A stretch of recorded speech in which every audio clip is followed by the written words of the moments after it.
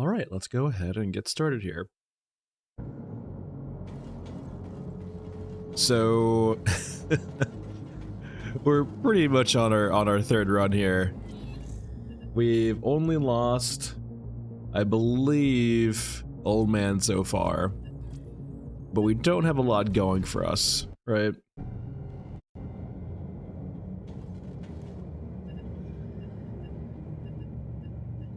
We do have most of these. So we're just missing, yeah, we're about like 3 mil and 3.1 change. Nah. Just, yeah, a little bit over 3 mil.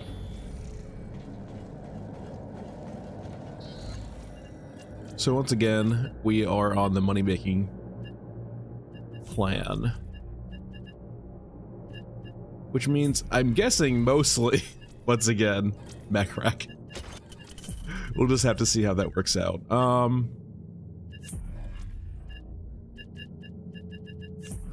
We'll probably alternate a bit more too. Let's see here. I'm not doing this. This is not worth the money or time.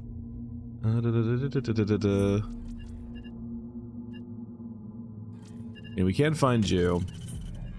And also, yeah, that's right. We got our nice rig all of a sudden too. Or finally, also, we have our equipment rig, which means we can potentially carry some nice stuff.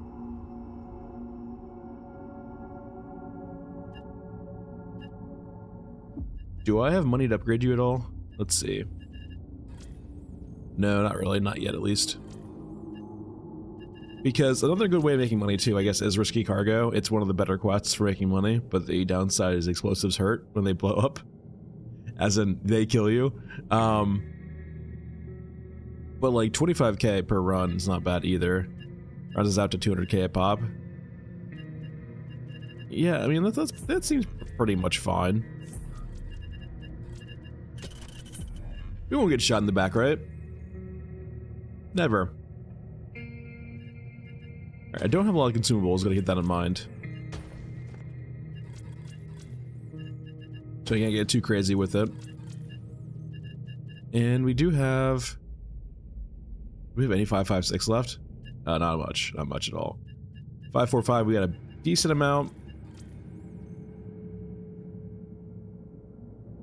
We have AK Barrel C. I think that, is this the max? I think this is the max damage for the AK. No, we're missing... Yeah, we have C and we have C, so I think that's max. Let's go ahead and put our AK on. Bring some lovely ammo.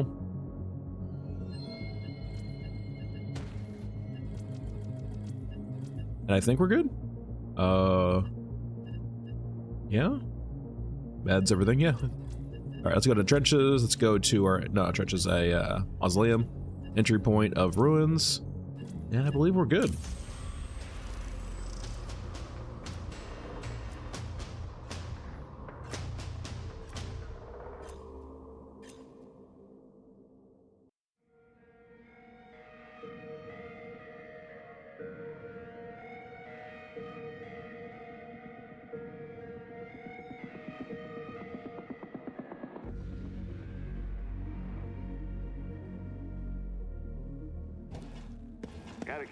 Really? Well, we have the RPK, which I know it's like around that, right? I'm guessing there's some D variants for the AK that we're missing then, I guess? Because we have the C variants, which are usually pretty much the good variants for most guns. But you can see the AK having D and E variants also. But yeah, I know the RPK gets up to 220 easily. Off 7.62.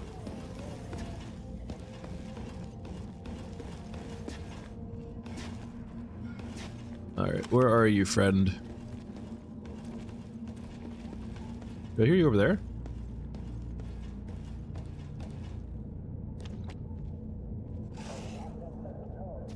Yeah, they're over there, I think. Hold on.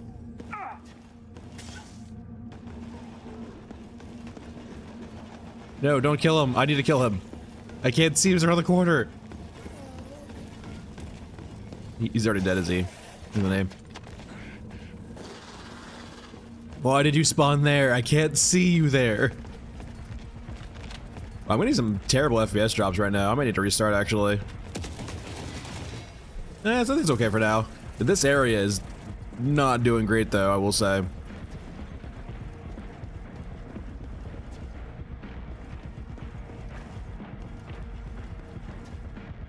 Alright.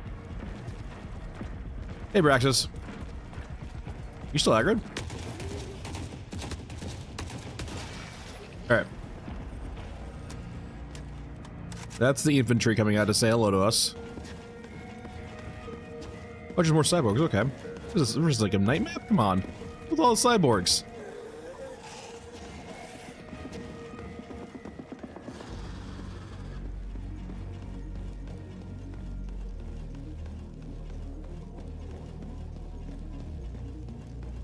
I'm not sure if I still have attack ham left. It might have been lost.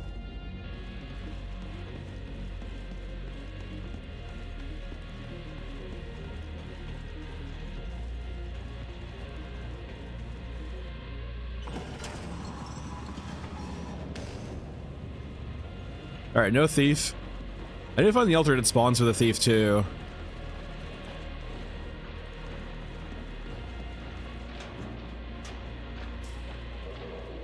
Hello, Benjamin.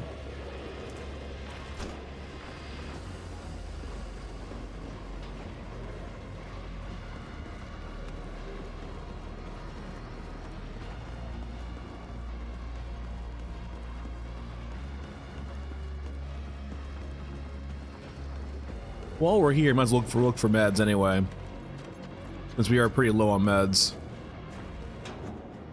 Hey, professional, how's it going?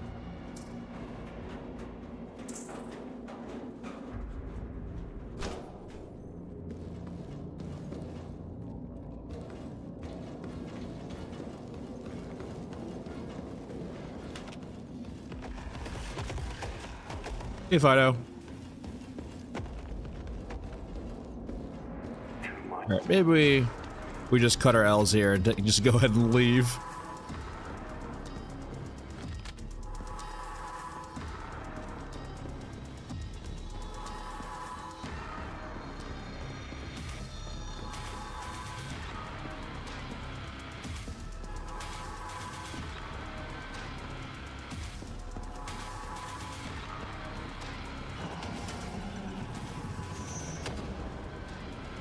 Easy run back. On a day of close call.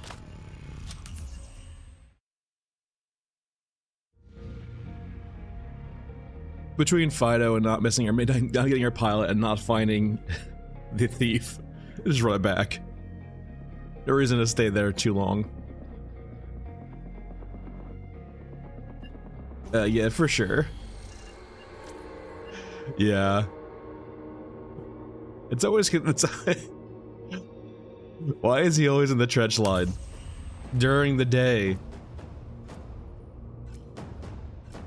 Shouldn't he be out like in the front lines murdering everyone?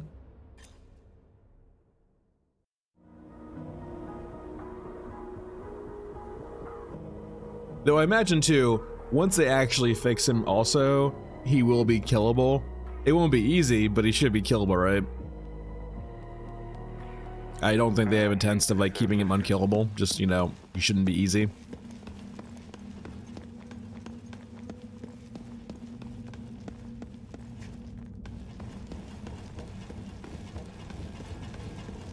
Alright, let's find our Mr. Mech pilot.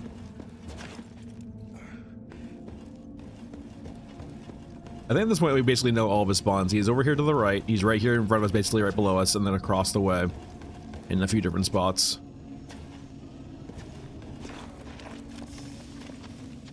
There he is, yep.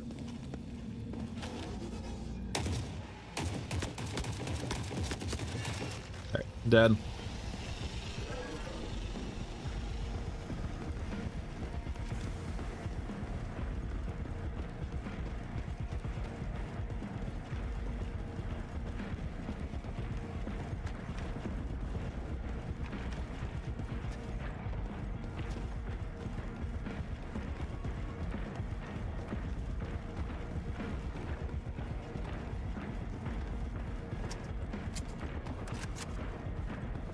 All right, now we're looking for the thief.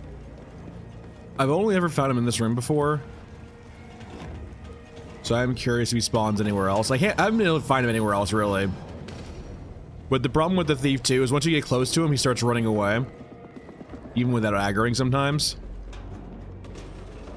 Did I just hear him? No, okay. No, I'm hearing Fido. Okay, that tracks. Indicates they're tracking us. We should head home.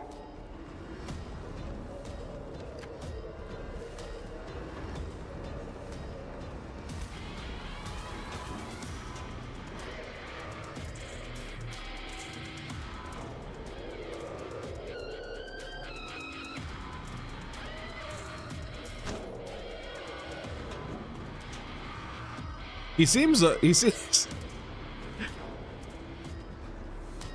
would maybe think is like his spawn rate's a bit too high for the trench lines. I don't know. He spawns here so often.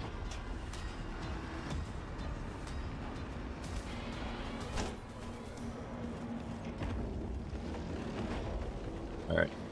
Well, he might be fighting the exit right now, so we can look around a bit. I want to find the thief. Though I wonder if they can spawn in the trench line too. Maybe like we're looking in the wrong area.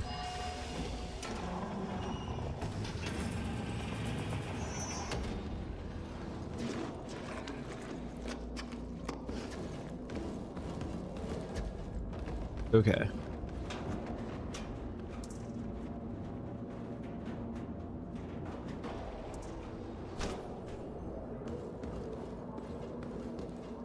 I hear some guys to our left.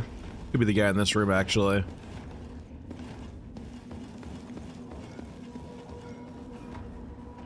Nope. Why are you... What did I do? I just walked out a corridor. You weren't even around the corridor yet. What's going on?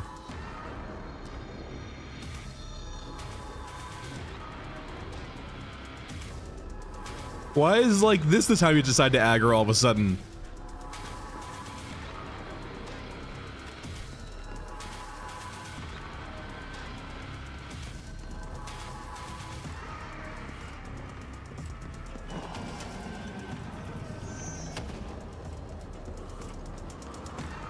Won't stop shaking. Might be a good sign. All right, well, we got Macrec done.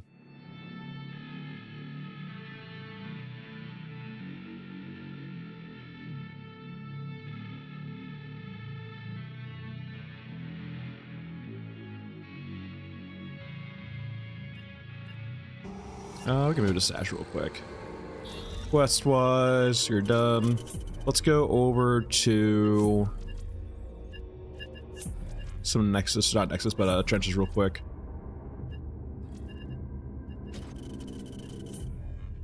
Loadout-wise, once again.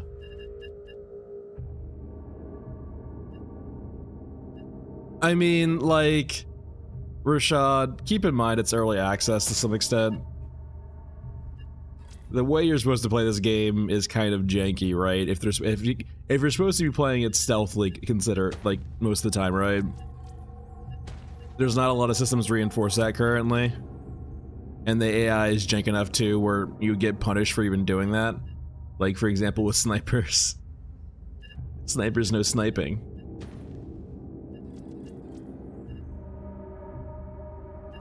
And like it's early access too, right? They have to kind of refine the systems a bit.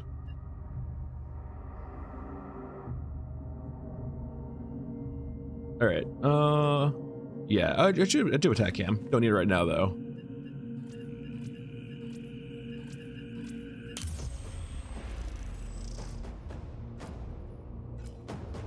And the thing is too, right? It is a PvE game. I mean, you can play it however you want.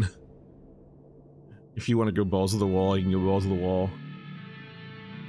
Now, like, does that mean like the designers kind of missed a bit? Sure, but I mean, they're still working on it too, right? The AI being kind of the way it is right now, pretty rudimentary, I would say is one of the biggest culprits. Along with like, and I think the approach they did too, right? was that they were very conservative with how difficult the game was supposed to be in early access in regards to economy and stuff like that. Mainly for getting like you can test all the stuff in the game, and also because they just don't want to punish you too hard for playing an early access game, right? Like you already have to deal with the bugs, you don't have to deal with the oh, hello. The bad economy too, or the hard economy. Dying to bugs and actually having that like be very impactful doesn't feel good for players. Can I close this door actually before I get murdered? I can. Go away.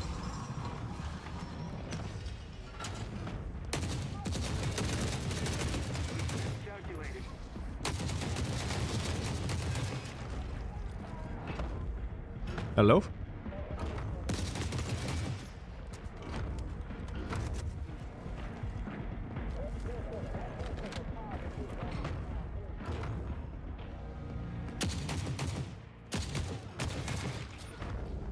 And like, going on that point also, right? For this particular quest, Plug Pull, these three guys, so there's those patrols, right? But there's the 3 set guys who almost always spawn around the Plug Pull guy, right? Which means you almost assuredly have to kill them to get access to it. Basically, yeah.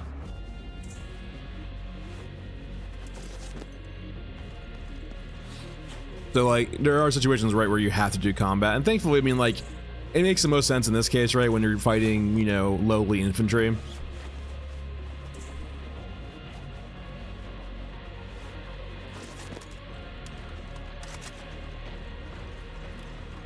That's a big thing too, right? The AI doesn't feel great there because, like, the AI will just walk into you without the ability to flush you out and not the ability to defend.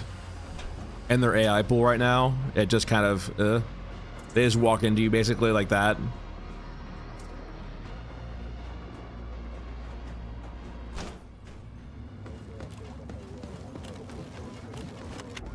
Alright, we have AI over there. Man, I'm gonna kill you, but you're probably gonna aggro the other guys over there too.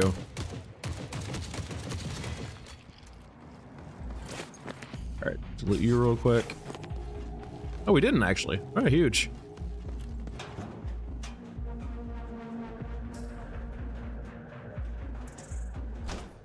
Hello, Zero Perk. Alright, so I would like to see if I can find a silencer.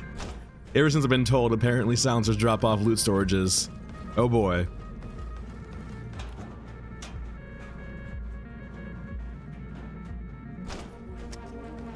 We also need our 2 explosives over here also. 2 little things. Did I pick it? But oh, I did. Thought I took that off, but oh well. Explosives? Only 1. Where else do they spawn? Is there one usually around here? Yeah, there is. Okay, we're good. Alright. We really don't want to fight now, because I would like to not explode.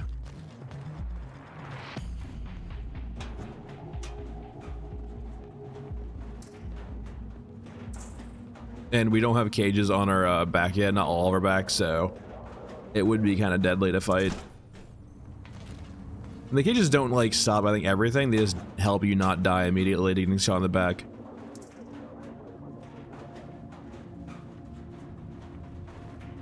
The 45 ACP is good.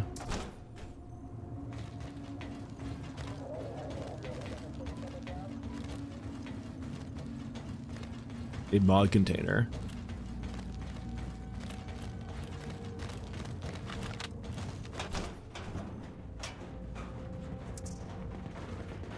You know, it'd be cool actually if you could shoot the keypads of the doors closed. That'd be awesome. It would break it naturally, right? But it would be cool. Though I maybe not break it because I would soft lock people probably, right?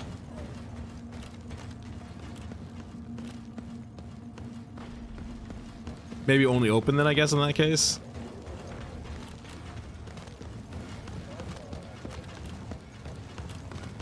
Though I could see situations too, right, where like maybe like a welder.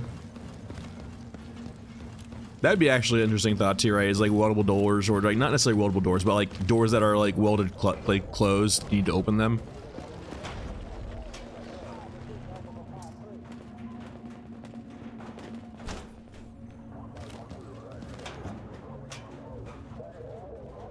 Yeah, unfortunately, no silencer. Good morning, Pixel. All right, let us leave in a second. 40 mil HE. And we are full.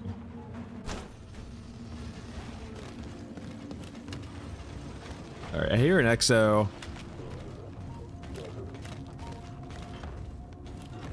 Hi, guys.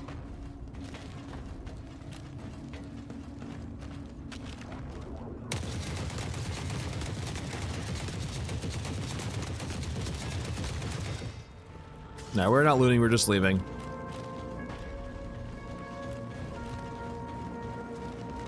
It's nice. That's yeah. Thanks for stopping by, Kami.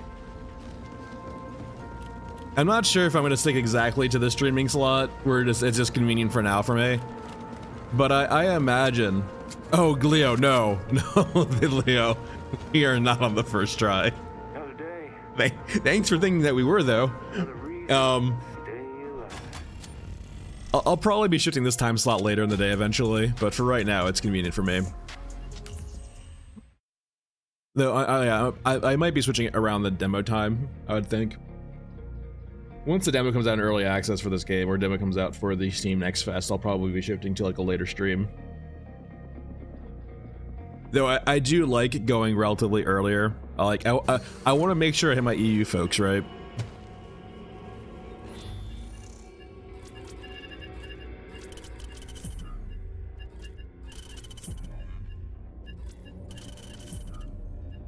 All right, let's see here.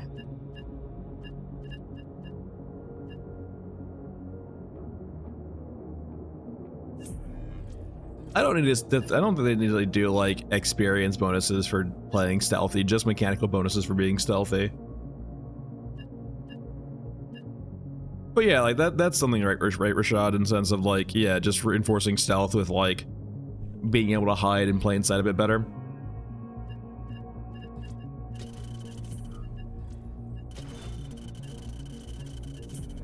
That or just like more ways of distracting the AI too.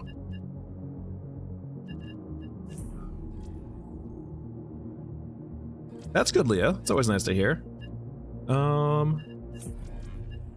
It's always refreshing when your game starts working after it wasn't for a while. I'm not gonna do Red Baron's Legacy.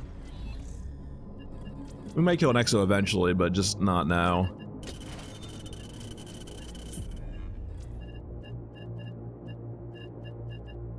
I do really want to find Thief of the Night, though, for this map. Or rather, I want to find the different spawns for it, right? We know we can spawn near there. Maybe we take a quick break and go to the trench line and see if we can't find him there. We probably don't get mech wreck done, but that's fine, I guess. Prestige. 'Cause I'm very curious where he can spawn. So we'll bring our tac cam like the guy was saying, and we'll bring 545.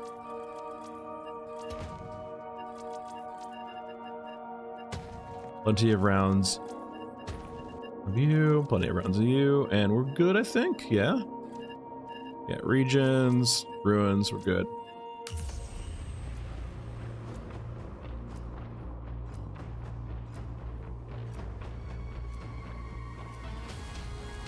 So Geohawk, it should be sometime. So they basically said they want to get it in for Steam Next Fest. So that's from right now, like happened a couple days ago, I think, all the way till the end of October, essentially. So we should be seeing it either this week or next week sometime. Though if it was this week, this would be the last day to do it. They'll generally post between like now and like midday usually.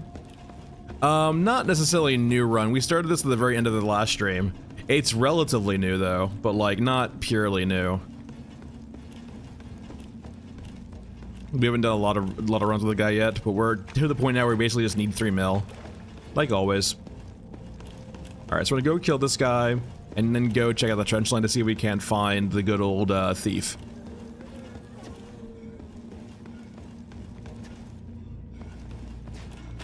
The pilot? No. There it is, pilot. There, we're good. Hello, pilot. Alright, pilot's dead. Hello, guys.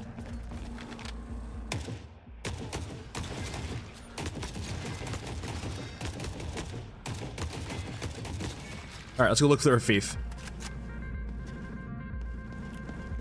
Yeah, like rocks or like, you know, throwing cartridges or like that, or just like, I don't know, anything to help out with the AI bit. In regards to like having them move out of the way. That or like have a lot more of the map be like relatively in combat, right? No, yeah, this is a problem too. They have a pretty heavy LOD here. Like there's definitely units down here in this trench, right? Like maybe they already left, I guess, but let's not get too close to those guys. Like, for example, this is like a great location, right, for that kind of concept where all of the AI here is basically fighting, which means you can actually sneak by them for the most part. There can be situations, right, where their respawns kind of fuck you. But like, this is a great spot, right, where I can just kind of use the combat that's going on as a way of sneaking around.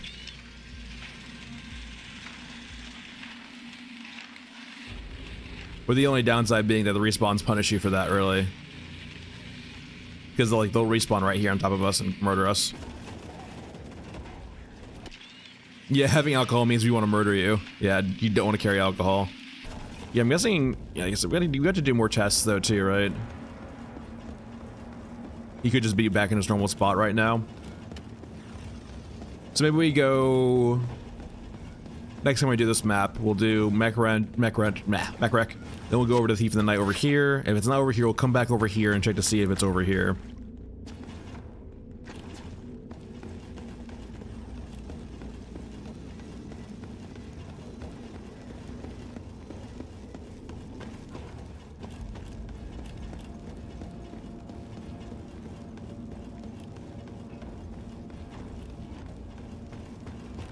No, I could see that. Like, yeah, well, keep on, like, the way I see this game, right, is you're supposed to be a rat, like, from Tarkov, where your whole goal is to be opportunistic, right? Like, you're not adverse to fighting, but you only want to fight when you think you can win, and it's a clear favorite for you to win, and like, almost assuredly, right? And then most of the time you're just looting, you're like running around looting things. Doesn't mean you never fight, it just means that you only take fights that are very much in your favor. The true rat way.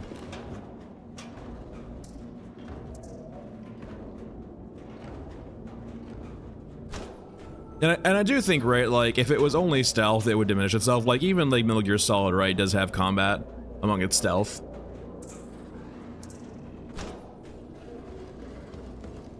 Like, for example, the cyborgs are a great enemy to fight, the melee cyborgs.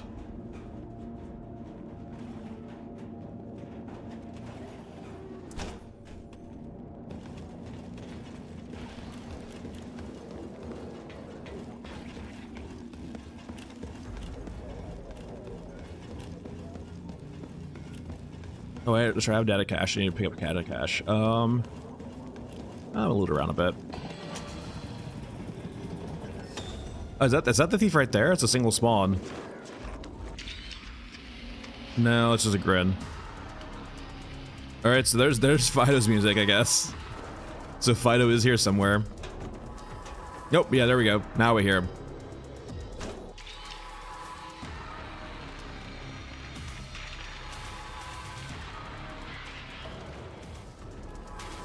The casual screams.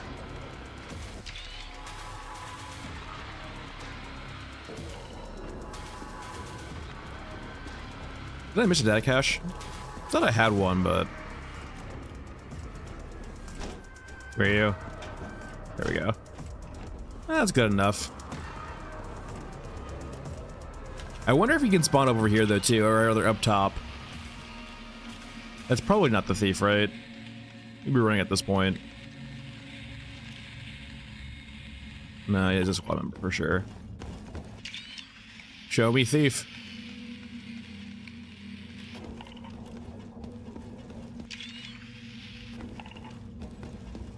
So the only other area I think he might be able to be, right, is, I guess, up there on the hill. I mean, maybe in no man's land too, I guess.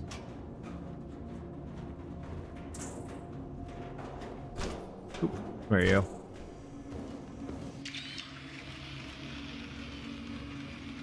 Alright, there's a squad. Wait, that's a thief right there, actually? Nope, just a delayed squad member again.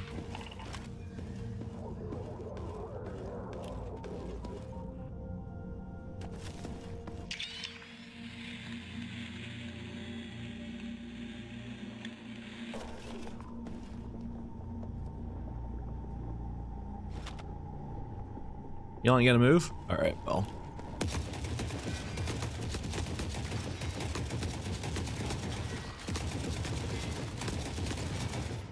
Can't say I didn't try. They're kind of guarding the exit, right? Or the entrance, I guess. This is the pipes entrance.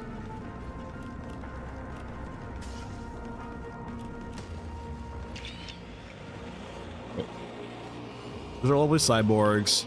More infantry. No. You leave me alone.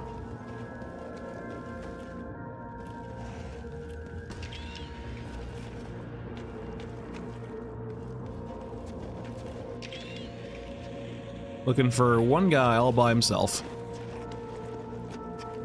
Morning, Dimitri.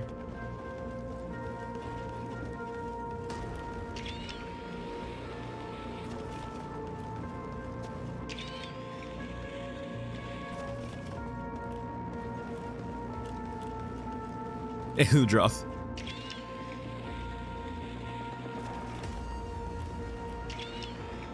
Alright, cyborgs. Any alone boys? Any alone thieves? That's all infantry. And we have cyborgs. Let's head over here and see if we can find thief.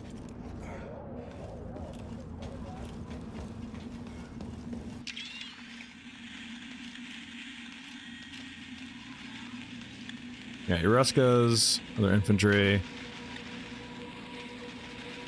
cyborgs.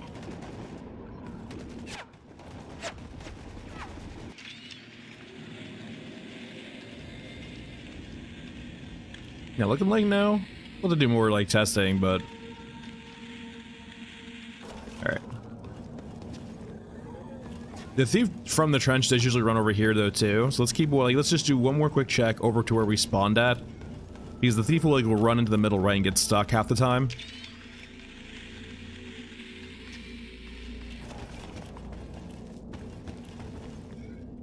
Also, look at all these craters. Give you artillery strikes. I'm tired of seeing zombies, yeah. Cyborgs do get kind of old very quickly, but like, I think they're fine just because of their interesting nature. Was that the thief? Or just another mech wreck pilot? I guess they do respawn if you leave the area. That's interesting to know.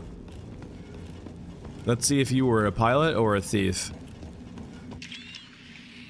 Your stuff is. Oh, to the pilot. I guess we could probably just leave and respawn this guy whenever we want to. Dirt.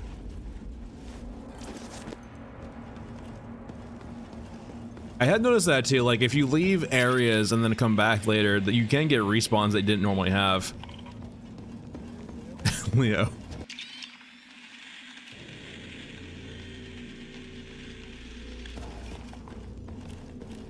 I see that on Ashen Mesa a lot with Tormentor, or some of the other assassination targets.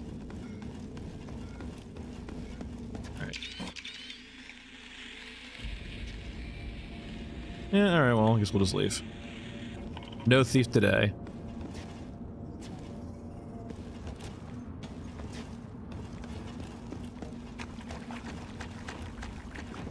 Just cyborgs and mechs. You two have fun.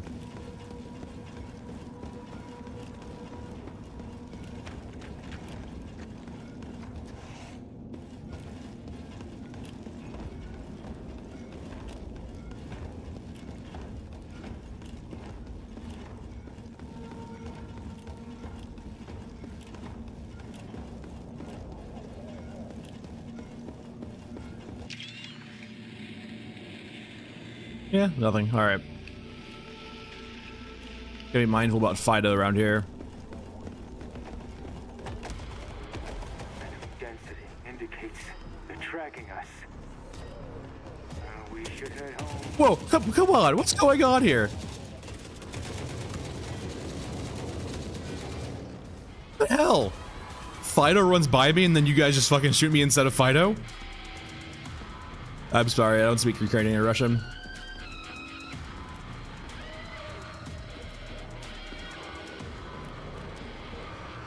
Wake me up in a year.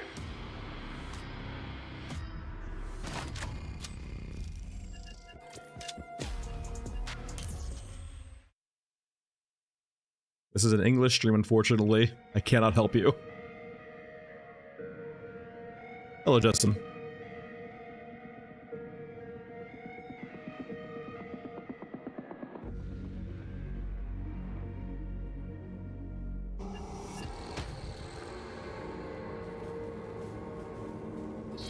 Yeah, I think it's like a test right now, Leo. It does look really cool, though.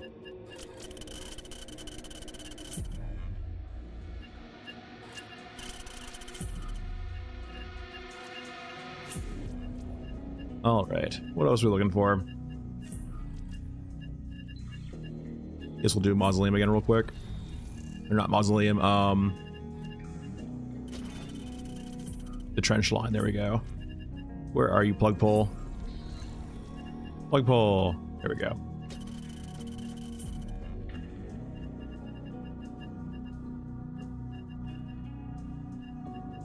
It does seem too, I will say, that the like, it's probably not the case, but they make even the regular loot containers on trenches seem to be like heavily skewed toward meds. Could just be like just how it feels though. All right. Regions, trenches, entry point, elevator. Go. No problem.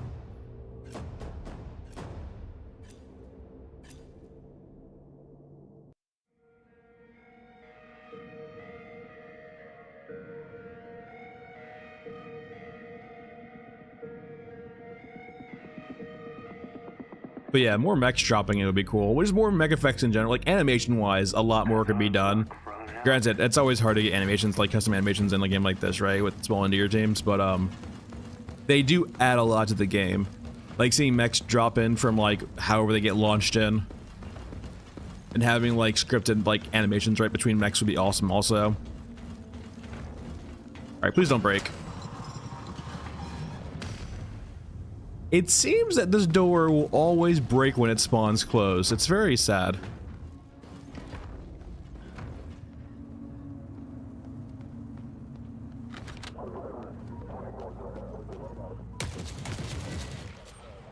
Alright, they're coming pretty quickly. Gotta be mindful about that. Also, we'll do the guys first.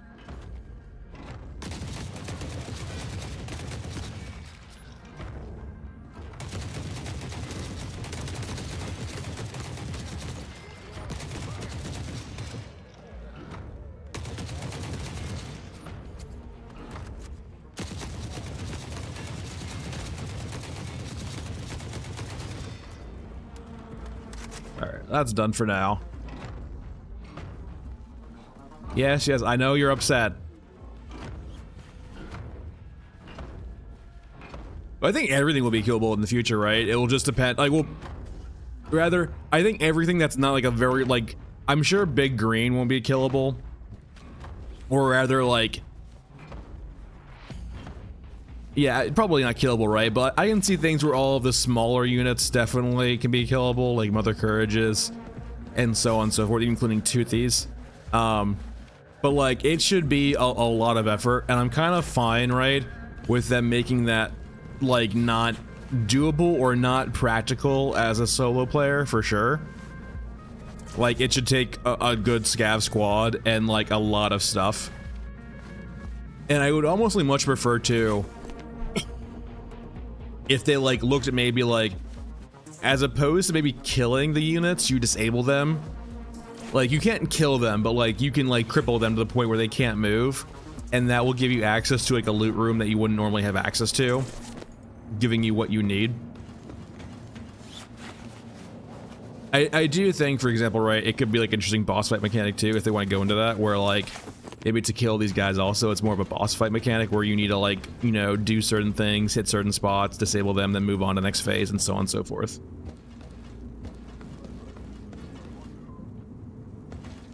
Connor, it takes a second too. I mean, if you keep running Scorched Enclave though, you will like get so much money that you will lose your gear fear eventually, right? But yeah, a lot of the maps can be intimidating for sure. I can understand that also.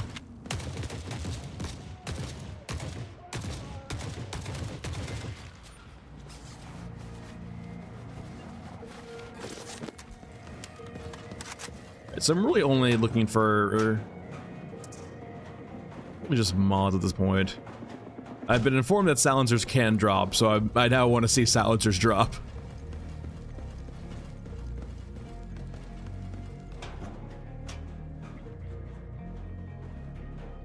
Yeah, no, 100% Pixel. Like, it should be a late game thing, right? Like, I see that as, like, you know, you wanting to, like, get a part or a thing from Toothy or Mother Courage's, right? Like, you need a part for them for the Innard or something like that. That should be, like, one of your end game things, right? Is where you take a fight to them, right? And maybe there's, like, set locations, too, right? Where they might be alone or so on and so forth. Or might be, like, in a very, like, smaller location. Like, naturally, you shouldn't be fighting Toothy and Scorched Enclave with the whole battle going around, right? That would never work. But map locations, right, where if you go to that location, or maybe if you have the quest for it, you'll get a much more kind of select area with a particular unit.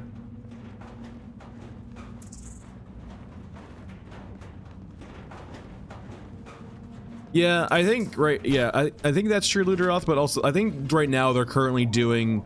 I've heard a lot that you get a lot more of the scarier HK variants when you're playing with other players, which makes sense, because I know they can't just, like... There's only so much they can do in regards to giving more spawns per player when you're playing in a group, just because it's still performative on that person's PC. Like, someone has to spawn those NPCs in and, like, run their AI. That's gonna be the host player, right? I guess it's gonna be all... Wait, I don't know if that works with their peer-to-peer system, actually. I imagine it's the host player. I need time to sort. So, like, if that's the burden of the host player's PC, right? That puts a decent burden on them. I hear people to have to render in all those extra units and then, like, you know, run their AI.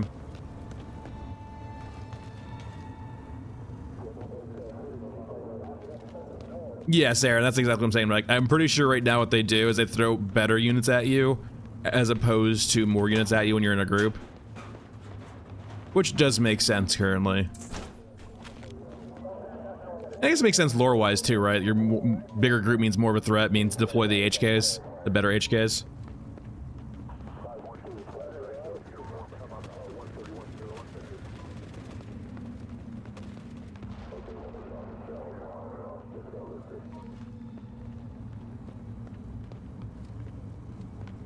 Thanks, Aaron. I appreciate it.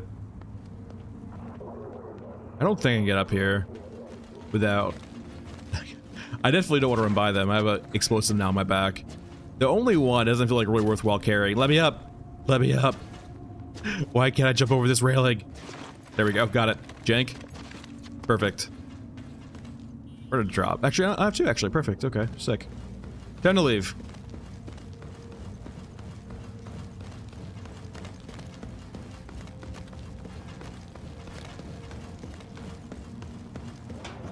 Until I find a silencer. There's there. Yeah, Barrel D, okay.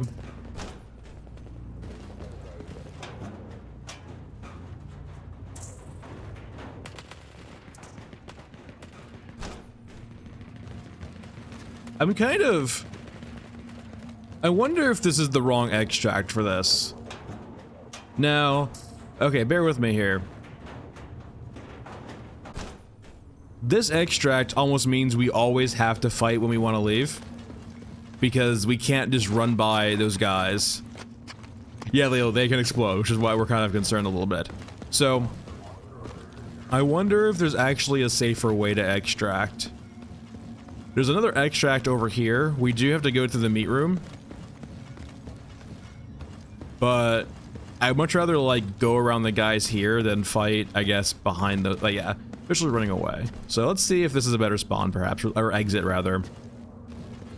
And I don't think I see anyone spawn in the meat room itself. They only patrol down here from the medical room, like, over here. So, like, this should be a pretty straight shot. There can be an exo to our right. Okay, yeah, exo in front of us and a squad. But if we can run by these guys, it's much more worthwhile. There's also a door over here.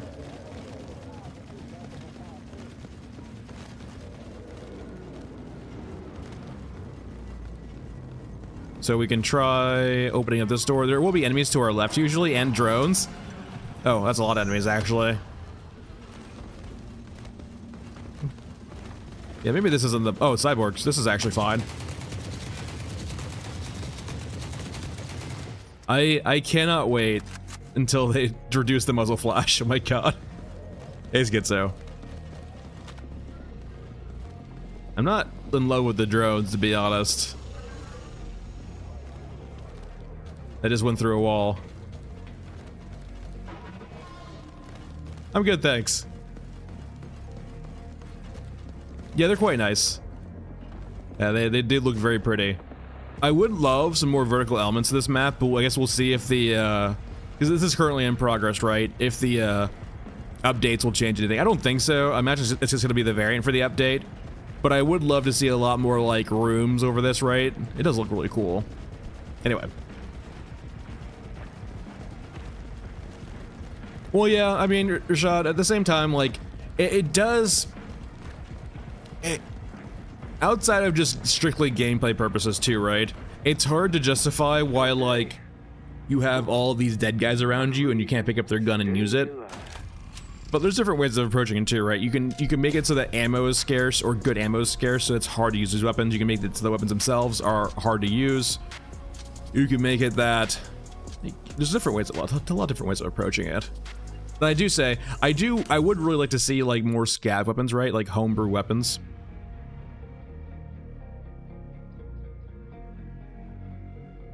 Yeah, Ludroth, but it's like, yeah, I would love to see more of that, though, in a sense that we have that small little inkling, or like that small little area. It's also how I feel about a lot of different maps also, too, right? And they do this on Ashen Mesa, right, with the crawler. The crawler, when you go inside of it, is its own separate little thing. It, like, when you're not near the crawler, you can't see on the second floor. It entirely loads off the map. There's nothing there. It's entirely not loaded at all. It's not a resource constraint, right? I would love to see them do that with a lot more maps.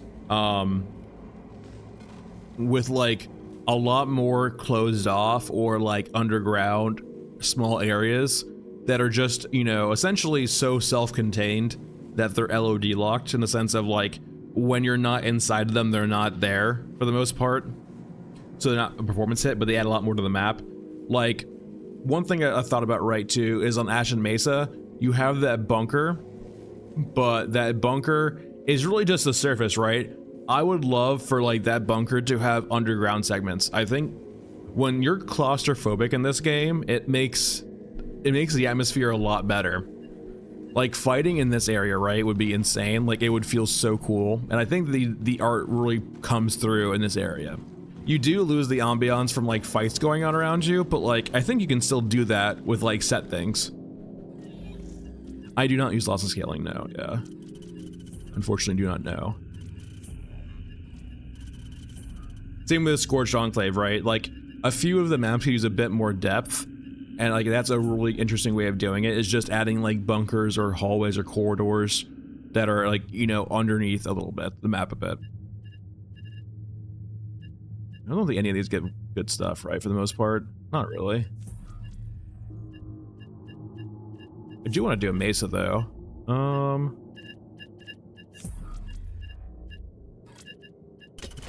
We'll do a Mesa. Won't be probably a very worthwhile Mesa, but it will be a Mesa.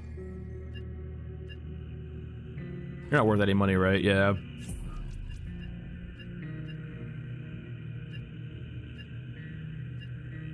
This is Ash Mesa too, actually. We can do this. This is a pretty rare one, I feel like. It doesn't spawn consistently. Let's try to get that done in one run. Guess we'll look for the Thief 2 on Mesa. Prestige. Loadout wise.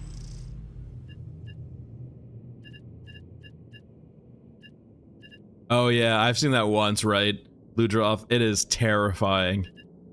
I think it indirectly got us killed too, right? Like because of that HK medium mech, we decided to leave to a different extract, and because of that, we kind of died on the way. It was either that or get shot by the medium mech's big gut on the way crossing the chain bridge. It was kind of damned if you do, damned if you don't. There's no right answers. So we did actually find a better, I think, AK for you, right? Didn't I find Barrel D? Am I crazy? Maybe it's for the RPK. Yeah, it's probably for the RPK, I guess.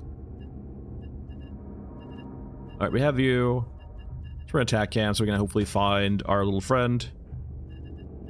Regions, Mesa, and I think we'll do streets.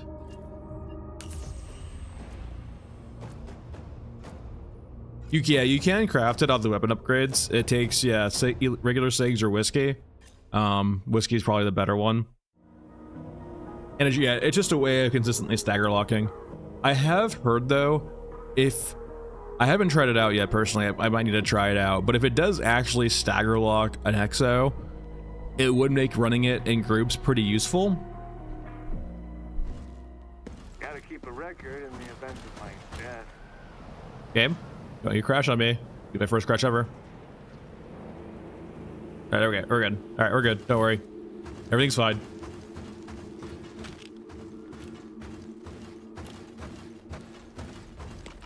That is sneaky. It's always interesting how like a few of these spawns, right, have the 2 infantry right outside, and you kind of have to fight them. Otherwise they just pelt you in the back. Yeah, I definitely believe that Ludroth, but I could see it a lot more in squads, right? As a way of bringing down an exo without having to actually get shot by the exo. Is that the first time the sound effect is played? Am I crazy? Does Massman actually have full audio for his stealth kills? Was there a patch earlier? Hold on, let's try again.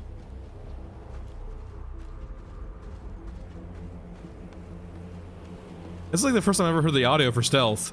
Hold on, let's get test 2. Okay, so far, that's 2 audio plays. A little stealth patch somewhere. That or was that the lag earlier? Or was it loading in the stealth mechanic?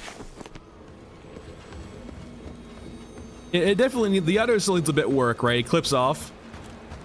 Nah. I would much rather them just kind of work in weapons being a certain age and having poor performance because of that. I'm very hesitant to say I would like to see things like more mechanics like food and durability and ammo types, because like, for example, it's the regular melee for that GMO. You're just looking for basically that little indicator that we saw, the skull, and you just melee right after that. And then we'll do that stealth kill mechanic as long as you see that little skull icon. But like, for example, Tarkov was really guilty of that. We need to leave. Drones are always in spawning here. Tarkov was really guilty of that, where it would add a bunch of these pretty simple, like one-dimensional mechanics that never got expanded later. And like for Tarkov, you had jamming, right? But like, I feel like if you got to a certain point with a lot of people with enough experience in Tarkov, they would probably say that durability never really got to the point where it felt super impactful for the most part, right? Like, it was just more of like a gimmick as opposed to being an actual mechanic. Like, it did exist, you did get jams occasionally, right? But like, I would argue if you polled the entire audience of Tarkov, most of them probably didn't overall enjoy that whole mechanic. Like, there's a line between like figuring out what's good gameplay and what's realistic, and figuring it out like what's the line, right? And I think Tarkov did a lot of the legwork for that, and figuring out what maybe shouldn't be explored and what should be explored, right? Yeah, and like, sure, it's, yeah, in Leo 2, it's more realistic per se, like, you will definitely have jams and semi-autos, or full autos, or just in that system, right? But like, is it really worth taking the time to model in and adding an entire system, especially when you have limited dev time, and for a mechanic to probably not be widely enjoyed either? In a perfect world, I would probably enjoy it as a mechanic, like if it was done correctly. But my concern is in the sense of, is it really worth their limited resources and time to actually pursue, considering you would need to apply it to every weapon, and then they would need to balance it between every weapon, and have different things affect it, like ammo types and so on and so forth. It does has an itch, but like the point I'm making with Tarkov, right, is Tarkov has a lot of systems, right, where they're very superficial and they're not well explored, and it just takes a lot of time to get through that entire system, right? It's they're generally pretty clunky. Well, I would say his niche too. I mean, they made their own bed, but like Tarkov also did the thing, right, where they keep wanting to rework those mechanics to make them deeper and more interesting, and so they had to spend so much time reworking those systems. Like, for example, durability getting reworked, right? So on and so forth. And you can like look at too, right? They added food to the game, but food for the game right now is basically like, all right, so sure, like, are you? Hold on, let me get safe real quickly. Like, they haven't ever done more with the food system in that game, so like, should the food system even exist in that game? It's just more item bloat, something like that. If they really wanted a food system, why not use Scum's food system, right? Scum actually has a food system that matters, right? You actually have nutrition and things you need to balance. Hell, even things like Zomboid has nutrition things, right? Leave me alone, I just want to loot.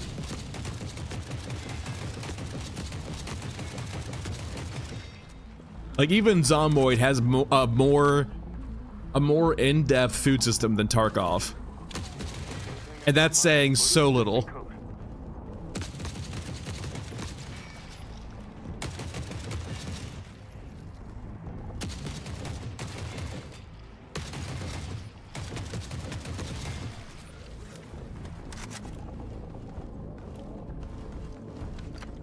Well, that in the sense too, like, for example, in Zomboid, right? If you carb out or protein out, like, for example, if you just, one of the best things to do in Zomboid, right, is just spamming cabbages, because they're very easy to grow and they're pretty good food.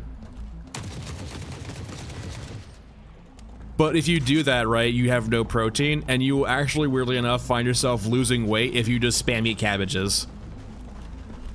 Well, in Tarkov, you just eat MRE, right? And the whole point I'm making with this, right, is that just having a system doesn't necessarily make for a better game, because it generally happens, what generally will happen, right, is you make a system in the game. Let me go ahead and leave before I get killed. And you put like a you know, V0.1 system in the game, you get feedback on it, and then you realize the amount of feedback, what players think they want for that mechanic, is way more effort than it probably should deserve.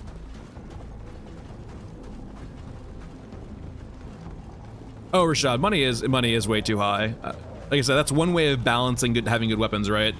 Is making them what cost much more. And to be fair, I don't think there should be universal money in the game. It should be favors for favors. It should be like faction script. Or spending rep, right? Like, you know, that's one way of balancing things to some extent, where like, to get good weapons from vendors, you need to spend reputation, and you just get that reputation back, you have to do things for that vendor, right? And so, like, say you get a really nice gun from a vendor, right? You have now just burned a decent amount of reputation getting that gun, and if you want to get a new one, you have to get that reputation back by, you know, doing tasks for them. Yeah, I mean, and Rashad, the point I made earlier too, right, in the sense of it's like that for now. I can definitely see them doing that on purpose, because the last thing you want is a game in early access where you want testers to test things to be too punishing, right? Like, for the casual players who do not play this every day for, you know, six hours, or just don't game a lot, right? The more casual players. So you do want to be able to like play the game, right? You don't want to turn them off by having a system that's way too draconian in regards to like loot and money in the current state, right? Because it's not balanced at all. Once you get balanced, it's a bit different, right? Once you get to the progress point, right? It's a bit different. But for right now, it's in a good spot. It should be relatively easy just to play the game and test things out. And once they get the AI down right, they can figure out like how hard the game should be. Is there so there's a nice amount of containers up here I can get for this quest uplinks, but it doesn't seem worth the risk. I haven't seen the thief yet either. I'm guessing the thief's probably in the road though, at a guess. Which means he's probably already gone. Yeah, and I can see, for example, right? No stair tank, beware. Yeah, we don't get protected. We actually go to the timed extract. If the timed extract doesn't have a exo, we can use it. Yeah, and the water being a system too, right? Like water could be your reputation for scavs, perhaps, or a currency for scavs. I would love to see too, like more interesting mechanics around water, or rather acquiring water. I think it just being like a loot spawn you pick up might be a bit too easy. Like it'd be interesting, right, if you had to bring in water, or sorry, bring in a water barrel, right, and extract water from something, siphon it off. Oh yeah, they are. But like even that, I'm sure they're reworking the system itself. I wonder if they're gonna be working the actual pickup of it, right? Oh, what? Don't worry, I missed, so don't ignore me. No one saw that. No, I'm gonna kill these guys, I think, anyway, yeah.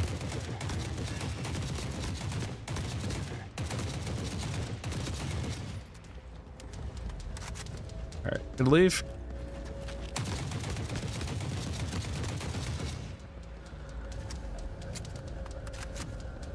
Yeah, so they're reworking water. I'm not sure if they're reworking the way to actually get water, though. So I'm curious if I'd like to see, like, you know, more things that make water harder to get in raid.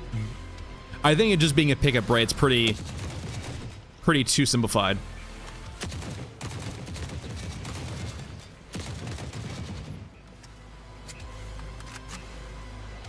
Yeah, Leo, and then yeah, that's actually perfect, right? I'm actually kind of fine with that, right? Because they've already shown that mechanic. With explosives, and it would kind of reinforce, right, like once you get your water, the last thing you want to do is fight, because if they start puncturing your water barrel, all the effort's lost. I actually kind of like that idea a lot, because you can model it too, so it's really easy visible. So like explosives get shot in the back, right, and they explode in your back, you could like see the impacts on the water barrel on your back, and like you can see the water getting drained out.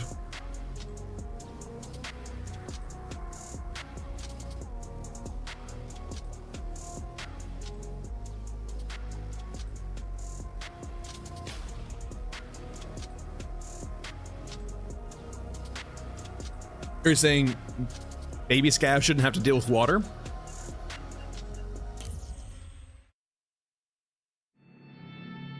Or rather getting shot in the back? I think getting shot in the back is a fine mechanic, right? Losing water because of it. Though it's a threshold, right? Like, for example, much like explosives, you have like about, I think, 1k HP.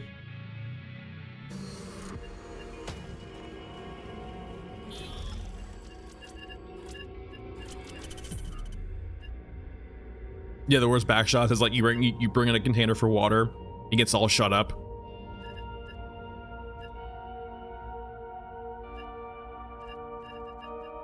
All right, let's go ahead. This is only on Mesa. We'll do Mesa again, I guess. I do want to find the thief, actually. It would be interesting to find a thief. I need to be careful though, because like we almost died there a few times. Mesa is a very dangerous map. I mean, I guess. Not in love with it. M4 time? M4 time.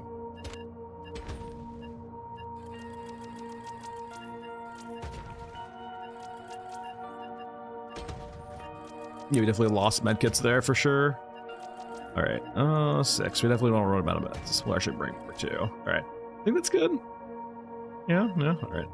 Regions, Mesa. We'll do streets again, and we're good.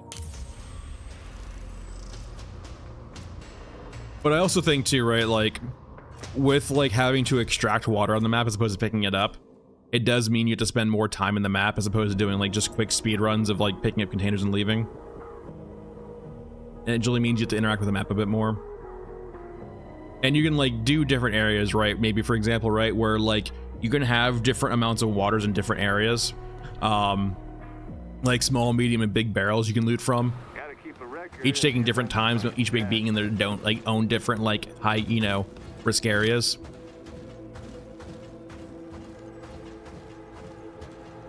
Oh, no infantry this time. Okay, sure. Hey, Bitter.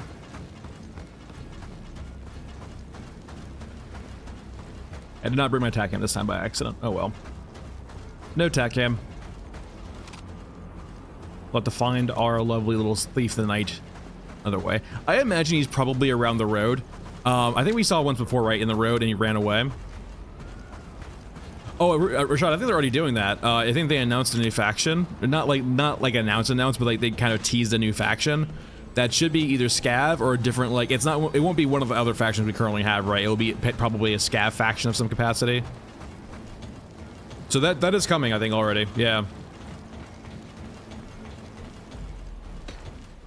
Picking up explosives early seems like a mistake, but extract the good stuff. no, it's good. Like I said, I really like trend going between the M4, RPK, and AK, as I have ammo for them, right? I do like the fact that with like, even with the current ammo, as easy as it is to get relatively with off vendors, I still find myself cycling between each ammo rifle, right? Because of, you know, the relative scarcity of ammo. And like, if they even chop those in half,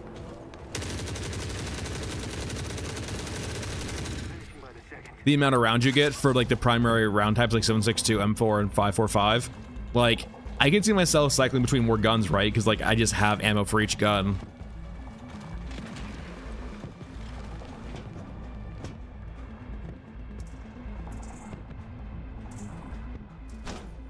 All right, most requests are done. So we need one more uplink. And so I believe, what am I hearing, by the way? Just tanks going off? Yeah.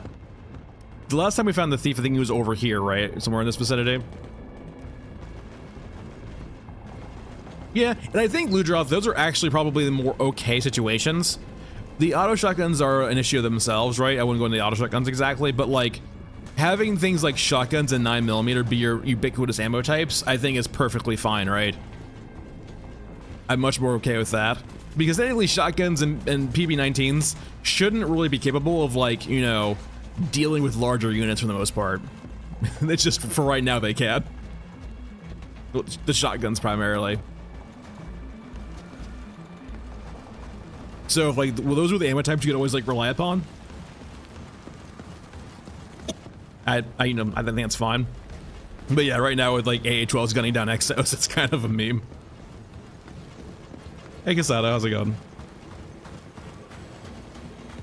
Oh, that's nice. Caravan prototype. I wonder how that will work with like, will it have to be like the more chilled out version of the map? Because I can't really see a caravan, the cows, on this map, right? Because this map is so damn busy in regards to like what's going on. So I'm guessing more variants of maps with like more of a scav leaning.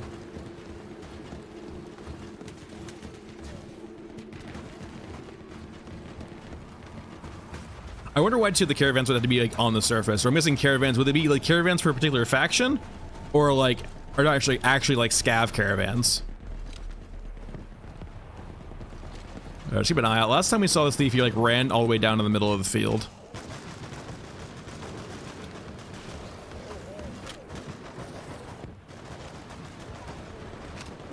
Cows.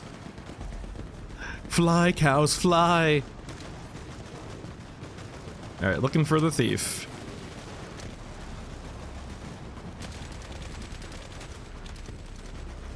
I think I saw him over here, right? He like ran past us into the field. Not having a attack can kind of sucks here. Thief.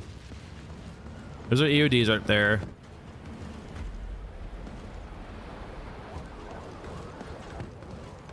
Could also just be in a different spot too. He might spawn also in the bunker also and just run by us. So maybe we'll just take a quick look over here. We just deal with you.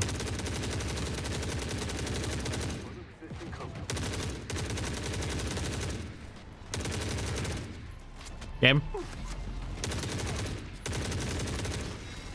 EODs now.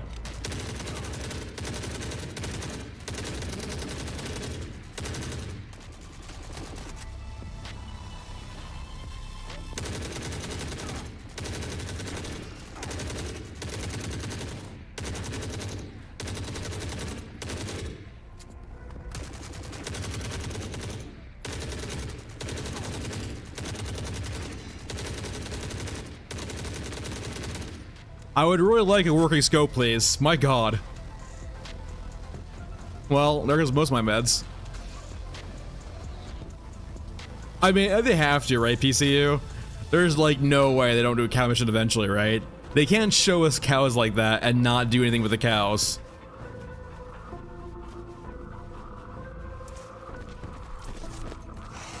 Did you guys just spawn? There's no way you just not.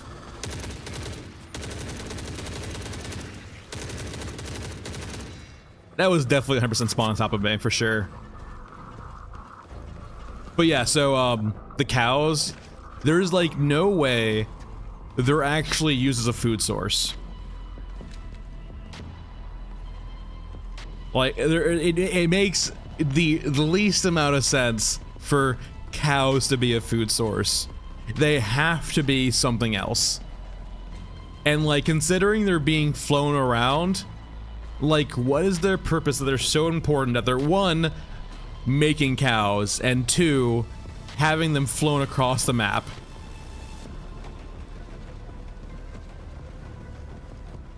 Maybe Ludroth, but I mean, Ludroth, when you get one-shot melee killed by a cyborg grabber, or a crawler, or I'm sorry, grabber, it's actually a guy in there. My current thought, actually, the way I lean to it, is that they use the cows for augmentations. Like, for example, the Orgamech will have a cow heart. Part of the thing about becoming an Orgamech is having, like, you know, a cow heart. No, like on my side, Rashad. I'm seeing no frame drops, no thing drops, so. Yeah, cow human chimeras. So, like, I can see, like, for example, all the cows being used as biotech, if you will. And so those cows are being shipped off to a laboratory to be turned into Orgamechs.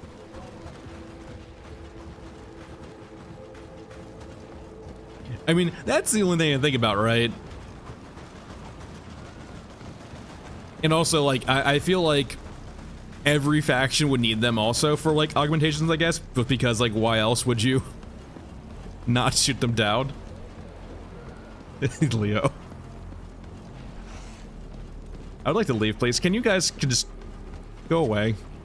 Let me go. You did not find no thief. Very sad.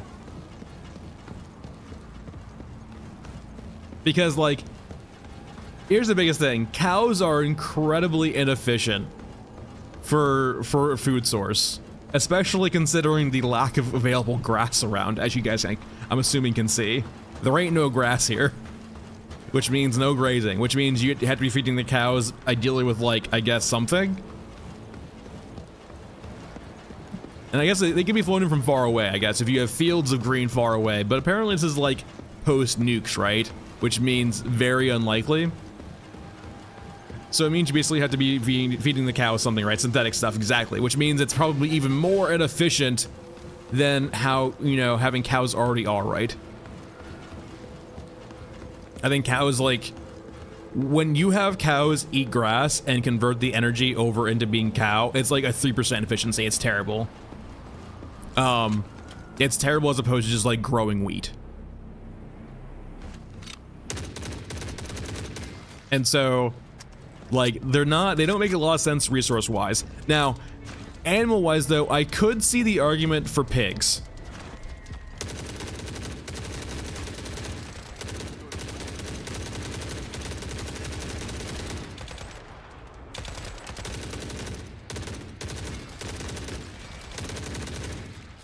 Because as we've seen on the trenches map, pigs will actually eat like anything, including cadavers, right?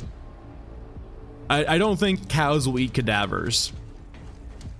And so it does make sense, right, for when you want to convert, you know, maybe some humans into a source of food that's not human. I could see, you know, pigs being used there. And you can also pack pigs in a much, you know, smaller area too, I will say.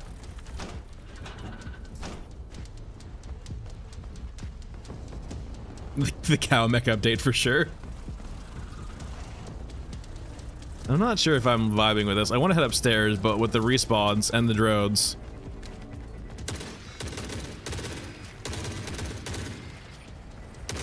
Mainly the drones. The drones are scary. I don't have a lot of ammo left either. I'm gonna go ahead and take you out, I guess.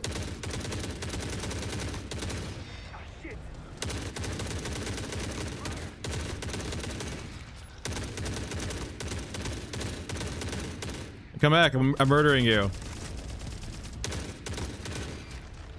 Alright, I have 30 shots left.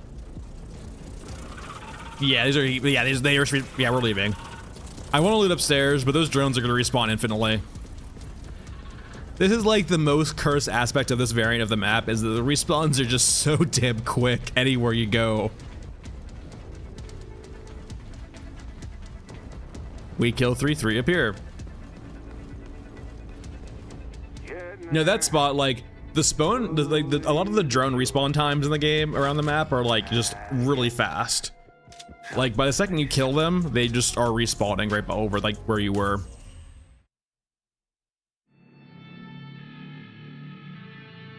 Alright, we tried. we tried.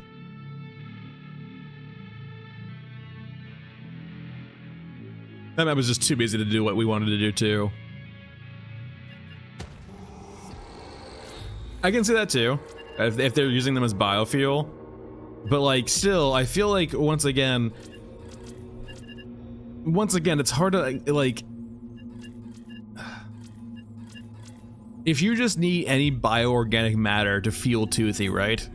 There's way more efficient ways of doing it than cow.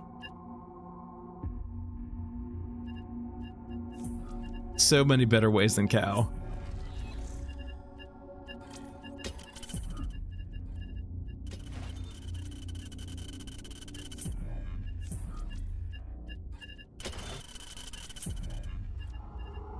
All right. I guess we're gonna go shotgun for a bit, mainly because I'm kind of. I kind of wait. Don't we have a quest for the A12? Which quest is it again?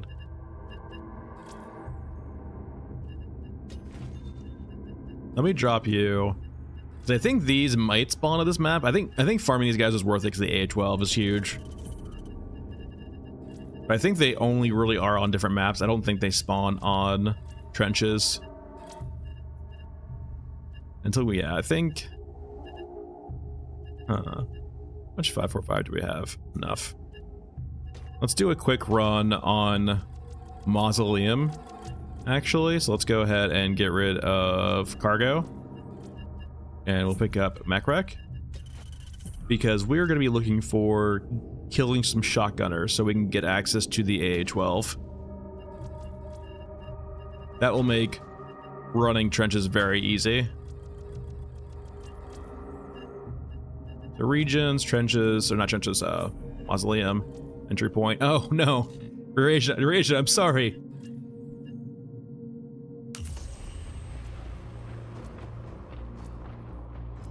We're doing well, Benjamin. I don't think we're that like far along yet. I mean, we're to the point now where we're grinding up the 3 mil for the most part, and like we're probably like maybe 2.5 mil left, I would assume, somewhere around there.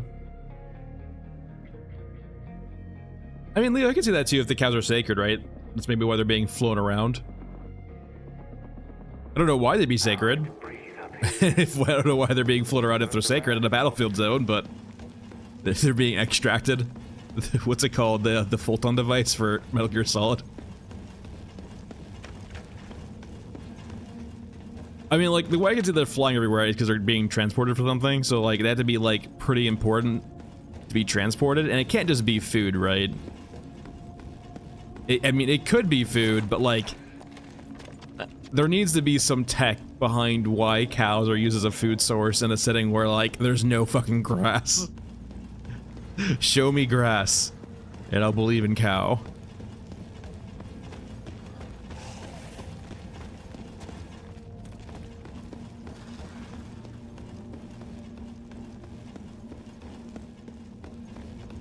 It's also like we're nuclear winter, right? To some extent, like not. I don't think we're like in pure nuclear winter, but we are in a nuclear winter to some extent, right? Which means even less things to grow to feed cows.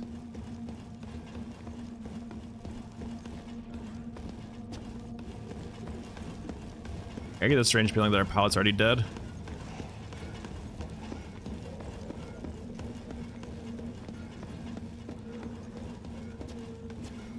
This map is not easy on the FPS. It's definitely in this better spot. Am I stuck? Hold on. Let me up. Game? No. Game, I'm sorry. Game? Okay, we're good, we're good, we're good. Oh. Whew.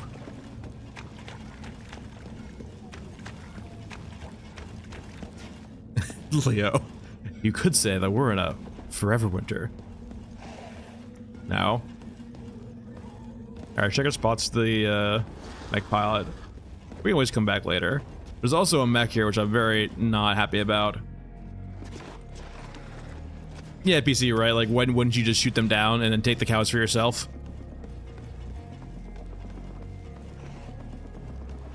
So maybe there has to be an arms test about cows.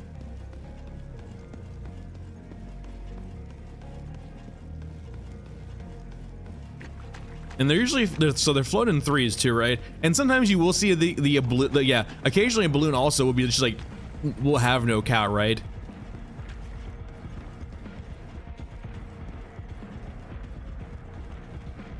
Oh, I think that's like, definitely confirmed Casado. Like, there's definitely factories underneath.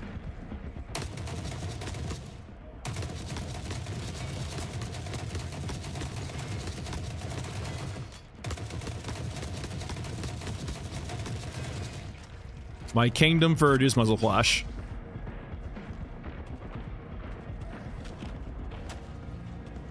I think there's still like one more heavy shotgun over here we haven't killed yet. Yeah.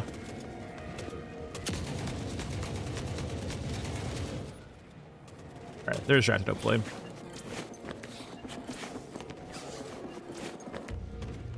Really? No parts? Perfection. That's unlucky.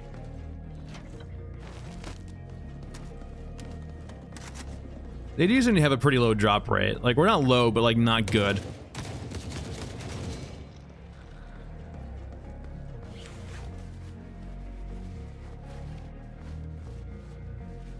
Wait, were you that guy? Really?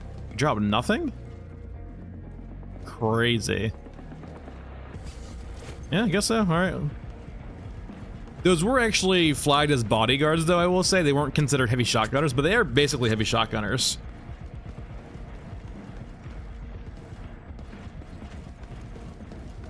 Yeah, PCU, why cow? Explain cow. Tell us how cow. How cow now?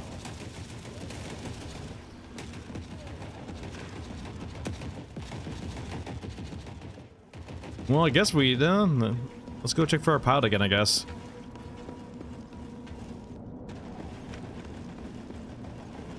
Yeah, we're gonna refresh a few things here. The pilot should be refreshed now too, so we're gonna check for the pilot.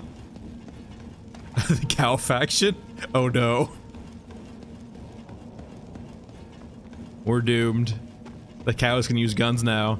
They've evolved. All the mutations. I heard what sounds like a pilot over here. Or at least a squad. Oh no, I hear you. Alright, come here. No, no, no. I need to kill you. My kill. Alright, time out. We can leave. No?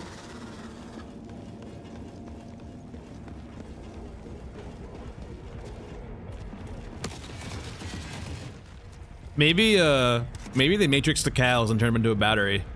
A bio battery, right? So like, they matrix the cows, and then like, they're basically acting as mobile gun platforms. I think only on this particular run, old man so far. So only old man so far on this run.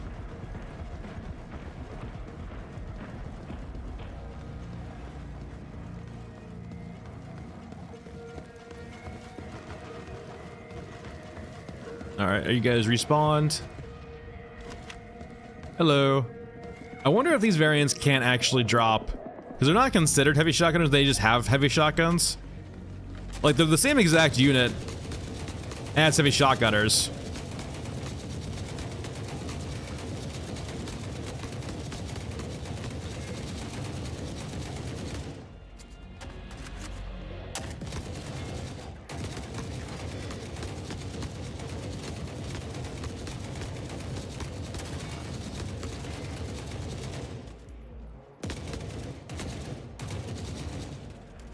I didn't want ammo anyway.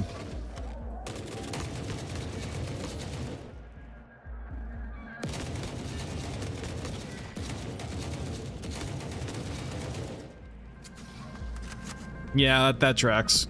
That's fair. Personal loot and leave, I think.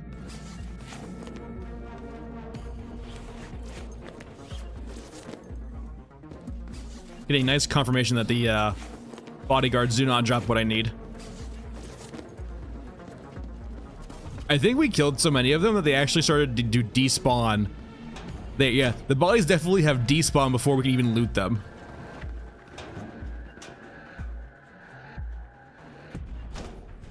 Like, we have lost a lot of the bodies. Alright, well, that's unfortunate. Yeah, I'm guessing those bodyguards do not drop what we need. Good to know. They're the same unit, but do not count.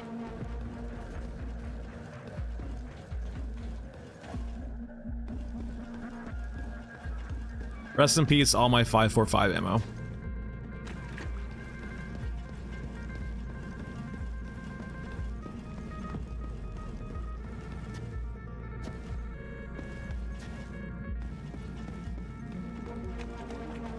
We could still find a thief over here, actually, though.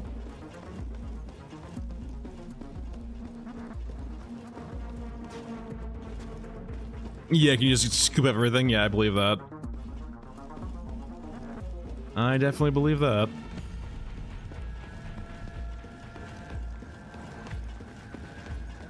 Alright, any thieves in there? Any thieves?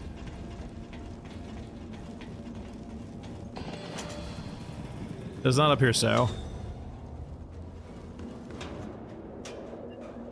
I'm full. Alright, well. We're excess weight. Oh no. I guess we are just leaving.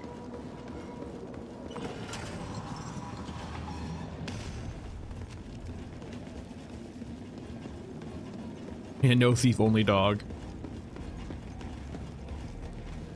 Maybe the dog is the thief. It is a cyborg. And apparently it's canon now. They consume alcohol to cope.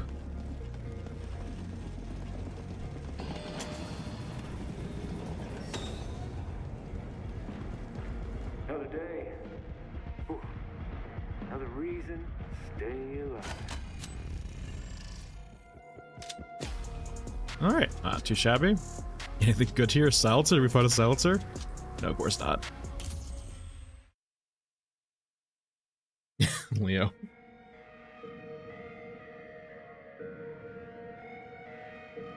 Maybe the dog delivers alcohol to the cyborgs. He's got little packs on the side. He does have those. He does have like those little arms too, those little T-Rex arms.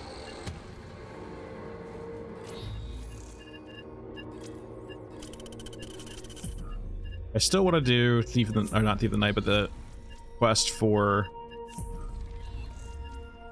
the shotguns. They can be on other maps too, but this seems like the safer map to do them on. Come on, you can spawn. Are you not resetting anymore? There we go. What do we got? What do we have too much of? Not really anything. I do have tons of 9mm, but it feels very foolhardy to bring 9mm into this. I do have a Vector. I could bring a Vector. I don't have a lot of ammo for it though, which means do need to be careful. But it does smack for a bit. This will be our one run where we actually have 545 and it'll be gone forever afterward. Let's bring our attack cam again too, so don't forget that. And we probably want a little bit of shotgun ammo just to be careful, like a little bit. And mausoleum, entry point, that's fine. Yeah, Chris is great, it's just that it has the 30 round capacity, right? Well, PC, we have, I would much rather than like, I don't mind explosives. I would much prefer if our way was to deal with mechs like that was IEDs. Currently, the IED right now in the game doesn't really function that well. It's really bad. But I would love to see in the future, that kind of being our primary way of dealing with mechs, right? Is just like making, you know, improvised stuff. Sticky bombs, explosives, so on and so forth. You know, high risk, high reward, right? Having to like pre-plan your routes of explosives and like, you know, sticky bombs, a cyborg in melee. Yeah, it is anti-personnel basically, but it like, it does literally nothing to mechs or exos. Which feels wrong. I feel like it should do a lot more to exos. I kind of preferred if it did, right? Like that almost feels like it should be the way to like kill an exo. Is like, you know, disabling it with an IED.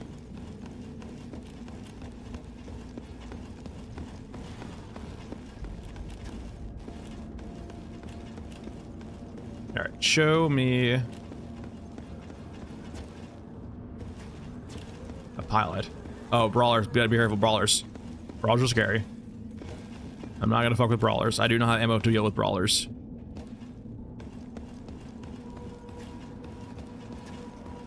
Brawlers, like, I've gotten away with a few things already in the stream.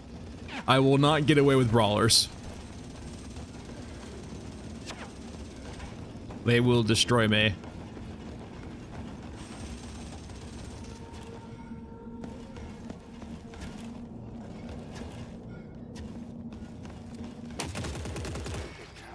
That's convenient. Thanks for running into me.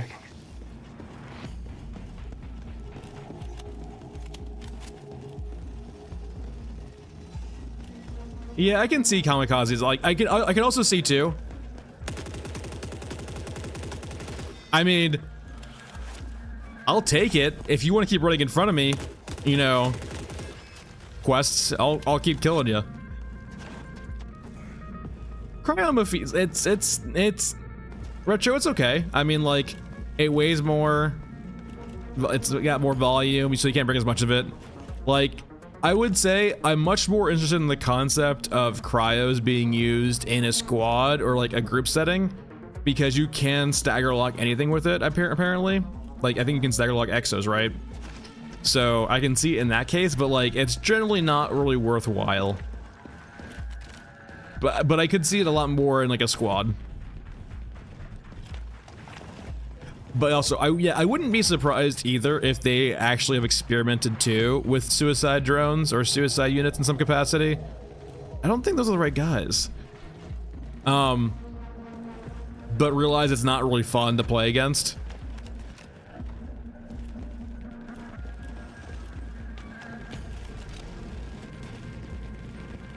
Not really fucking with the Nexo.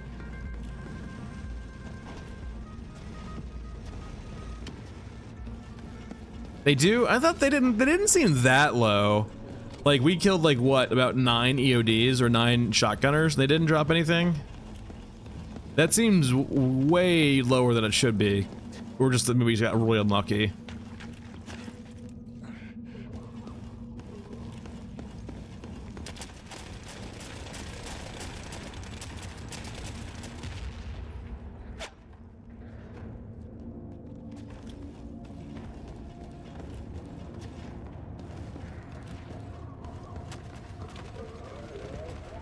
Shotgun?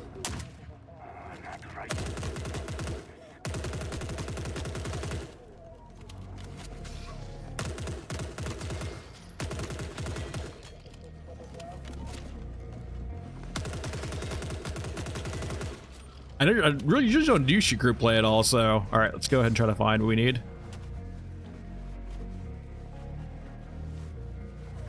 Do they count toward the quest, Samurai? Did they actually drop what you need?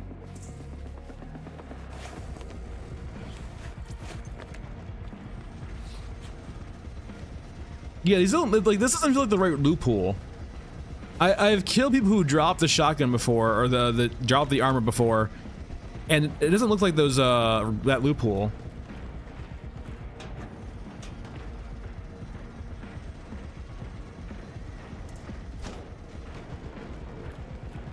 I heard too, like, yeah, the group play is kind of punishing just because you usually end up to be always in combat. We can go check hangar. I've done this quest before over here though, but I can go check hangar real quick. Granted, we can't really fight an exo if they spawn there. I'm basically already out of ammo with this thing. It was nice while it lasted. Oh, Vector. Oh, sweet Vector.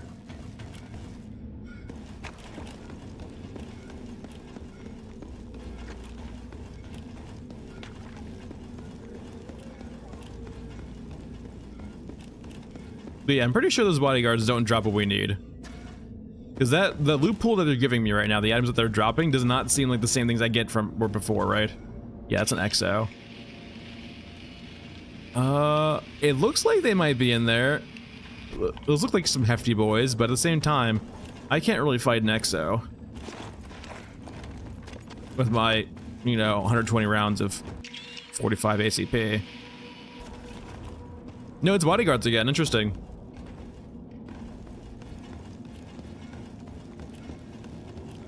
I think just to retro, right? Like, if it seems like, if I heard correctly, when you're in a squad, if you aggro an enemy, the enemy will aggro to all of you, not just one of you.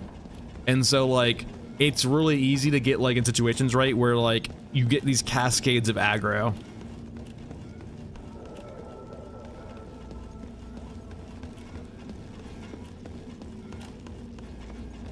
Maybe we just do this. I can't remember shotgunners spawning in trenches, but maybe they do.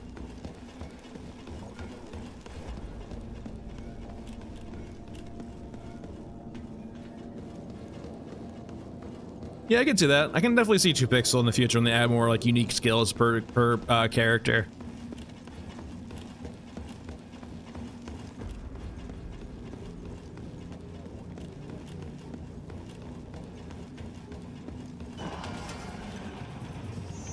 Yeah, it's also just like a probability too thing, right? Retro, in the sense of like there's more of you, so there's more chance of you guys getting seen by someone, even by accident. At least we made it.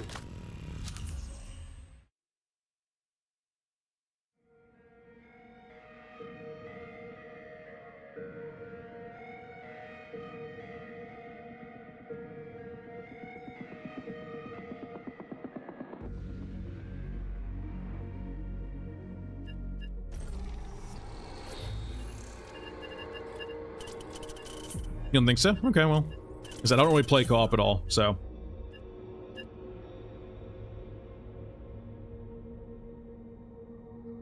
Yeah, the whole save. We'll do draws. It's not necessarily that, per example. It's more in the sense of across. That's not across the map. No units will shoot you across the map, really, because they will despawn before then, right? Usually. The only units that are guilty of that are HKs, but more in the sense of just like, if you're in a relative proximity, right, they just aggro to one of you, they aggro to all of you if you're in a proximity to each other. Which usually for co-op you are, right? I guess you could co-op around and just like sprint away and just play 4 solo games in a co-op setting. It feels like it'd be pretty hard on the PC though, of the host, but... Okay, so yeah, Retro, for this run, we have 1 life per character, and so when that character dies, it's gone. And our goal is to basically get every Innard upgrade only off quests. We can't sell anything. The only things that we can buy are off of Bundleton, because he's the only one who sells rigs. We can't buy large items, but we can buy anything off of this, right? We can buy the rigs, and we can buy the actual big rigs itself. Everything else is off. So we can't buy any weapons, we can't, you know, sell anything. So the only way we can get weapons and, you know, make money is from quests and picking up stuff in raid to turn into weapons again, right? through the gunrunner rigs.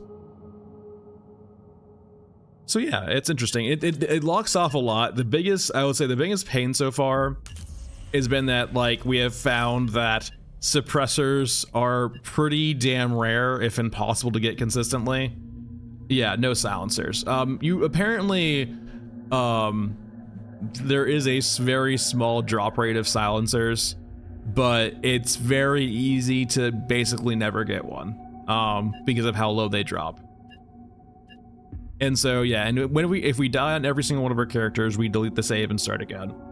And we've gotten close a few times. Mainly it will be my own aggressiveness that will get me killed. But you know, we don't need to talk about that.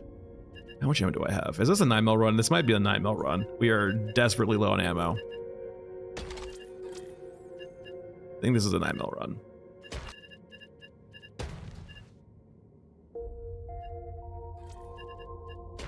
I would love to bring not 9mm, but I don't think I have ammo for it anymore. I don't think I have more than 200 rounds of like any ammo type that I can actually use. Wait, how's our 50 cal actually? Not even good either there too, yeah, nothing. Shotgun and 9mm. I want more meds in this for sure.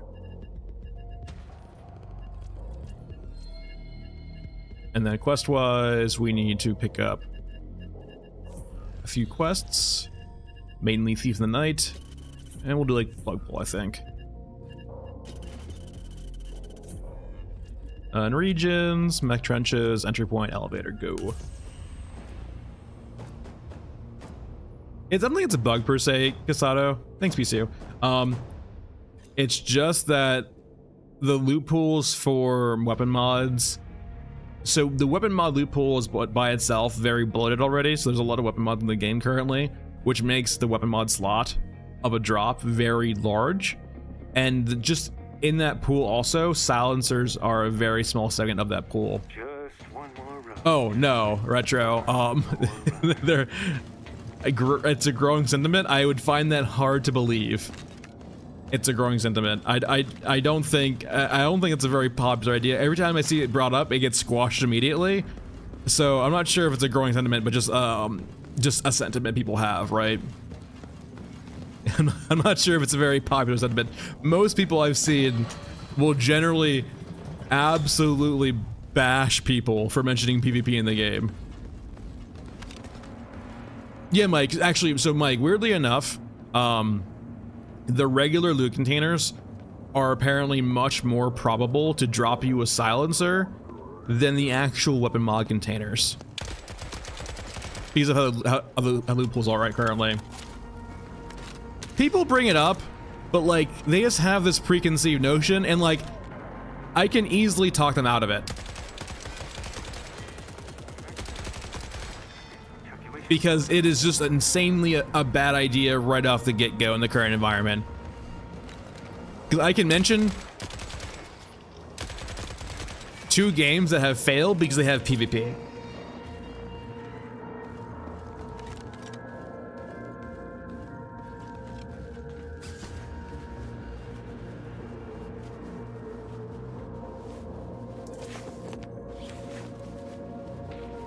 Yeah, it's hackers. And like, it's the biggest thing too, right? Is first and foremost, it's already well past the point for the game to support PvP. First and foremost, the game is like already like, it would require so much back work to support PvP. It's already well past the point of deciding that, right?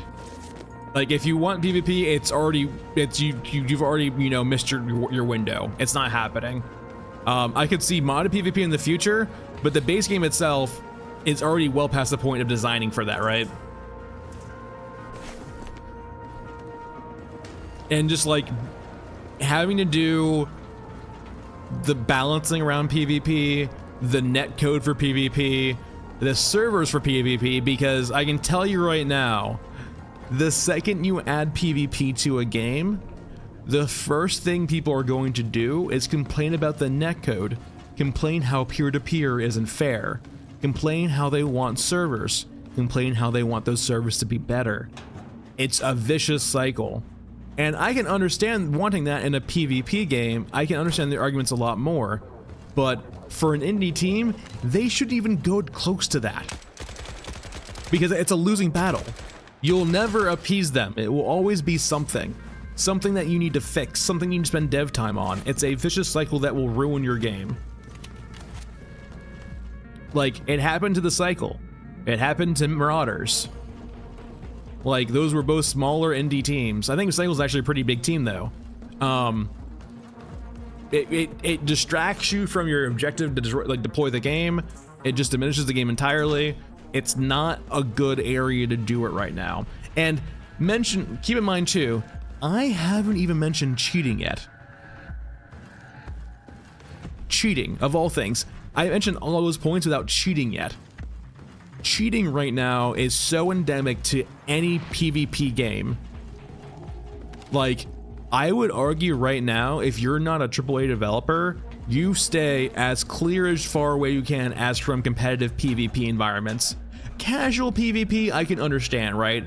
Like, if you're making a small indie game and you just throw in like a casual PvP mode that doesn't really need anti-cheat, because the scene will never be that big enough to really need anti-cheat. You're not trying to be competitive, right? You're not trying to be like a mainstream, like, you know, Twitch game, if you will.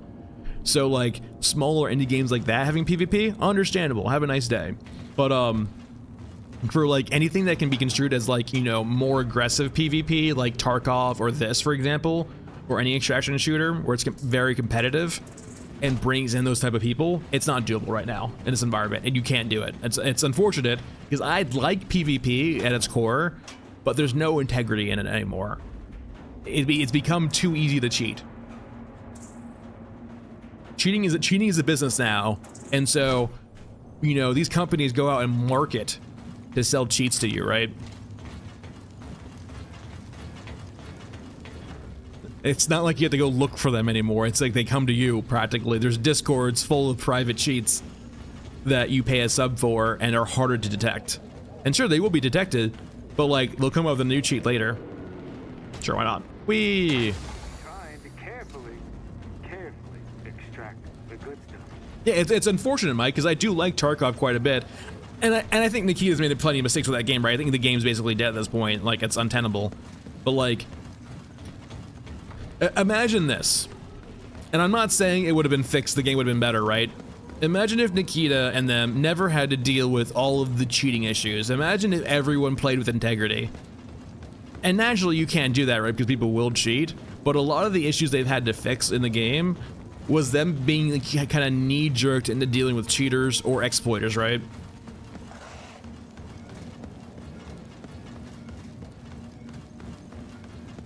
And that's the thing too, Retro.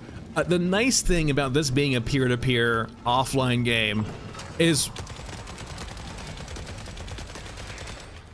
We'll just leave. Is that if you do want to cheat, there's nothing stopping you. It's your game. You bought it. Congratulations. You can cheat, you can mod it, you can do whatever you want with the game. It's now yours.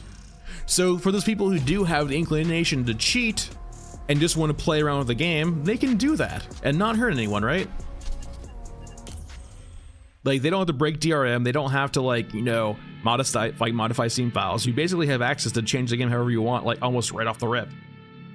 If you want to mod it, if you want to cheat at it, that's your prerogative. Have fun. Yeah, like, yeah, definitely. Yeah, like, admins are, like, definitely a two-sided thing, right? They're a blessing and a curse. Weirdly enough, too, I am actually quite excited for Ashes. I am keeping my hype levels low for Ashes because I know it's going to be alpha, and I know it's probably going to be rough, and it's kind of going back, I would say, in time a bit for MMOs. It's going to be probably well fleshed out, but it's going to be like a very probably older system for MMOs in regards to combat, I imagine. It looks like it, kind of, sort of. Which is a good thing and a bad thing, but the biggest thing about Ashes I'm excited for, that I pray to God they don't roll back, is GMs. GMs back in games. And I know probably working as a GM probably pretty much fucking sucks because you're dealing with not real drama in a video game. But having the ability to, like, actually enforce things in a game on the spot, like if you see someone exploiting, you can deal with them on the spot, is such a nice feature to have. Like,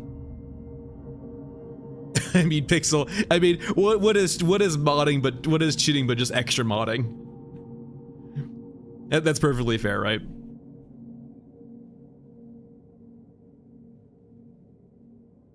And yeah, Dire, I believe that, right? And a lot of thing too, right, is automation purposes, right? Like if you go to the logs, right, how do you approach dupers or cheaters like that? Do you ban everyone who, like, do you assume everyone who traded with them was malicious in regards to like knowing that they duped? That's a problem New World had, right? For a while at the beginning of their game, they had like what, like how many dupes did New World have back in the launch 2 to 3 years ago, right? And like how many people were affected by those dupes? All right, so we didn't find armor harvest on that map. I guess we can go back to Mausoleum. I've got this quest done on Mausoleum before, but it just doesn't seem to want to happen. Sure. I don't feel great bringing 9mm to this, but whatever. Yeah, and Dire, I would probably say too, that's in the sense of it taking off, like getting huge quickly, like it being the MMO back in the day, like, you know, having a GM, like how many servers were there? Like so many servers. Leo. Yeah, Dire, I know, for example, right, the devs and people who don't grind MMOs don't realize how degenerate some MMO players can be and how okay they are with doing insanely repetitive content. Like, MMO players are a different breed. I like MMOs, but like pure MMO players are a different breed.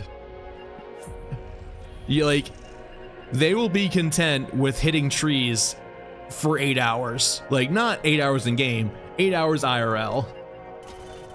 They are okay with that. And sure, that's what they want to do, that's perfectly fine. But like, that's a lot of MMO players in a nutshell. And you'll see them, right? And they'll have a rundown pad. And you'll look at them and you'll see them like, this has to be a bot, right? They're running around the same route for 8 hours, farming trees.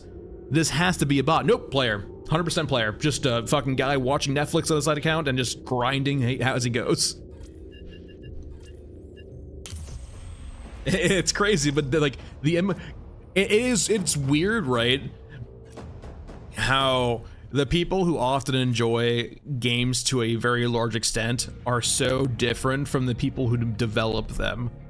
Like, the game developers usually casually or decently enjoy games, but the people who just only play games go a lot harder than game devs. And that's not to say game devs are incompetent, but just like in the sense of people who play games a lot are a different breed, and the game developers generally have an issue accounting for those players.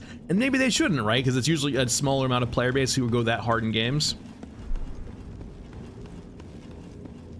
Well, Ludroth, for example, right? I've seen people too, like on Discord for this game, like flaunt their accounts, right? Of like, you know, millions of credits and like, you know, 100 grenade launchers, right? And even if they duped, right? It's still in the sense of, all right, congratulations. Like, what did you get off of doing all that? I'm sorry, I'd like to apologize. I'm gonna go over here. He has a grenade launcher, so I'm gonna go over here. There's no whip over here, is there?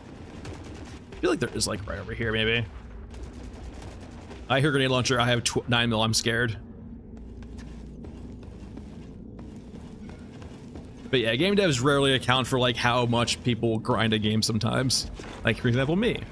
Though I am trying to make it different and make it challenging for myself, so it's a bit different from just farming monies. Casimir, I see a grenade launcher. I have 9mm. I have 9mm. I'm very scared. I think I can get around them though. Let me up. There we go. Yeah, Leo, I definitely will agree with you in that sense. In this, it's changed a lot since, I will say, like the early days of World of Warcraft, for example, like back in 04. Like when the internet was still in its infancy, you didn't have guides, YouTube videos, min-maxing around, right? And there definitely were min-maxers, for example, right?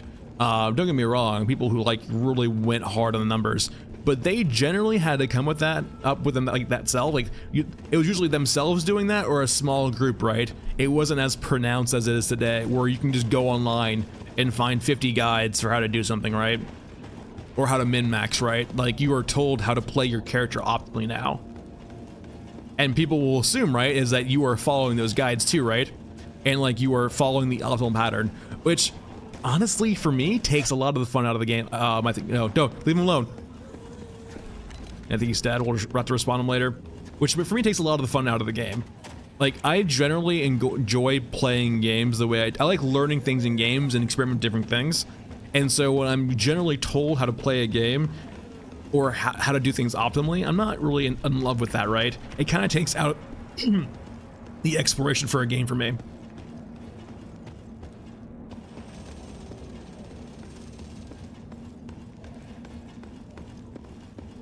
Like, if you're, and like, play a game how you want, right? But, I feel for me, if I'm just like going through the motions and just, you know, doing what I've been told to do in a game, it loses a lot of the aspects of a game to me.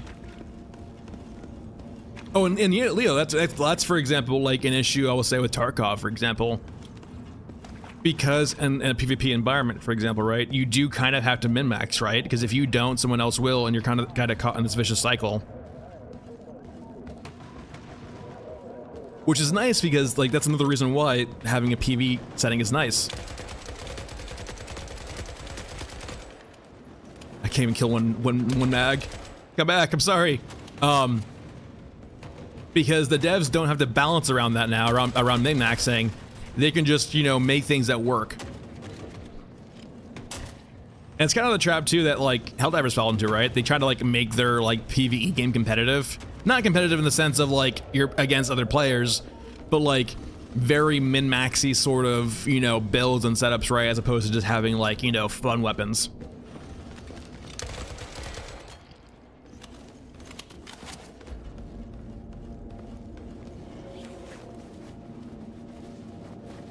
There we go. Okay, I guess it's the same loophole. We just got really unlucky a lot of the times.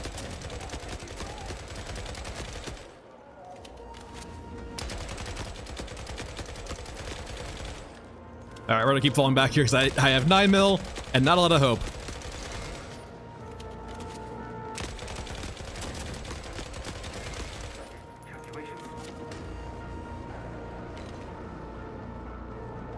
Hello?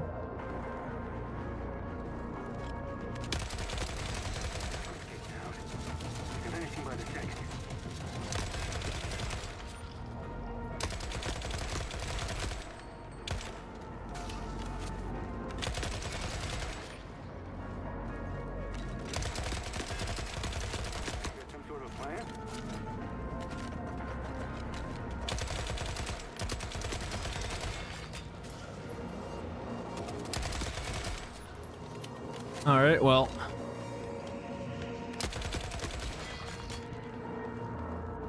Yeah, I'm not in love with 9mm, to be honest. Not in love with 9mm. What the fuck did you guys come from?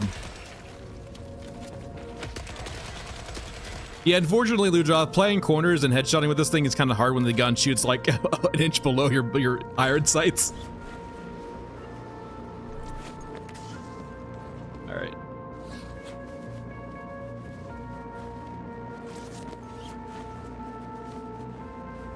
Yeah, I mean, like right now, corner shooting is really hard, just mainly because of the iron sights being different. The clipping too isn't great either. Kid, I just have a nice day without having to deal with respawns immediately.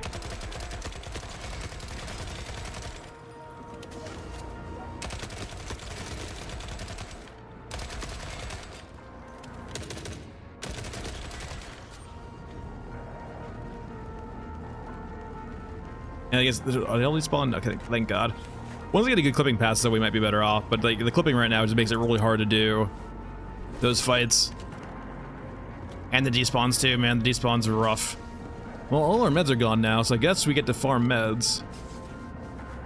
There we go, 2 out of 3 is fine though. I'll take 2 out of 3.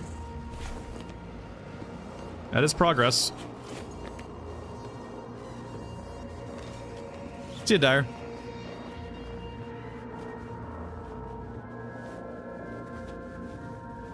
Oh, 100% Keo. Like, like you said, like, there was a disconnect, right, where they made Helldivers 2 way different from Helldivers 1 in regards to difficulty.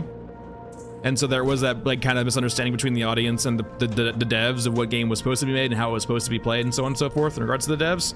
And they tried to fix that, not realizing that the players didn't want that. Eat the pretzel. I'll just pick up some of these beds over here, including the small ones, I guess. If there's any small ones, there we go. But yeah, that disconnect is like kind of what they're trying to fix now, right?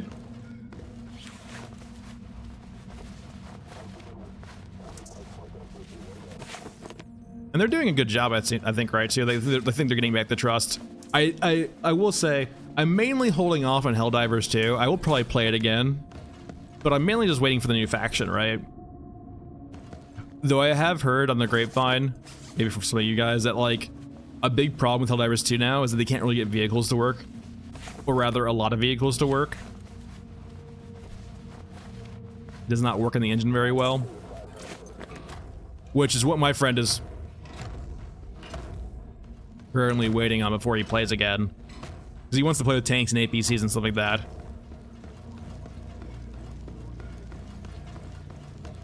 All right, let's go do a mech pilot real quick, and we can head back and hopefully kill some more heavy shotgunners.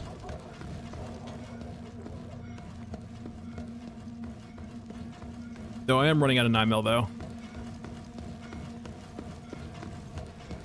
I'm expecting the 1-year anniversary loot drop, probably. Considering it wasn't released too shortly after launch, I'm guessing it's probably going to be the year after launch.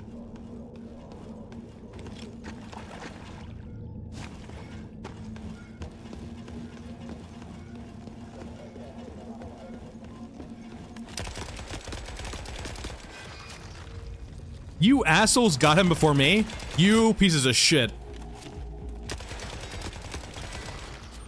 Fucking kill stealers. Kill stealers.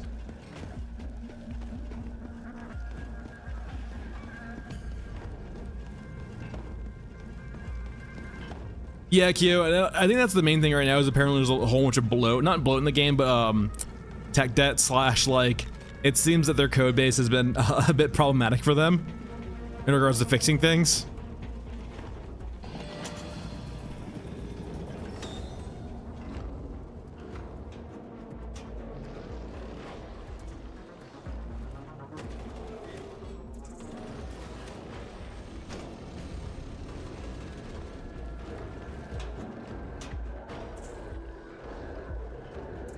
I think they're working with the custom engine too. They're working, I think their base engine was the engine that Vermintide 2 uses, right? And then they have like repurposed that to be their engine. So they're using like kind of an indie engine for the most part.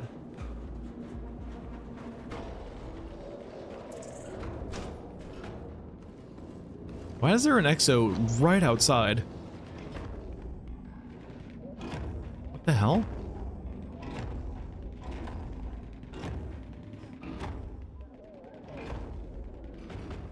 Is that an EXO fucking factory?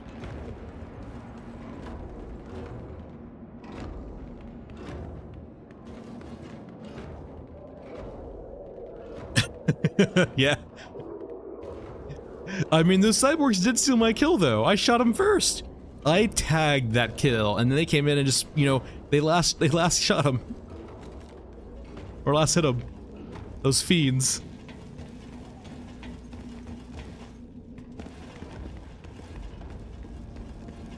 I guess let's go back to our trench line and get the shotgunners to respawn again.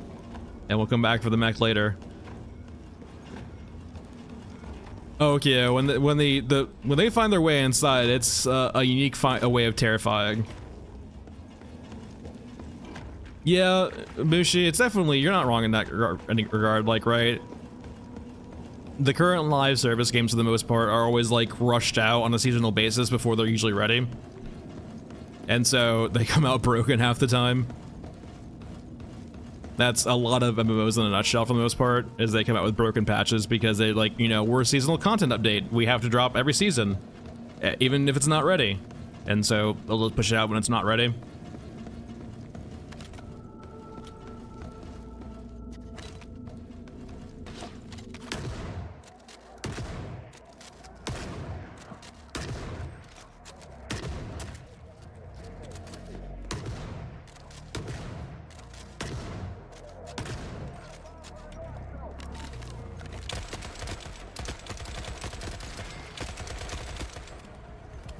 No, no, no. Why are there cyborgs behind me? Where do you come from? Rod. How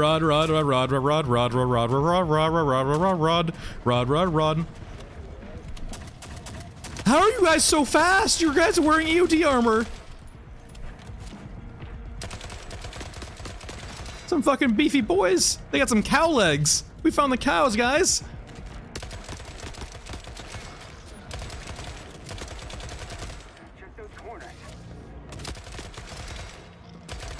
Get off my head, get off my head, get off my head, get off my head. You don't belong there.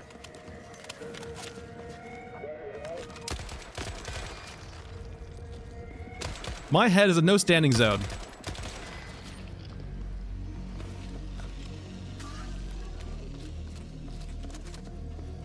Well, hold on, we got 2 kills here. We might be able to find our shotgun. Those cyborgs seem to be like a freaking like scripted spawn, man. They always spawn there behind us. Come on, give it to me. Oh, you pieces of shit. Oh, wait, hello.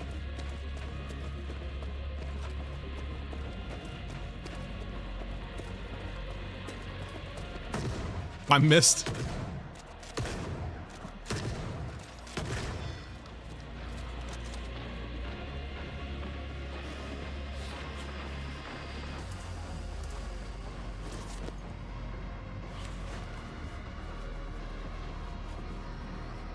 Yeah, Mushi for sure. I think it's like, I think Mushi, a big part of it also is there seems to be this weird thing nowadays with like needing a game to be your like one game to be your only thing you ever play, right? And it has to be popular. It seems very weird that like people both A, want their game to be like the next big thing, and B, like they only ever want that game to satisfy them. It's kind of a weird concept, right? Like I own a lot of games. I've been playing gaming for like 20 years on Steam, right? Practically. So like I have a very large library because I enjoy new experiences, but some people like want to have one game and one game only. And there's necessarily nothing wrong with that. But like to expect that game developer or those games to be able to like push out content very quickly to satisfy you is kind of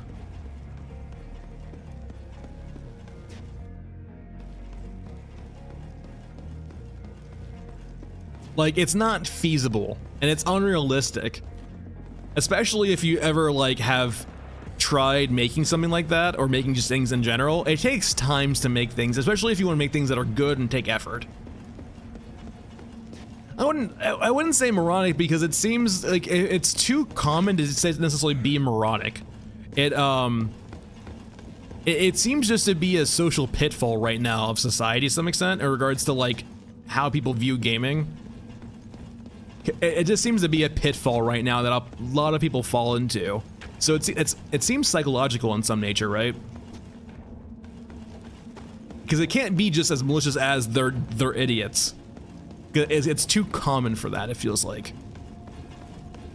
And I definitely get it, right? You want the thing that you're doing to be popular. I can understand that. But that necessarily doesn't, like, it can't be the only thing, right? We're out of this room, so I'm just... Alright, no thing, we're leaving. We'll just run a map again. Yeah, I can see that, right? Extraction shooters, I will say, for the example too, people see games like extraction shooters as like, you know, oh wow, this game has so much content. No, not really. It's just the fact that the game's giving you the same content that you can play in different ways, so it feels like a lot more content than it is. Like, for example, like, you know, PUBG and, you know, Fortnite and so on and so forth, those battle royale games are really guilty of it, where like, like content and asset wise, those games are relatively shallow, and they heavily leaned on interactions between players to make up for the fact that there wasn't a whole lot there. Must not be a good sign.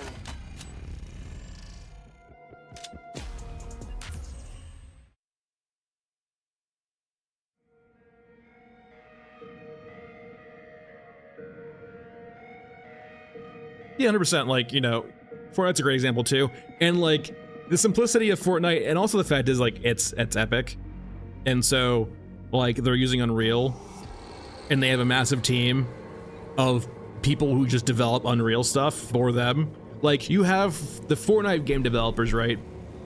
But with its success, they can pull a lot more digital resources, and like it's really, I can't just like stress this enough too. When you have a giant fucking team who are just about making an engine, and they can put into the engine what you need for your game and do it well, that is a giant feature. Like, being able to have a giant team of people who only make an engine and do it well is insane. Like, having a working engine is so pivotal, right? And not a lot of games get access to that in the same way that Epic does with Fortnite or any other games like that, right? That they may make. It's entirely different. Like, that is a resource that cannot be like underappreciated. Not on this stream yet, only on last stream with Old Man. So Old Man's currently dead. Is it P90 time? We have a decent amount of P90, but not a lot though. It's basically, P9 is basically 9mm for the most part. It does have a 50 round mag. We're not doing well on ammo. I kind of want an RPK, but we don't have much ammo for that either. We really just need this auto shotgun, to be honest. It will open up a giant avenue for us. And I also need meds. We gassed through all our advanced medkits there, which is not great. 12, and then we'll bring, I guess, like 6 of these as backup. And regions, we're still be doing trenches for these quests. How much money do we have? A decent amount. Yeah, just getting ammo for it's kind of hard. Oh, definitely Mushi. And I think that, like, in the sense of, too, is a great argument to always bring up for people who want PvP. It's just not a good idea with how big, small this indie team is. You're just asking too much. All right, so we are on our last 2.5 mil. And we'll be good. Yeah, like, Epic has a giant team, right? It's just like the resources they have in comparison to other companies, right? It's just unreal. I get it.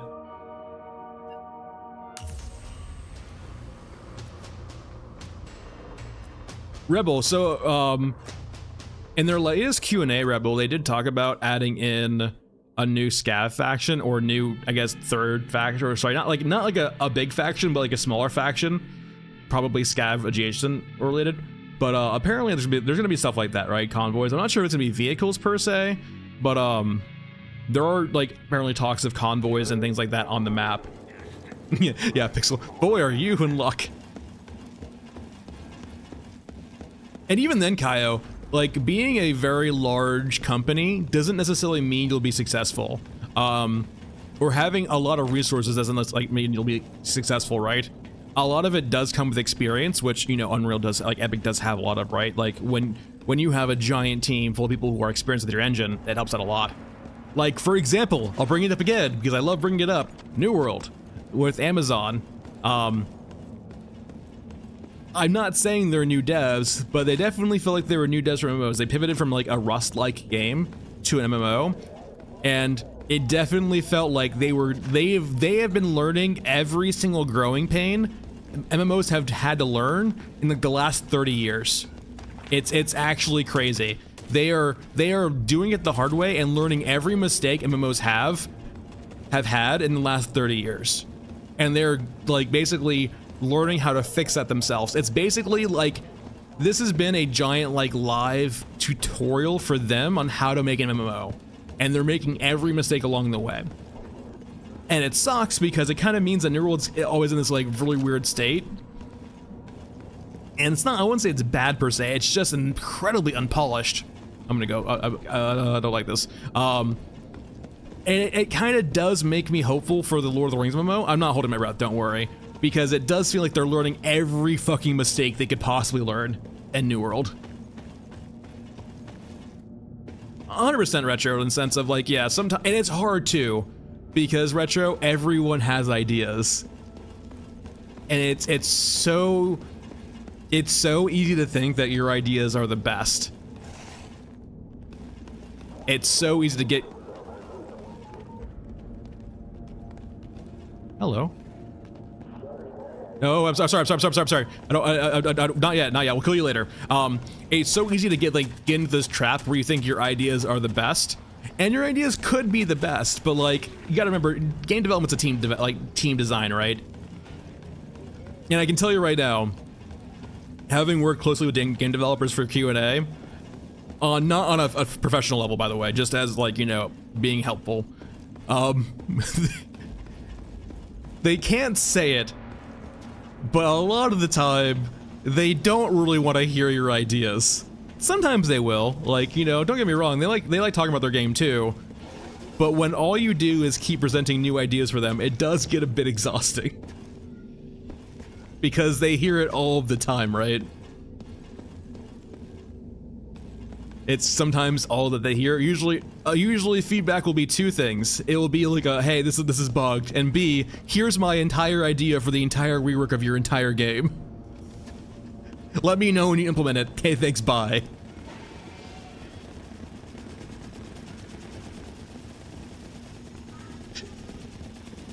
And like, I will say too, right? Like I was saying earlier, right? Game devs aren't built like game players for the most part. There's overlap, don't get me wrong, but like the people who like to sit down and design games and build them aren't generally the same people who like to sit on games and play them for 12 hours a day. No, I wanted to kill you, not the drones. Anyway, and so they generally have different personalities and they like doing different things. And so what you might enjoy as a game player might not be exactly what the game developer likes designing or making. And keep in mind, while you are a player of the game, this ultimately is their expression of what they wanted to make. So you can have games that are more artistic pieces, right, that don't hit a wide audience, but it's what the developer wanted to kind of, or developers rather, yeah, keep in mind it's developers, wanted to show as an art form, right, to some extent. Yeah, you know, why won't you just add in this entire mechanic? It'd be so cool, and I'm sure you have time for it. You're a game developer, this is all you do. Let's pull these guys away. So I'm curious if we can pull these away and just like get a little bit safer distance from these guys. Wait, did they despawn? Hey, come back. Hello? Yeah, exactly. Like, for example, yeah. And like game development too is a very wide feature, right? Where the fuck did they go?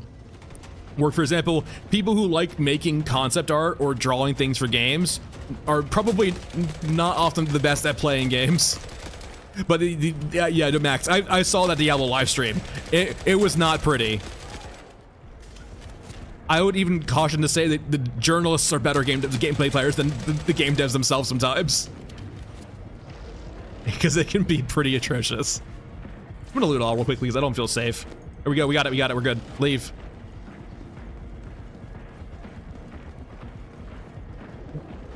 People who say that, I feel like have never made something in their life. Making something and making it well, regardless of what you're making, like if it's woodcrafting, if it's like generally just literally anything, if it's art, if it's, you know, a video, if it's a game, it all takes time to do well. And you can push it out and, you know, have it be low content or have it be like, you know, easy to make. You can do that. But even like the low content stuff or the easier stuff still takes time. And doing it well takes a lot of time. Making games is hard. Making anything is hard. Making anything genuinely new is hard. Being creative is hard. People like will take for granted the creativity of some people, and like it's hard to be that creative, especially if you're not on drugs.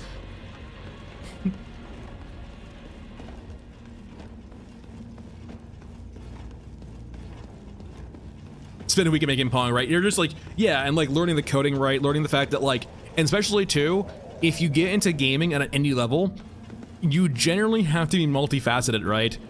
They're to a size now where they can probably have developers and artists and, you know, be fine. But if you're making a game with 2 to 3 people, like, you suddenly need to become good at a lot of different things, right? Not it's the hard when you're on drugs. Yeah, for different reasons.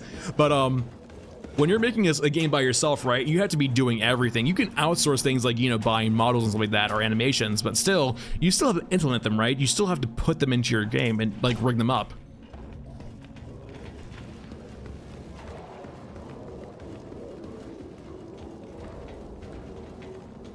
All right, let's go find our mech pilot again, I hope. Mech pilot.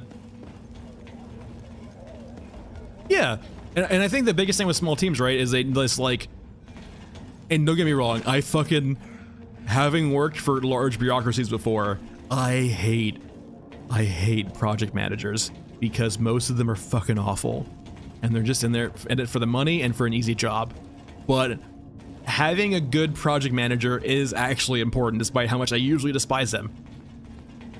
Because keeping you in scope, keeping your project in scope, not, for example, taking every point of feedback and having to rework your game entirely for it is important. Unfortunately, it usually has to be one of the developers doing that, though, in an indie studio. But, like, it's very hard to get overwhelmed and, like, with feedback, especially if your game takes off, and, like, not want to, like, fix all of the things or implement all of the things and, like, you know, appease the certain crowd. Which is why it's important not to have PP in the game, too, right now.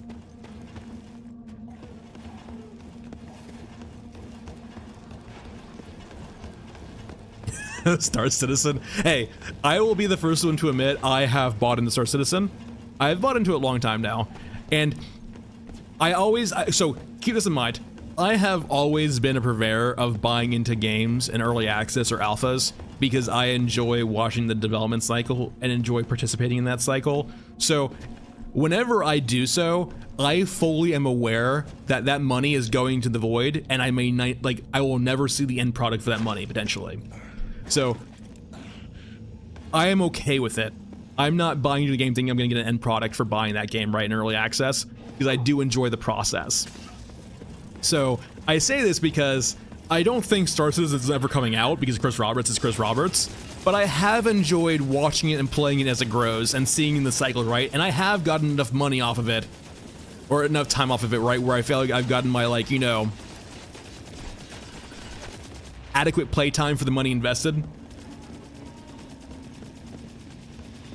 That's fair, Dyer. I have friends who play Star Citizen with me, so, like, we only play it, like, once every, like, year. Like, for, like, once a year, my friend will be like, hey, let's go play Star Citizen. I was like, okay. And we'll play it for, like, a week, and then we'll be done. And we've been doing that for, like, every year for a while now, so, like, it's fine. Alright, I would like to find my mech pilot, but considering I have armor harvest done, let's just go ahead and leave me the A12 done. My grandkids will play it at lunch. It's fine. And like I said, I'm okay with playing janky games, case in point. So, like, I have gotten my time out of Star Citizen. I'm happy with it. Is it in a really shitty state? Yeah. Would I recommend it to anyone else? No. But, like, I'm not mad that I put money into it.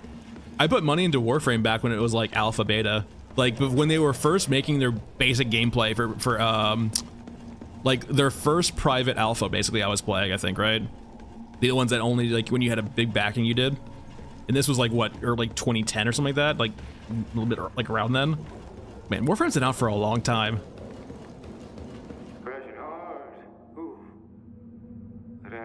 I think the only games I've ever had buyer's remorse about are, like... Any games I've ever had buyer's remorse about? There are games where, like, I'll buy off the Steam sales, like everyone does, and then not play. I guess that could be buyer's remorse. Yeah, I'm not sure if I would have been into Warframe if I knew this was their end goal, because of how much blood there is now in Warframe. Yeah, that's fair. That's the cycle of early access games slash games like Warframe, is that they're perpetual betas. They kind of have to be, right, for the business model to some extent. They can't ever be like content with where they are. They can't just, with games like that, right, the free-to-play games, they kind of are perpetual betas, right, because they can't ever be done. Because if they're done, their source of revenue dries up.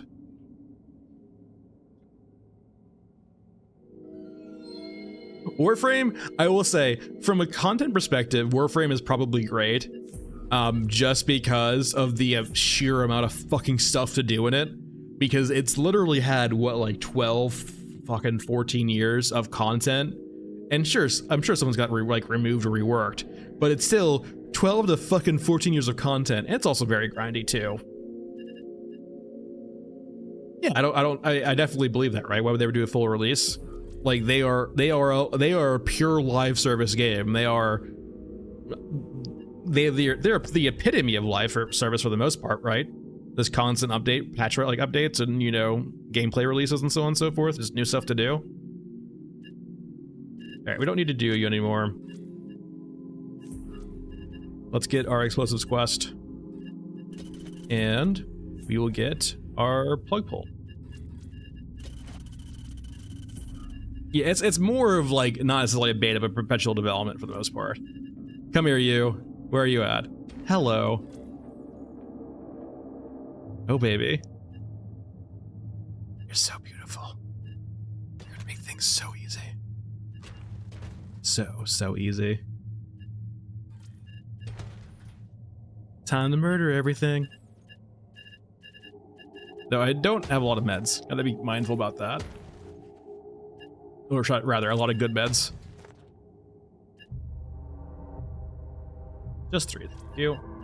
We don't need double shotguns, it's kind of redundant, right? Or is it? So we can bring a P90 with like 1 magazine as backup, maybe another 1 more magazine. Though I also feel we're mostly full from doing this. Let's go and upgrade our rig. So this is medium, medium, medium, and small in the center. So this is the one thing we can buy, is we can buy upgrades for our rig. So we leave medium, high quality. Top right, medium, high quality. Top is going to be a small, high quality, and then center is a medium, high quality. That'll give us a ton more room to work with.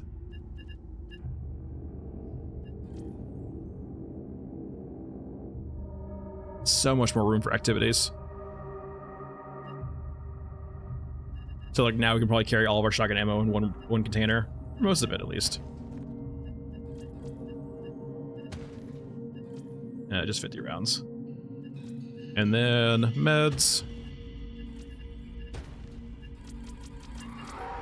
Oh, a few more than that. Yeah, so Subnautica 2 I'm excited for. I'm hoping they learned all their mistakes from the expansion for the first one, or I guess expansion for the first one. Please do not gun. Do not gun? What?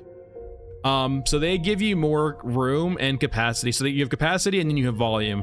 So they basically give you more of both of that. Yeah, they essentially double the space. So each rig contains basically double the space you could have before. I could say for more, but like the reason why I got Equipment Runner right is because if I lose a character, it's basically usable on all characters. And since we can't really sell anything, right? That's all we really care about, is having a good enough rig for everyone. And this is probably one of the better rigs for that. Okay. And quest-wise, we're good, right? Yeah. Regions, trenches, entry point, elevator.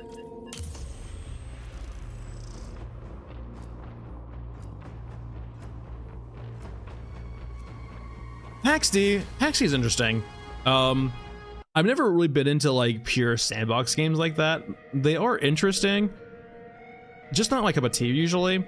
I generally have issues finding motivation to play a game that's a pure sandbox. It seems I just have trouble finding like a goal, right? I generally need to have like find a goal in a game to pursue. And even if it's a pretty vague goal, but PAX D is like one of those games where it's just sandbox enough where like it's really hard to find a clear defined goal. Like build a base, fight other players, sure, but like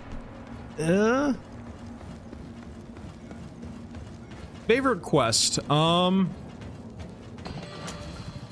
kind of do like quests like plug pull a bit. I feel like right now a few of the quests are too simplistic or too easy, but I do like the concepts behind them. I do like the delivery quests, like for example, delivering parts of the mech over here. But it's, yeah, I'm not sure if I have a favorite quest right now.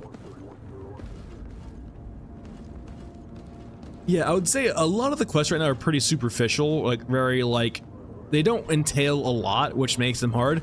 There is the quest you can't currently do right now, or rather, I think the problem I have with quests for the most part is they're pretty like easy to solve and remember and do. There's not a lot of variability in them. I kind of do prefer the quests that have some variations, like for example the thieves on other maps. And then there's currently a quest on Nexus where you activate and pull a lever, and then it says that after you do that, when you go to Scorched Enclave, there should be a box now somewhere. It doesn't currently work apparently, but like quests like that do seem quite cool, right? Multi-map quests with these weird conditions that hopefully have like a large variation of where it could eventually be.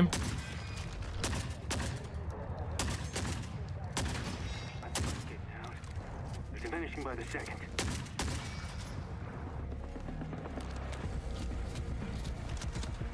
Yeah, there's a few quests like that, where you just can't finish them at all.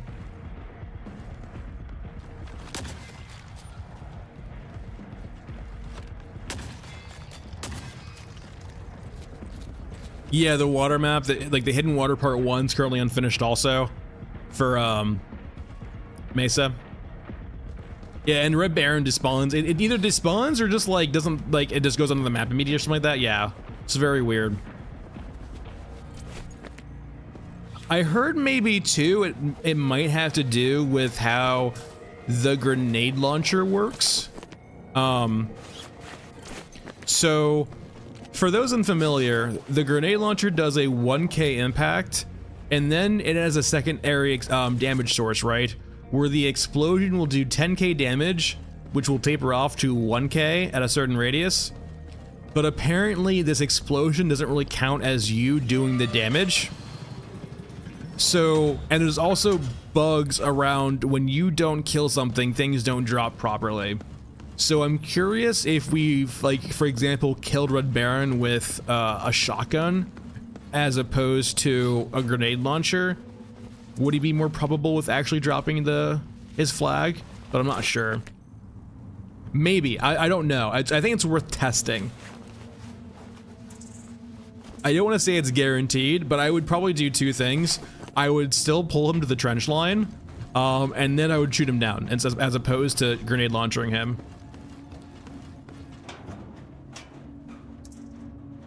But I have heard too, right, from co-op players that there's some issues with getting quests to sync or complete between multiple players. So maybe it has something to do with that, right, where the registry doesn't work properly when it's not you doing the damage. Like for example, right, when we tag an enemy, right, when we shoot the mech pilot, if the cyborg glass hits it, that's all that matters, right? He gets the credit for the kill, not me.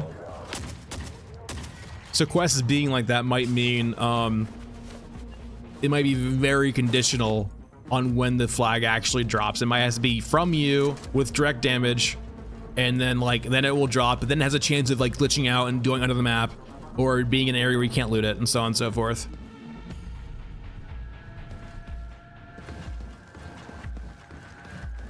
I think Pixel, I think it's mainly that. I have had issues, or I have had times where I can get him into the trench line and get him killed, but he still won't drop it. So I'm curious if it's either going below the map or if it's the other thing I'm mentioning, right, where it's just not dropping it at all.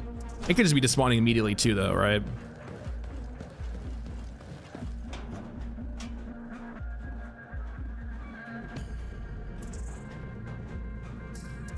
I could see either or both being the case, right? Yeah, the mech pilot works, right? The mech pilot saying works, okay. Yeah, the keyword is most of the time. When bugs that work most of the time are probably the most furious bugs, right? They're so annoying to solve. It's like, why do you work only most of the time? Why don't you work all of the time or break all of the time?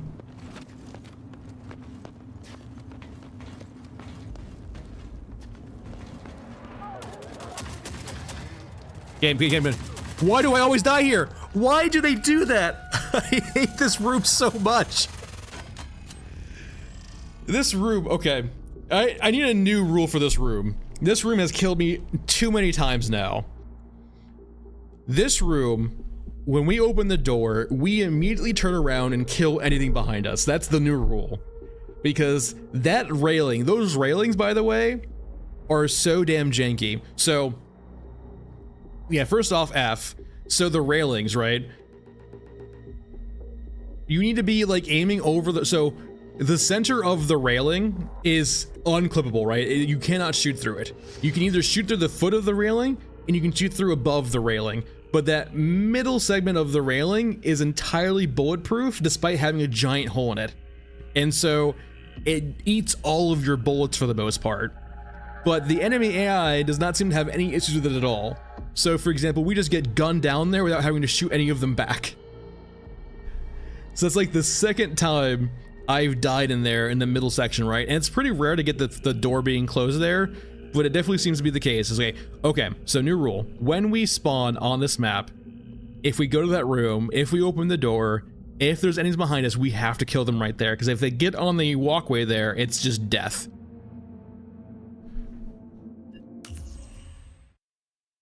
All right, Maskman's gone. We're Maskman. And we're going back for AA-12. I'm not losing that. I want my AA-12 back. I don't want to have to farm shotgunners again.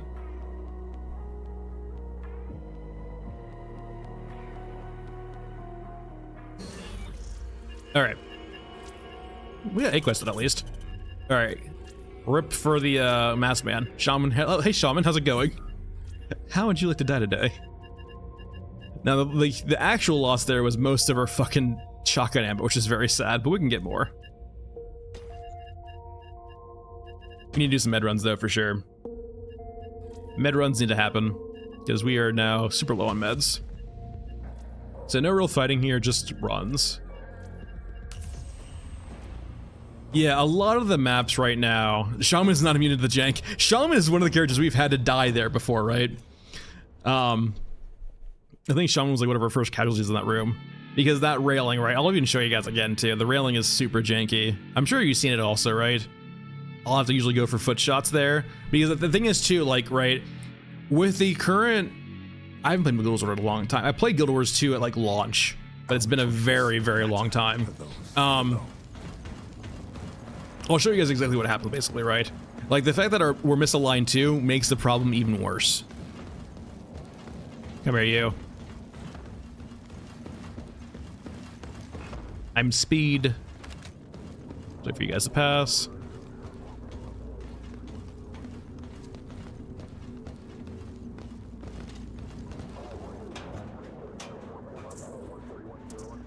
There we go. Give me the medkits.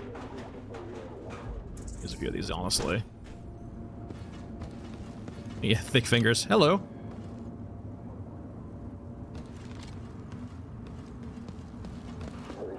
No, don't come back. I'm sorry.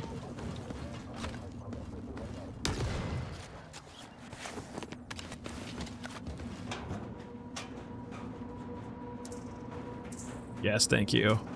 Gotta rebuild my ammo stocks. Okay, so this door is closed. So when we open this door, we're probably gonna need to turn around and kill everyone.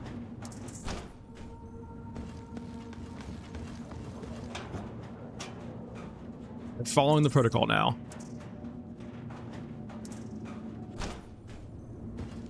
Open the door. Yeah, and you're broken, because as you always are. Anyone following us? Anyone need to die?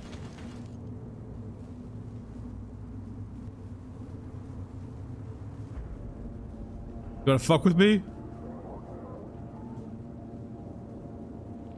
We'll be fine. It was last word. We'll be fine. Okay. So these damn things, right? So you can shoot through this area right here to some extent. Like, this is okay. So you can leg shoot. This area from here to here is basically unobtainium. It's stollidium. It's fucking impenetrable. And then you can shoot above it, but like it's pretty wide for the most part. So when we're down here, get my stuff back. Thank you. We have to shoot right here, but because of the muzzle drop, we kind of have to aim here. So we can't really see what we're shooting at, right? Because of the muzzle drop on the game currently. And we can't really go for headshots because the angle 2 is even worse than that. So we're gonna be shooting into the ground. This room is cursed, I hate it. Give me my stuff. Got a bad feeling about this. No, we're good. We opened the door. If we don't, it's the only times I've ever died in this room is when units come through that door. That door, when I'm in this room and units come from that door, I think I have died like almost every time. It is the worst spot to be at, apparently.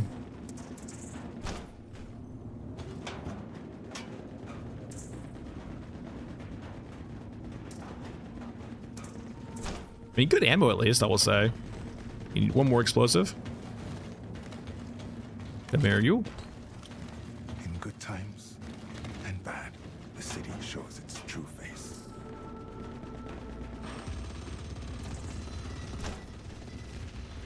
I'm just happy we got back our AA-12, to be honest. That was the biggest loss there.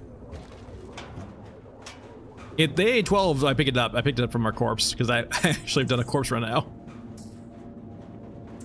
Give me my stuff. This is actually a great run for ammo, to be honest, too. This is a huge run for ammo.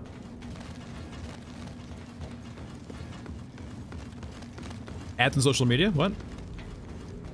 I don't even use social media, to be honest. I don't use Twitter. I don't use Facebook. I don't use, like, TikTok.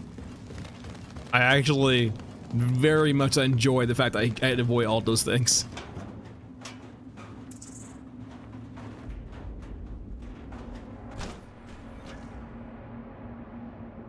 Yeah, ads on YouTube. I mean, I gotta make money. Sorry, friend. It's on conservative, so you shouldn't get that many of them, hopefully. Knock on wood.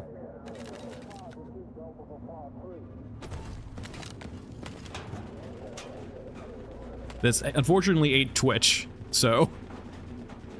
Well, actually, probably it's better that it's not Twitch, to be honest. I think Twitch is way better, way worse than YouTube. Twitch is awful. I mean, I kind of just learned green, too. Like, when I was younger, you know, back when Facebook was its infancy, I was actually on Facebook for, like, high school and college. And, like, it just kind of makes you miserable, right? Like, it doesn't, there's nothing good come up, like, it just makes you fucking, like, upset and sad, right? Because the biggest thing I can always say, right, in the sense of, people don't post bad things on social media. And so it skews your perception of how people live, right? Because everyone has bad moments in their life, but they're not going to post them on social media, right? And so you can get kind of this like very weird look of reality, and it kind of distorts reality to center, right? Where you think only good things happen to other people and only bad things happen to me. Like, why am I like only bad things? I mean, it makes you depressed, basically, right? Yeah, it literally just makes you depressed. Still alive. For now. It's like almost designed to be that way too.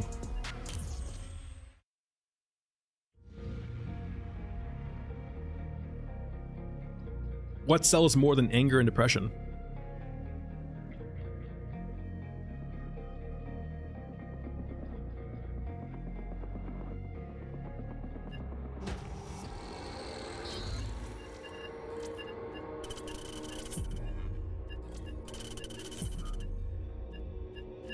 Come here, you. I got my boy back. Got my boy back. No, I mean, we're missing shotgun ammo, but we don't do it crazy with it. We can just bring a little bit. Just a little bit. It's plenty. Come here, 9mm. Got some meds too. We're killing it. Let's go back to the trenches. Or sorry, mausoleum rather. Show me a crack. What else do we need to do here? We haven't done Bringer in a while, to be honest. It might be some time for some rescuing soon, but I kind of want a grenade launcher for that, I feel like. We could shotgun to save a person, but it's a bit... We usually have to, like, you know, cheese it a bit. Wait, not you. You're the wrong mess. Abandoned. We're looking for mausoleum. I guess like any of these work. Jarring components, not really. I usually bring about 300 to be honest.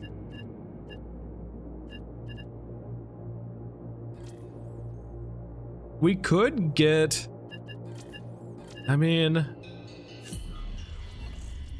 I have an idea. We could try it.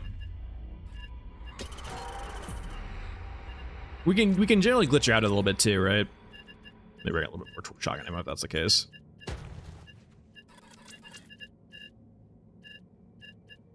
If this works, by the way, we'll make so much fucking money off this run.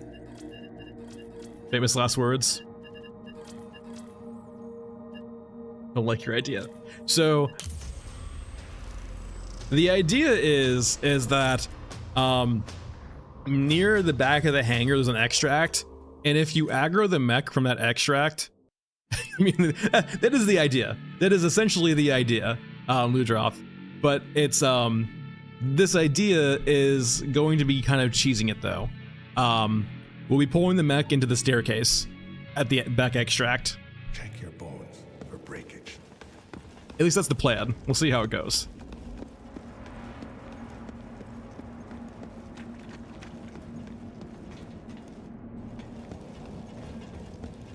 But think of the money. We'll make so much this run if this works. Technically 275. I think this is probably like the actual best case scenario, right? How much money you can make on a run. Like this is 275 if we get everything. Think of the profit. And look how fast we are too. This surely can't fail. We are speed.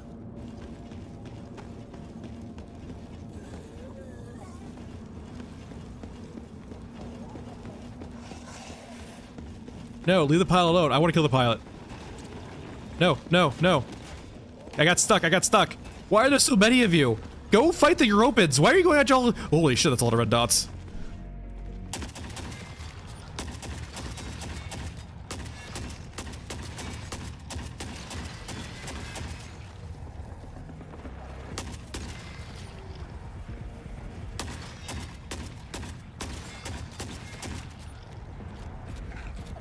Mech pilot.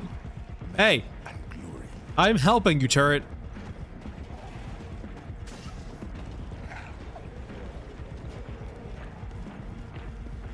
Yeah, I think my mech pilot's dead. Oh yeah, hello, mech pilot. It's very sad.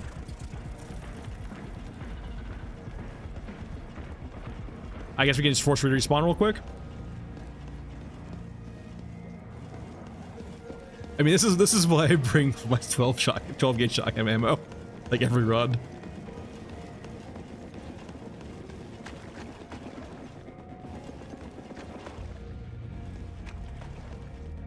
Crouch jump after you just jumped gives you a double jump. Wait, what? I mean, there's bunny hopping. I don't. Wait, how's that? Wait, what? I'll explore that more later. I'm curious now.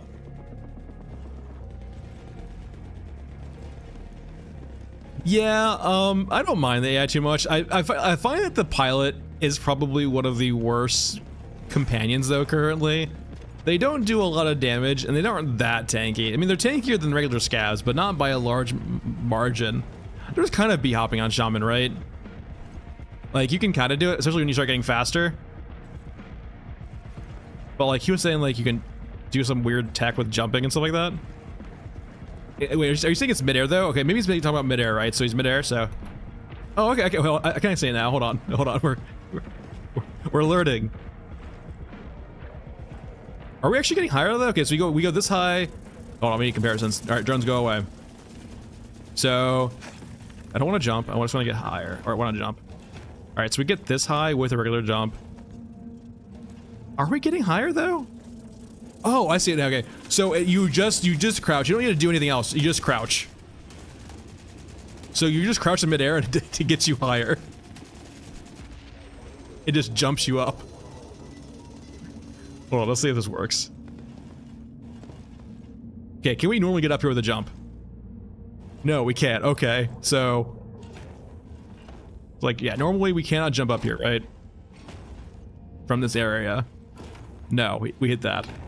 So here's the tech. Do we do it? Okay, it can't be a sprinting jump, it looks like. I'm scared as heck so. So we can do it in a standing jump, right? But can we do it and we do it with a... No, okay, we can't sprint jump it. Can we let go of shit, though? Okay, it does work, so you need to let go of shift while you're doing it. Okay, so let's try this now. I'm busy.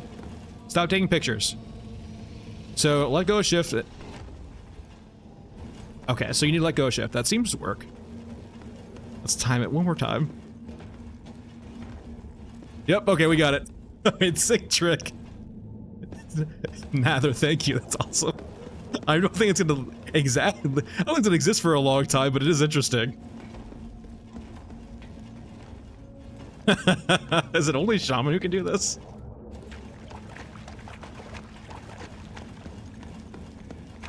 Whee! It looks so janky. Alright, the pilot was over here when he died. Now, Ludroth, that will get me killed. Are you trying to kill me, Ludroth?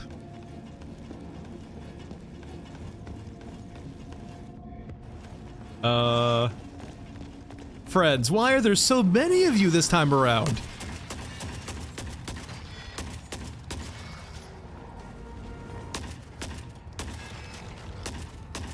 This is gonna ruin my Eurasia rep.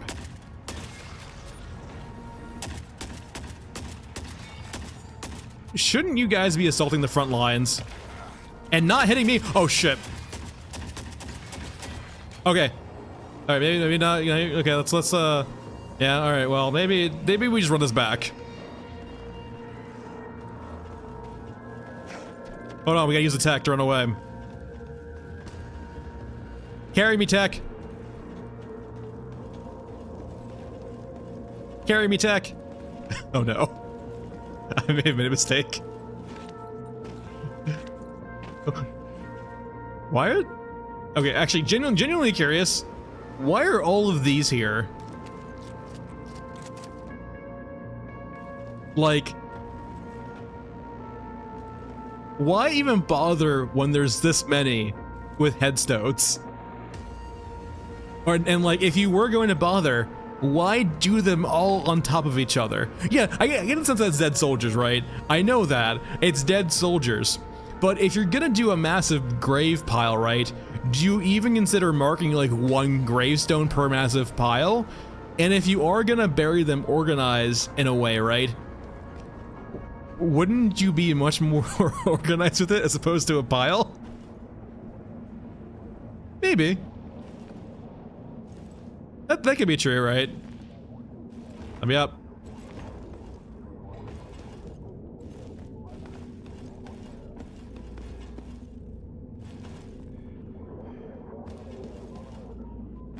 Jesus? Is that you? That's fair. Because it goes hard. Perfectly fair.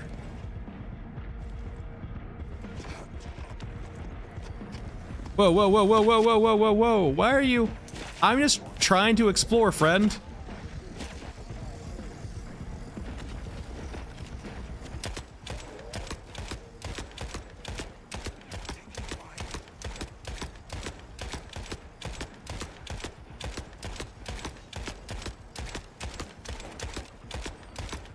Are you killable? Oh, there you go.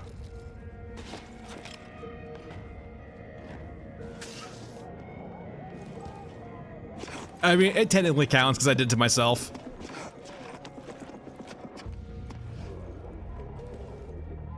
Alright, that's clipped off.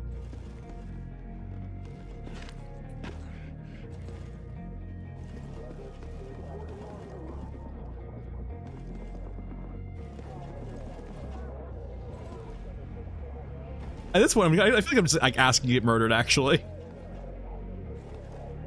Oh, well, yep, that would track. Okay, we're leaving.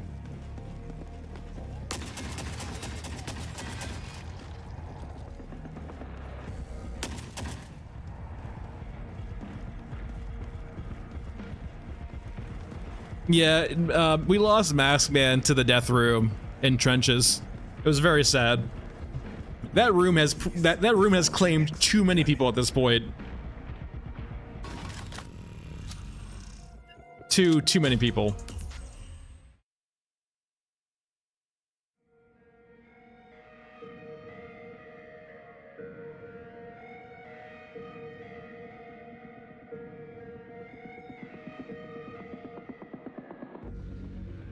Thanks, Retro. No, I know we were. Yeah, we were gonna do it at that time. We're gonna do it again. We're running the same map again, but we couldn't do that map right now because we had 100 kills on us. It would have not turned out well. Like it was that run was getting a bit cursed for my liking. There was a lot that was saying just leave. Choose life.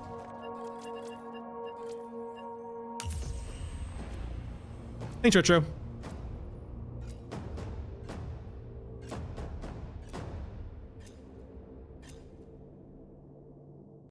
So same concept, hopefully just a bit better this time.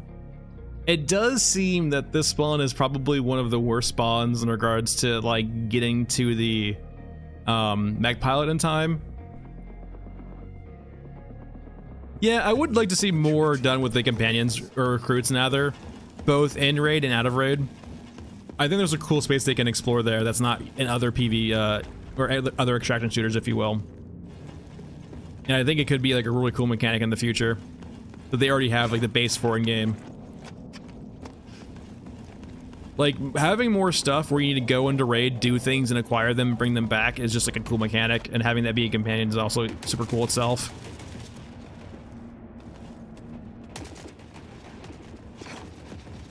We need to use attack.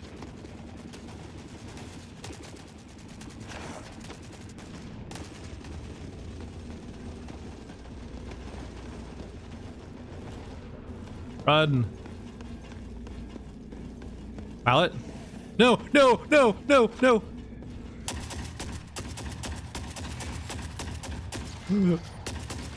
Why?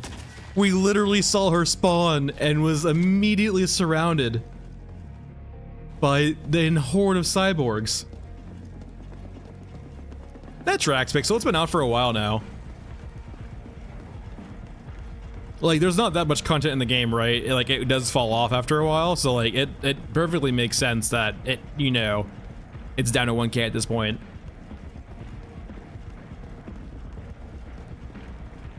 Yeah, I don't mind small place big games. Like, I think this game will do well, like, once it gets more popular. It reminds me of, like, early Tarkov wipe. Or, like, early Tarkov, right? There wasn't a lot of content yet, so it wasn't a giant game, but it will get bigger in the future, especially with more content. And mod support, too. I think mods, like, don't get me wrong, like, the devs can do a lot. The fact that this game is easily moddable, for the most part, will carry it way into the future. Like, it's easy to like mod than Tarkov.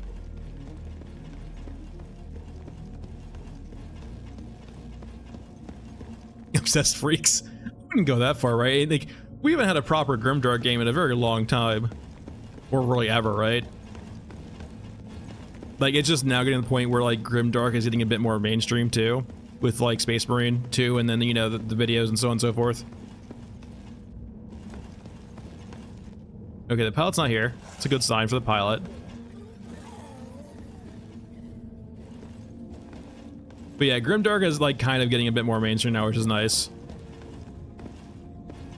It's also becoming, I would say too, like, say what you will, like, I've played tabletop Warhammer.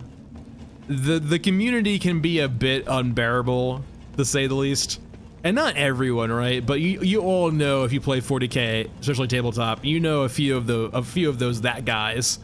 And with it becoming more mainstream, right, it is kind of not necessarily pushing them out, but it's getting a lot of that toxicity out of the environment to some extent, right? Which is very kind of good for the community. Don't get me wrong, I don't want to see like the setting change at all by any means. I'm not into all that. But like, there's a difference between wanting the setting to stay pure and being like almost a zealot about it, right? To the point where you push people away.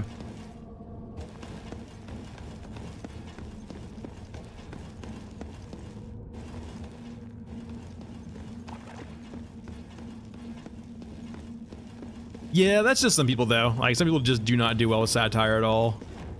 Or realizing that like, people have, yeah, a pretty large issue with seeing things that are supposed to be like hyperbole or satire.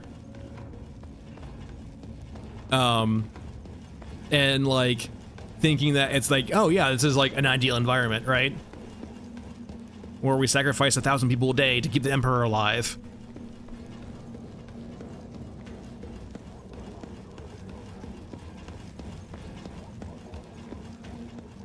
Okay, so we're now, I guess we're gonna do the plan.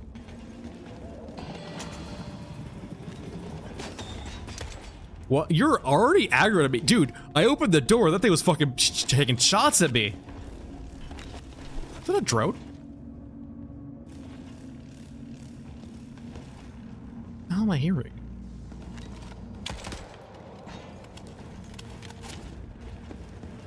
It's only fair PCU. That's a good approach to take. Just enjoy the setting and don't overthink everything like I do logistically. I just like leaning into logistics because I think, ow, what the fuck? The goddamn it, sniper! I like thinking about logistics a lot because it kind of grounds your game a lot more, right? Like when you take the time to like think of logistics and how your game operates in the back end, even if it's a bit contrived, right, it does help out quite a bit. Tagada, like that's the nice thing though, right? Is this is not a server-based game, I will say. Like even in its like worst case scenario when it does die, because it has no DRM, because it doesn't really require servers to work, you can just keep playing it and people can just mod it. People can add content to the game.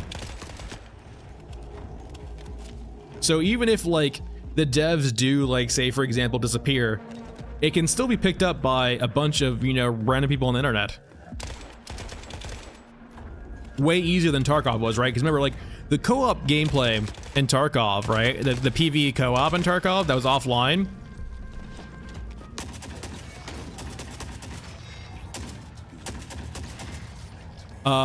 Came out, like, from an indie dev, right? They weren't part of Battle State, they just came out with it. And it took them time to do, too.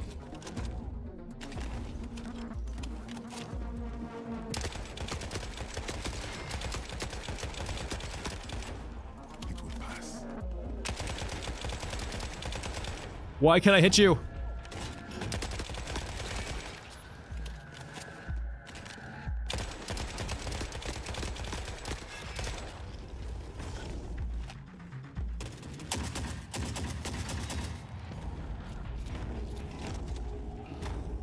Well, I'm sure, Pixel, there'll definitely used to be some draconian mods around, right?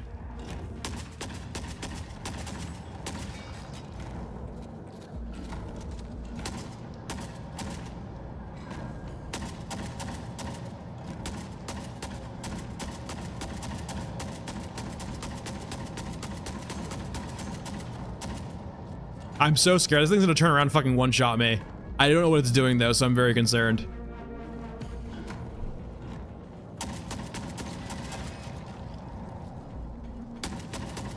Alright, yeah, here it comes.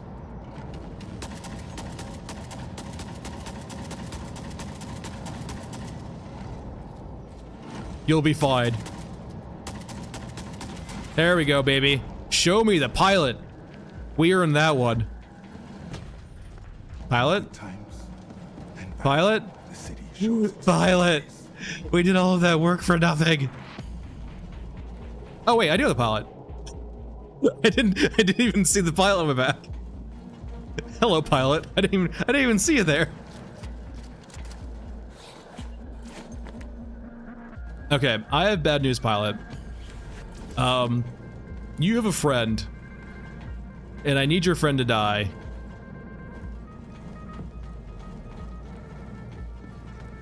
So we're gonna go find your friend real quick and save them like we saved you.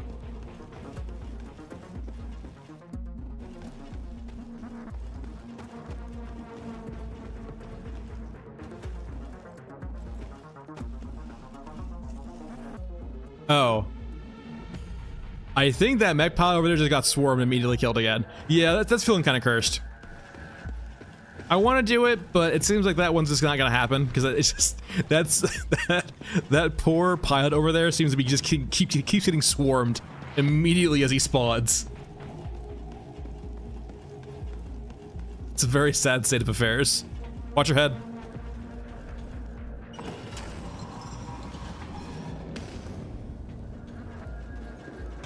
Yeah, a little bit of looting before we leave to make up for all the ammo we just lost.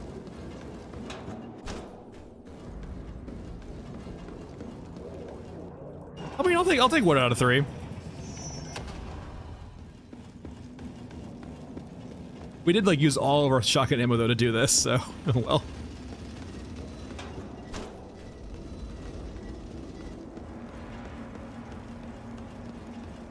You know, I know they kind of have effects on it currently too, but like I do like the idea, right? Where like before you do something, it's kind of fine, but like for example, once you get your water, once you get your explosives, once you get your pilot, you do want to be careful about what you fight because they can die. Imagine like running away and watching your pilot on your back turn into a blood cushion, getting peppered by like everything.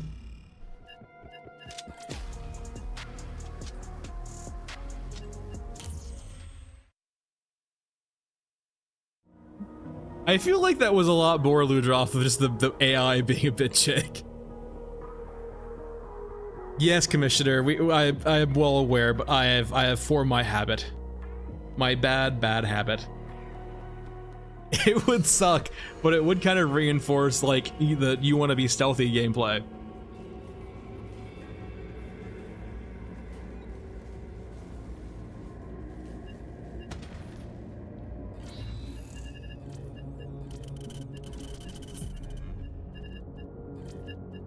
And not necessarily like, for example, right, you would like it would instantly die, like it would have HP like everything else would, but like you would like maybe like be, once you start taking fire, you'd be a lot more cautious, right? When you seeing your pilot starts to bleed.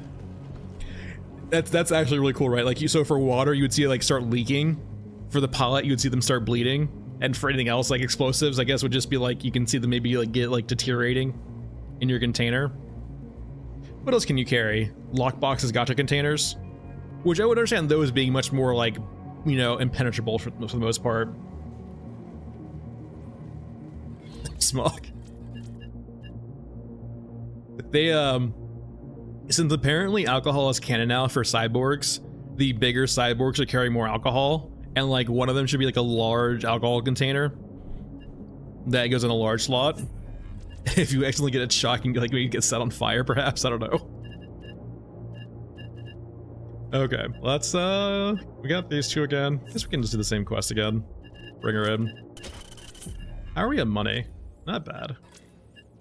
Alright. What do we got ammo-wise? Well, we have enough technically to do it. We need about 30-ish rounds of 20 gauge to kill them. Those might be a, those definitely will be a, I believe, 2 weapon run.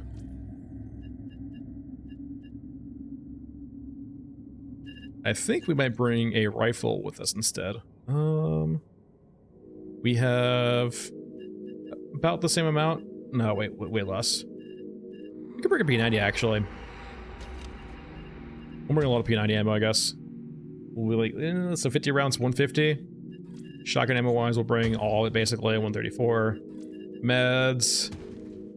We have a few, but not many.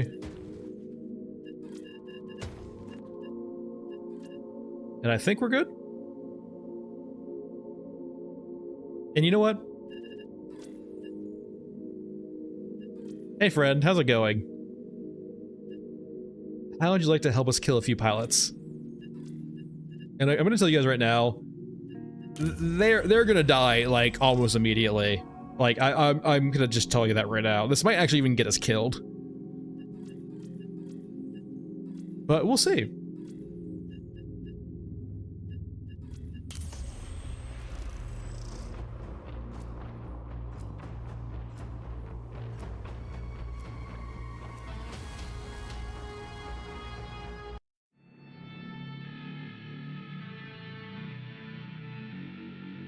Yeah, I'm not a fan of the P90, but like, the way I think about it, right, it's essentially just a 50 round 9mm gun. Oh, god damn it. That familiar sound. I remember it well. Technically, they still spawn this variant.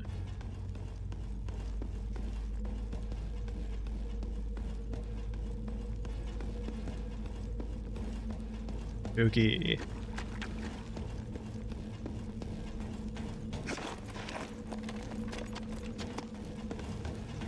Yeah, it's actually better. The only thing to worry about is like Mother Courageous for sure. And grabbers.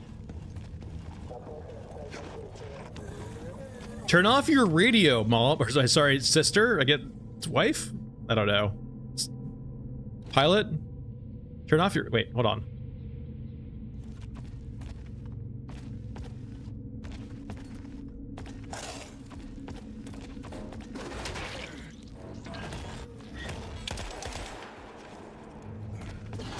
You're not crouching anymore.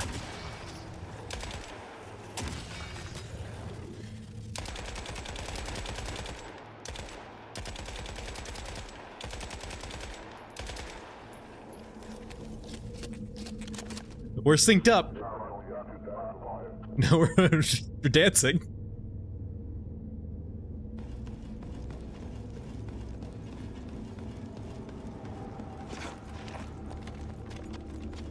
Admit the pilot. I mean, she pulled a few of them by shooting that one sideboard, but it was an aggro to us, with aggro just to them. All right, let's go get our pilot, our other pilot down here. Though mom can spawn around here, so we have to be a little bit careful.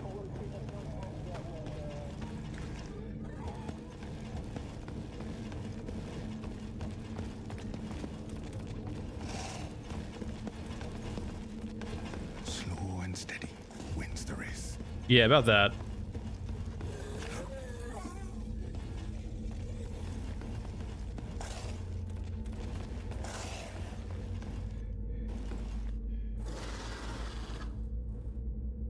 All right, well, you guys are gonna have fun over there because you can't get me up here.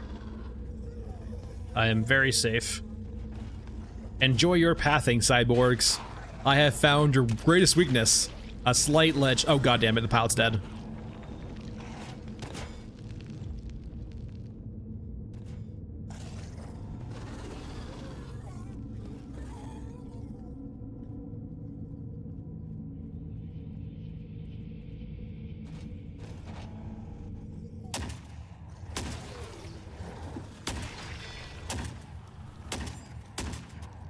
Really?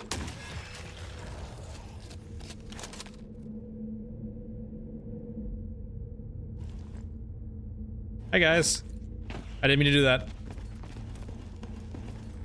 Oh, there's a dead pilot. Rip.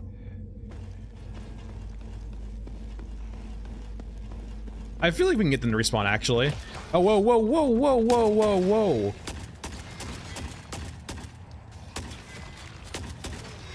No smacks in the backs, okay?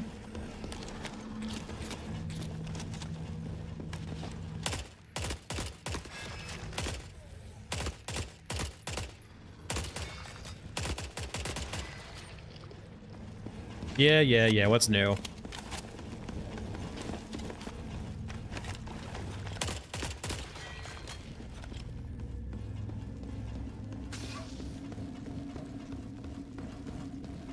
I'm dead, frowny face.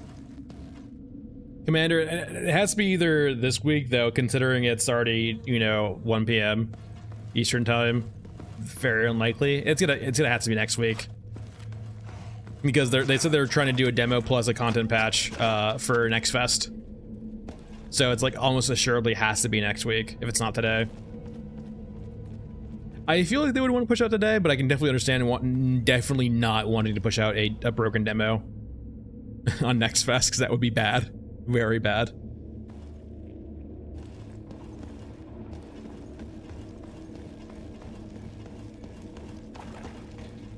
But yeah, they said they wanted to do a demo before the end of next fest. Yeah, I looked at Kyo and I didn't see anything to note. I do feel like if they put a demo on the game, this will probably pop off. Though it will be late to the point where I don't feel like people are gonna be looking at it anymore. Like, them already not being ready for the next fest to begin with kind of, I think, pushes them out a little bit. But we'll see. All right, you did not respawn the way I wanted you to. What if the thief has spawned? Like, I'm not sure if people look at Next Fest like during the second week of Next Fest, really. So I'm not sure if we're gonna have like a lot of results of like a massive influx of people, considering it's so dark and spooky in here.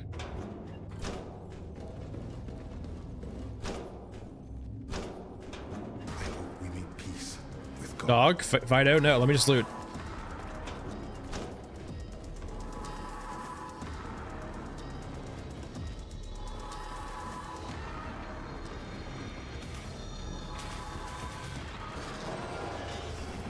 Aha, you were trapped in there.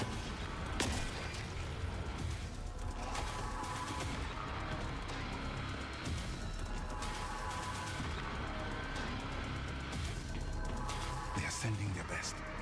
We don't have much time. Time to use the tech. Go, go, go. Use the tech. Crouch jump. Crouch jump. Crouch jump.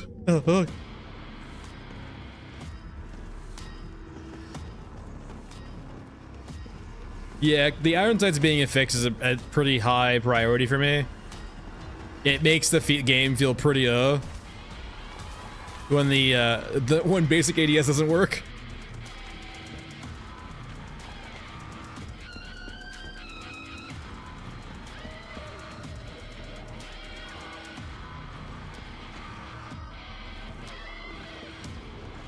Wait, do I hear the thief?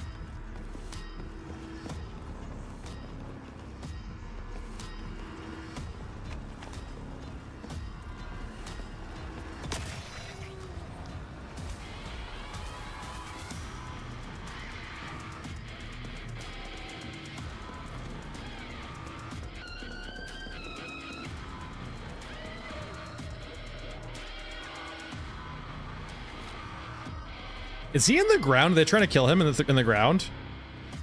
I really do not want to fight a brawler.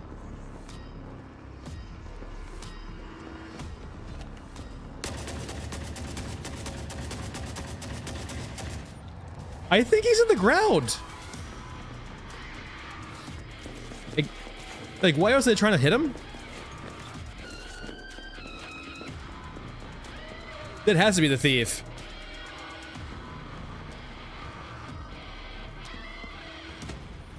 The city provides sustenance. Can you shoot an explosive by itself? In good times and bad, the city shows its true face.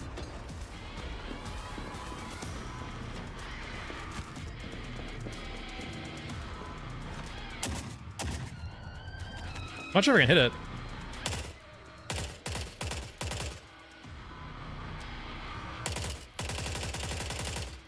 I think the body's in the way. If this does work, the body's in the way, I think. Let me put it over here, perhaps.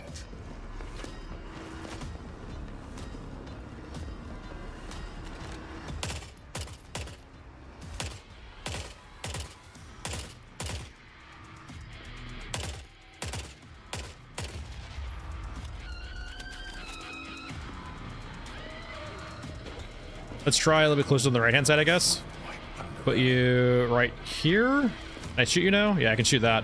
Whoa, whoa, whoa, whoa, whoa, whoa, whoa. Oh, they're just... early access.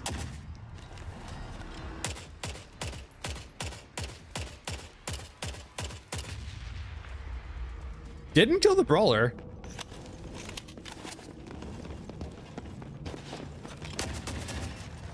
Definitely hurt them though. They have way more HP than that. To this. Now bring it home. The thing is though, like I need to loot his container also, which I'm not sure is gonna be possible considering his current state. Until we look. You're in the way.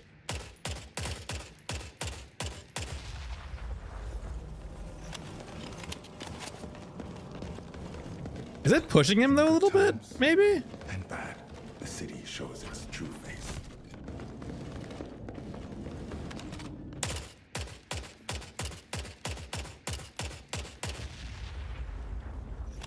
Yeah, I'm not sure. Is it pushing him? I don't think it's working at all, unfortunately. We'll try one more.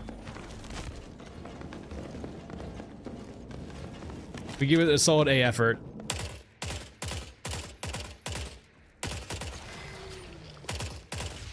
Yeah, he's safe under there. Yeah, me too. We tried. We gave it a solid effort.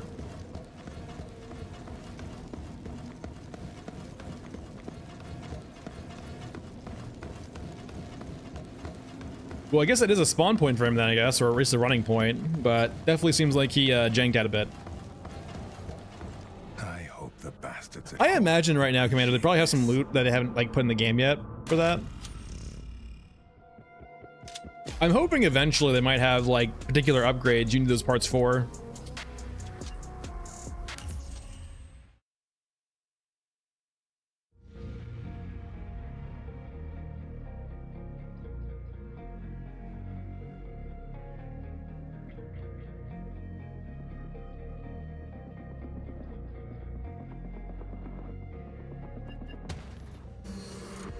Alright, fortunately no quests were completed during that period. And shotgun ammo was used. But we still technically have enough to deal with an XO. I'm going to be going over to, I think, an AK now, though, for 545, because we're running out of ammo. Anything better? No, not really.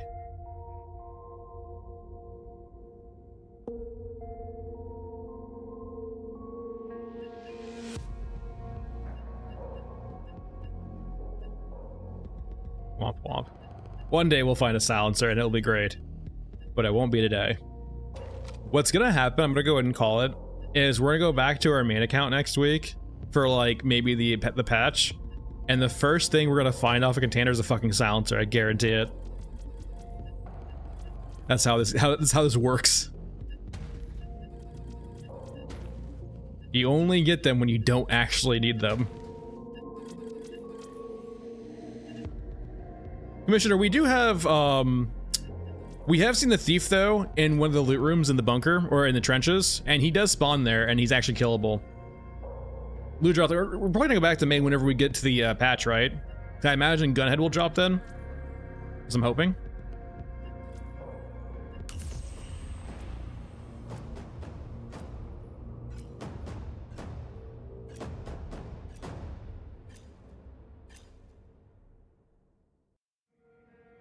And I think too, right, that it should be the new map also, I imagine. Well, rather, so what should happen, right, is mech trenches go from in progress to like released, and then the swamp will go from not playable to in progress. I am Y7. We're expecting next week. We don't know for sure. Like, they haven't said anything other than the fact that they want to release a demo and a patch, a content patch for Next Fest, which ends next week. So they basically have this week, which is today, and then next week to do so. So theoretically, at the worst case scenario, next Friday, but they want this month, 100%. Yeah, correct.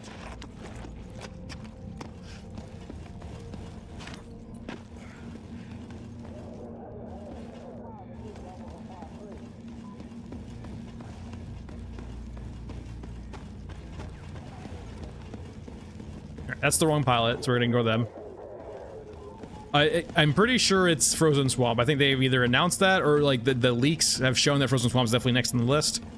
I think asset-wise, from the files, it's almost confirmed to be Swamp, because it has the most assets currently, if I remember correctly. I could be wrong, but it's Frozen Swamp, I think, by far to be most probable right now. All right, where are you, mech pilot? Are you on this side today? Wait, was that you? Over there in the distance?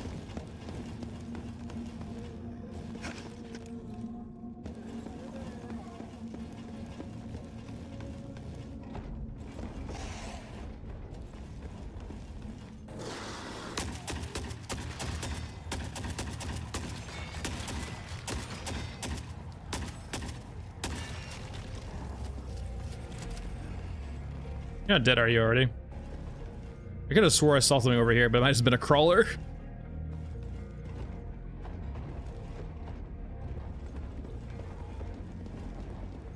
It also would be like a nice map tree loot draw because it's like it's pretty diverse, I would think, so far.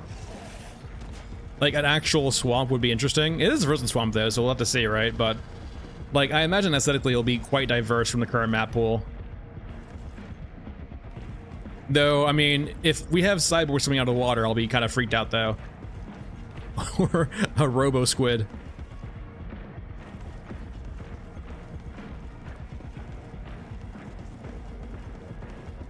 Yeah, the particles definitely, though I imagine it seems like some better performance upgrades. I imagine too, people have been like kind of wanting or asking for DLSS in the game, so we'll see, I guess.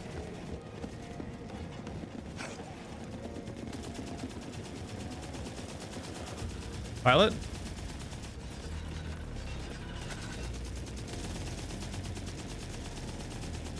Who are you? Oh, just fire particles, okay. That tracks. Look like magma for a second.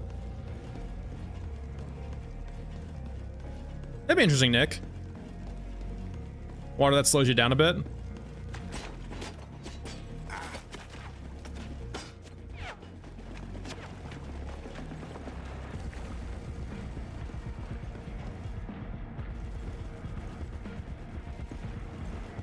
I'm leaning toward to it probably being a Eurasia faction also. I don't know why. When I think of swamp, I think mainly of Eurasia, right? For the cyborgs.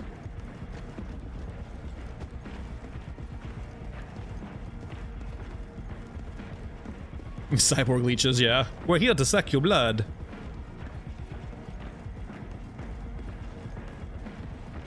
Maybe we'll finally see the cows on the map, right? We'll finally see why the cows exist. We'll see cow farms.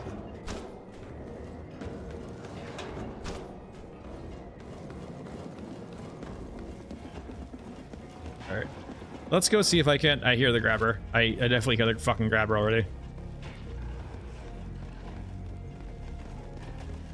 That's true. They could rust in the swamp. It is called a frozen swamp, though. It might be like actually mostly frozen over.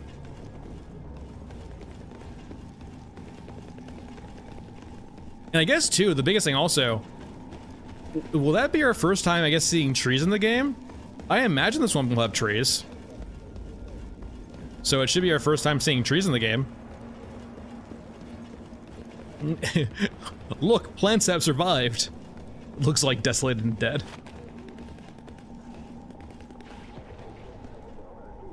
Hey, is that you? No, that's a sniper.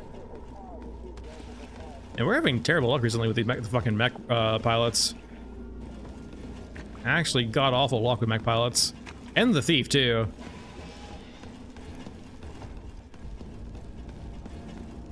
Metal trees, yeah.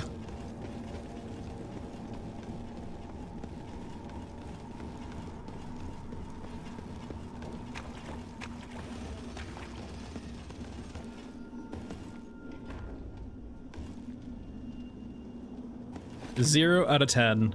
No firearm safety. Actually ridiculous. It would be cool too, by the way, also. Imagine this also. Like the destroyed vehicles or mechs, right? Having like smaller cannons and like you need to bring out like a welder or it's like yeah. Or other things like imagine if like you came out here to salvage and you had to like eject the mag of this and disassemble it for parts, and like you're like getting out the ammo from it, right?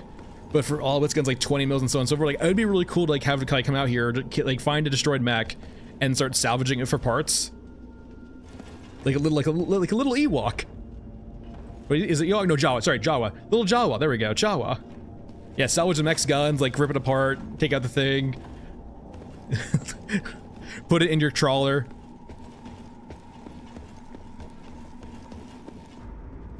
Same thing with like the tanks too, like just finding a destroyed tank and then like going inside and ripping out the ammo of it. Yeah, that'd be cool, right? Like for example, we like it might be empty too, right? But like imagine if we can find like a round or two of ammo in this for like, and like this is like a big enough gun, right? Where like the ammo for this is probably a cannon for us, and so like we would have to like homebrew a gun for this. But we like, you know, we find a destroyed mech, we rip out this magazine, we take out like 1 or 2 bullets of it, right? Because the bullets are so large. And then we turn that bullet into like a cannon for us. Like a shoulder-mounted cannon. Scav tech. See, that would be gnarly, right? And the bullets are so large for this, right? They would probably take up one of our large slots, right?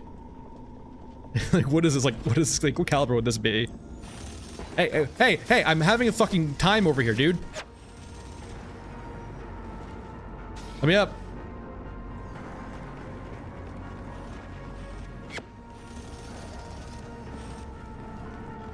I mean, it does look like maybe like 30 mil, right? Like 30 mil, 25 mil, somewhere around there. Actually, it could be bigger than that. It is a pistol round ammo, right, for a mix. So it's like maybe like 50, not 50 cal, but like would it be like 500 cal? I don't know. No, sorry, millimeters, right? We're talking about millimeters. That's like 50 millimeter, perhaps. That too, right? But I think like leaning into that fact of like, you know, salvaging and like destroying or like, and it would be time consuming, right? Like essentially to like undo the magazine, salvage it for parts, so on and so forth. Like having our ability to only be like, you know, find a backpack, hit E on it is kind of, it'd be really cool to loot mechs. That's all I'm saying. And like repurposing the two into like a gun would be awesome.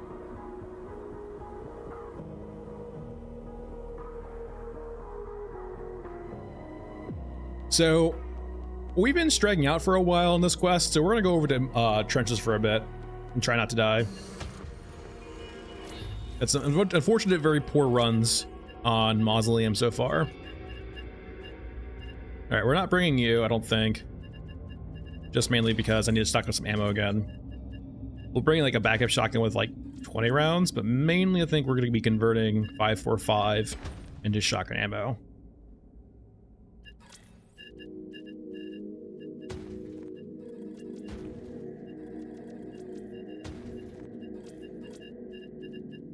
And quest-wise, this means we could do bring her in on this map. It is a bit janky, but we could probably do bring her in on this map. No, let's not risk it. This map's kind of hard to do bring her in on because it's just everything aggroes to you so quickly. Where are you, Plug Pool? I mean, he keeps coming back, Ludroth, so he needs to die over and over again. Right, regions, trenches, elevator.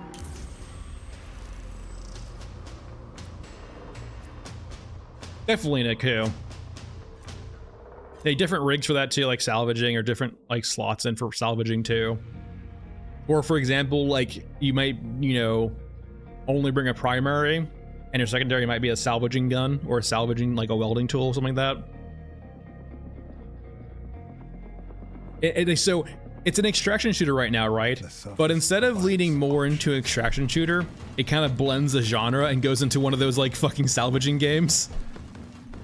What's that game called for like the space game where you like salvage destroyed spaceships, right? Something like that. You do like half that, half extraction shooter. I can see that too, Ludroth. I can definitely see rigs, for example, for like maybe Bagman that give you like a special large item slot for like over your shoulder.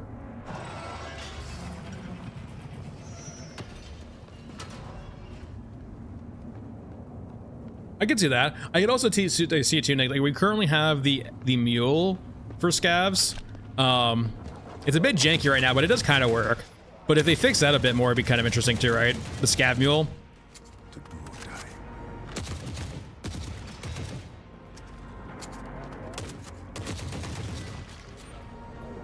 Yeah, Retro, that game, right? So like, imagine like blending some of that game with like this game, right? Where you have a mech, like mechs and destroyed vehicles, and like you just go around salvaging them and like, you know, taking out the spare parts and repurposing them.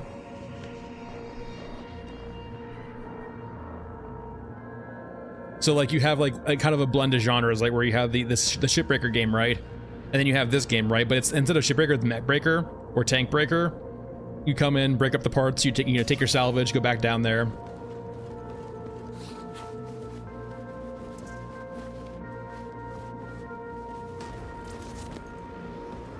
We steal the whole helicopter. Unfortunately, usually helicopters are problematic because they generally break the game, giving you the ability to go in third dimensions very heavily.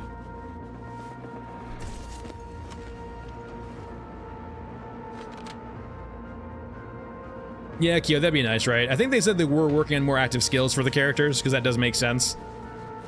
All of the character skill trees are pretty barren right now. And like, Scav Girl could always use that, right? Because Scav Girl is a very frail. Very, very frail.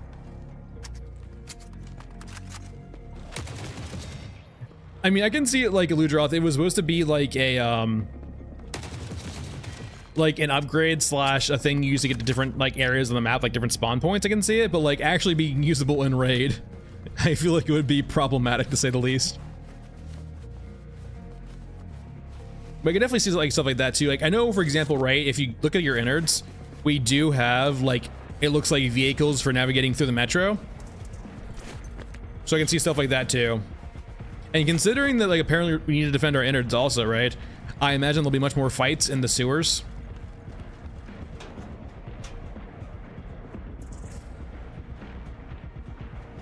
But a Warthog. Now we're just Halo. Grim Dark Halo.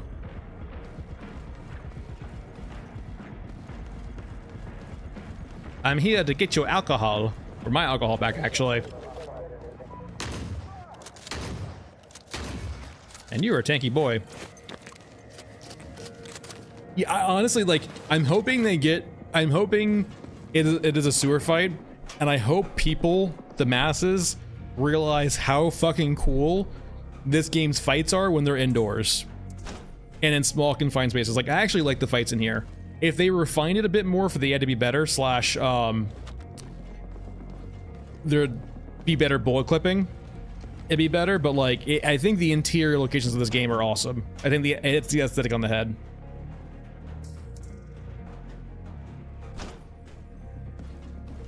I wouldn't be surprised if we get some weird form of vehicle eventually. Not like a literal vehicle, because that wouldn't work in a lot of the game, but like something like that, right? Like a little moped. I can see a little moped. A little, picture it now, the old man driving around a motorized scooter.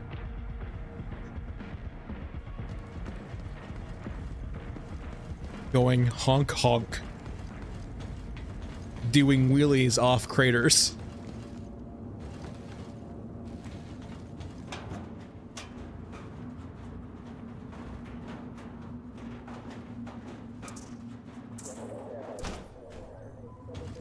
It's always actually weird, Nick, too, how so many games overlook bikes as a means of transportation. I know, like, mods, for example, add it back into, like, Zomboid, but, like, a lot of games, like, go straight from, like, you're walking to you know, cars. That intermediate step's super interesting, right? With, like, bicycles. It's probably just hard to program because the bicycles are weird, but at the same time, like, it's really, like, probably one of the most common ways people are going to be moving around in an environment like this, right? Is like bicycles. To appreciate the good things.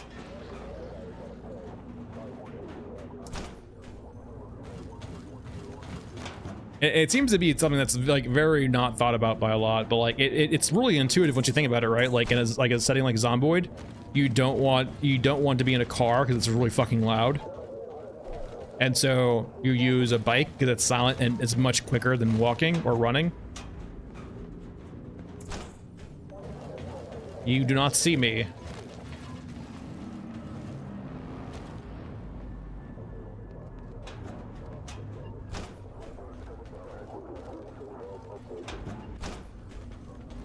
Probably time to leave. We have literally everything we could want. Think we can get up here? Am I crazy? Oh, we actually use the tech. There we go. Tech? Oh, so close. We're so close. Gotta sprint. Okay, we had to sprint to it. There we go. The tech. We used the tech.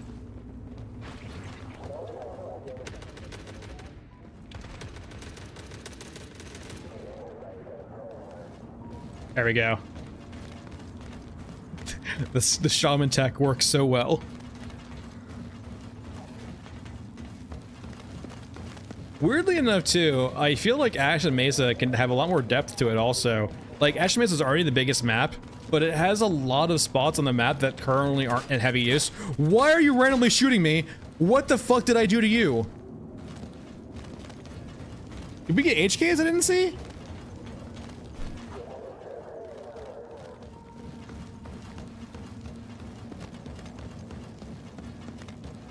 My god. Yeah, that's generally always the concern, right, with physics, but I will say, it being Unreal Engine does help out quite a lot, right? Unreal helps out a ton. Because, like, Unreal already has support for that, right?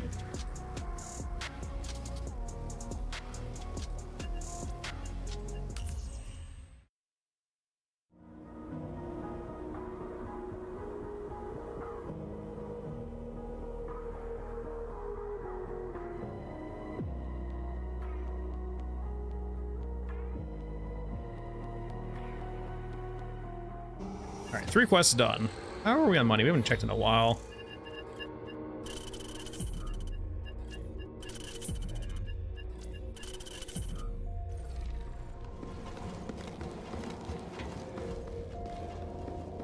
That's fair.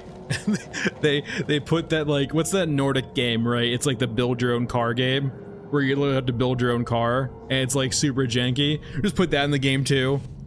You have the salvaging game, you have the build your car game, and then you have this game. Yeah, my summer car. Yeah, my summer car. Just copy and paste that into the game, right? That's how this works. Just Control C, Control V. Put my summer car into this, and you can make your own car.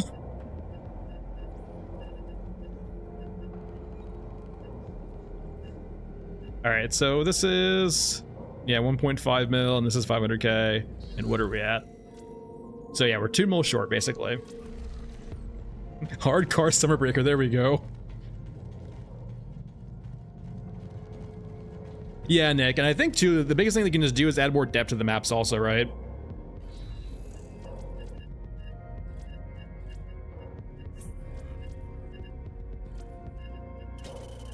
Like, it feels like a lot of these maps should have bunkers or underground segments. Especially, and I think too, right? Our summer car breaker. I feel like right now a lot of the maps don't have good areas to hide or move through the map unnoticed, and I feel like if it'd be hard to do, right? Don't get me wrong. It's basically creating an entire new map below another map, but creating areas like subways or sewers under maps or like bunkers under maps, I feel will add a lot of extra areas for stealth gameplay in the map and give it a lot more depth too, right? And a nice change of pace. Like, you can go on the surface and you can be, you know, salvaging on the surface, and then you have like the issue of being shot or killed, right? But then you have the subways or the sewers under the map, which, you know, not all the way around the map, but it would be interesting, right? To rat, yeah, exactly, to rat around, right? You know, rats in the sewers coming up to like scavenge for a bit and then leaving. I think a lot of maps will benefit from that. But like I said, it is a lot of work though. It's basically creating a whole new level for every single map, which it's its own task, but it would be cool. And I think would kind of reinforce this kind of rat gameplay.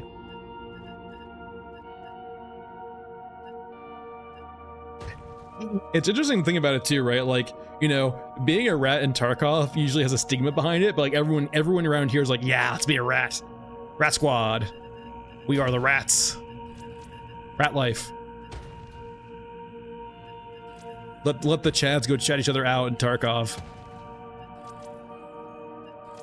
Though I did hear in Tarkov now that they have anti-personnel mines, which seems like a rat's wet dream, to be honest. That seems like peak rat right there. It's just anti-personnel mines, tripwires.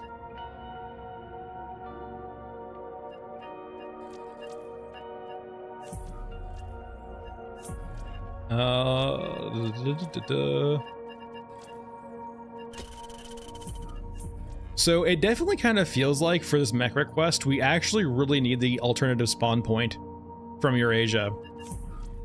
We might want to get like some better rep with these guys actually eventually, because we have ruined our rep. If we do a few, actually, let's do that. That's actually probably a better idea. So what we're going to do is we're going to farm trenches for a few more runs, because what that will do is we'll kill a bunch of Europa troops, and that will get our rep back with Eurasia up, hopefully allowing us to use that alternative spawn again. That spawn does seem to be pretty pivotal for getting that quest done. That other spawn has never gone well for us so far with that map.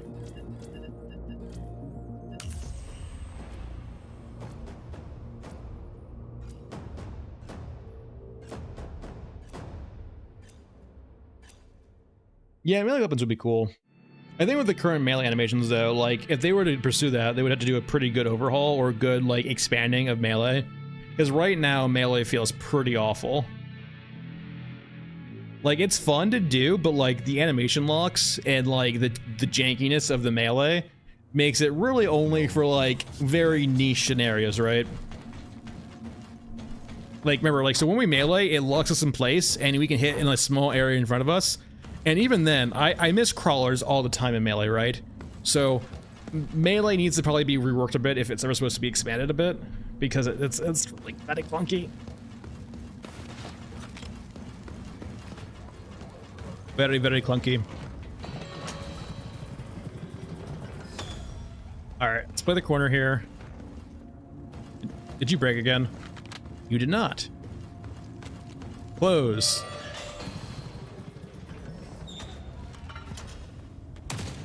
I'm really just playing default settings, to be honest. Like, actually default settings. So, like, my melee is V. I know you can middle mouse it too, but I just use V.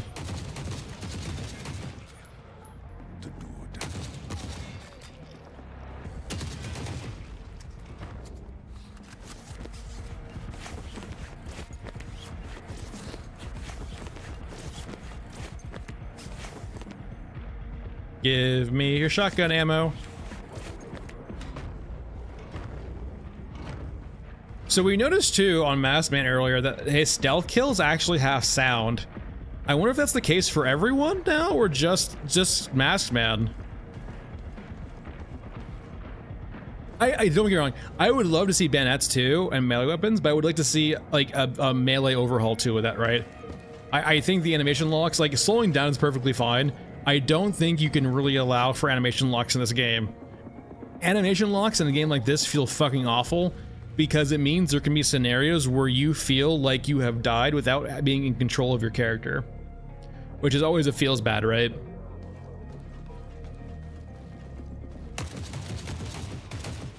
It's but a moment in time. It will pass. Yeah, it has a bayonet right now. It's not functional, correct?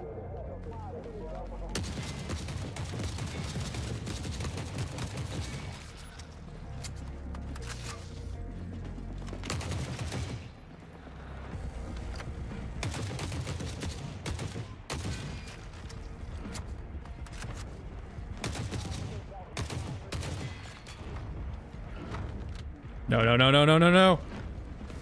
You need to die. Give me your alcohol. Did it despawn? Is this really its despawn trigger over here? Really?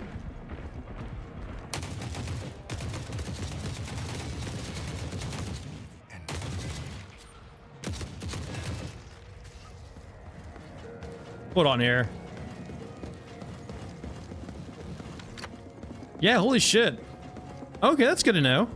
So, if you're ever fucking terrified of an exo coming in here, its despawn trigger is right over here. So if you just run to this far wall, it will despawn. That's good to know. I've noticed that a lot too, is like, I have played the game a lot, so I'm getting pretty good at it, but like, there is a lot of very hard cut despawn triggers in the game currently. Like, and it's like it is literally a 0-100. Like, if you cross over this line, this unit will despawn. This spawn will despawn.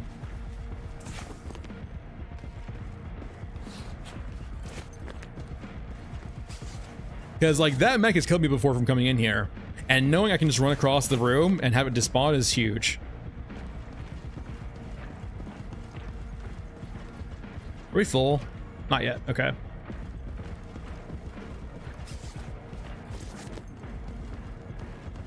Yeah, legit, like I can see that, right? In the sense of, yeah, mailing crawlers because it saves ammo and doesn't alert everyone. I definitely have done that before, but it's like, it also misses sometimes too, right? Like you can actually miss with it. Even though you're like aiming at the crawler, it's a bit weird.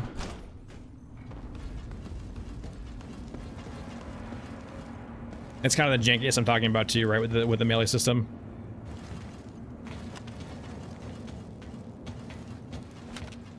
Explosives. Peace through discovery.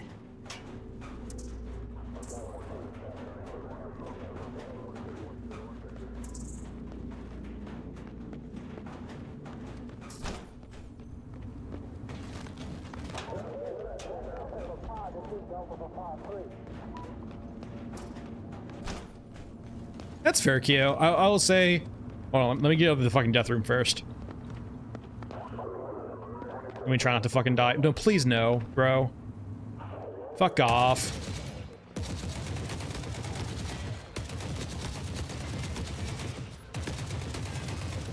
I just wanted to loot and leave, and then you make me kill all of you.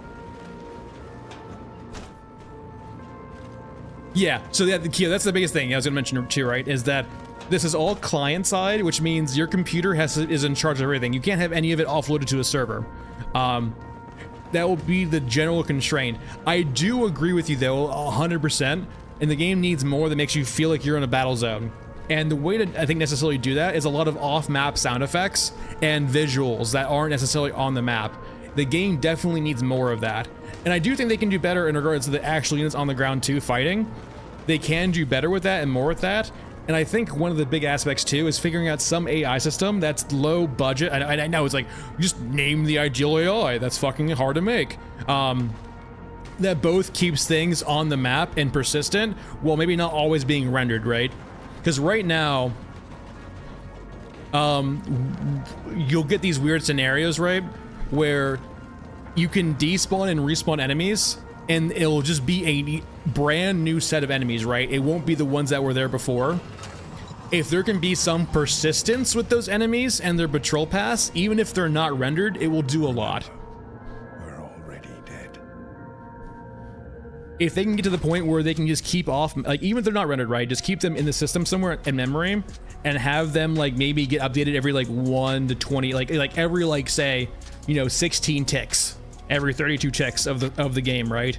You know, it will run their AI program and move them, right, a little bit. So they're not necessarily, you know, in real time, but they're still persistent on the map to some extent. Because that is one big breaking thing for me right now is like how you can leave and enter a zone and the AI is like just freshly spawned, brand new, nothing's happened to them. And I think that shouldn't be necessarily impossible, right? Because it's like, it's not too computationally heavy. It does require more memory, right, for every unit. So you do get into a sense that you can have a lot of units in memory. But I feel like RAM is, everyone has a lot of RAM these days.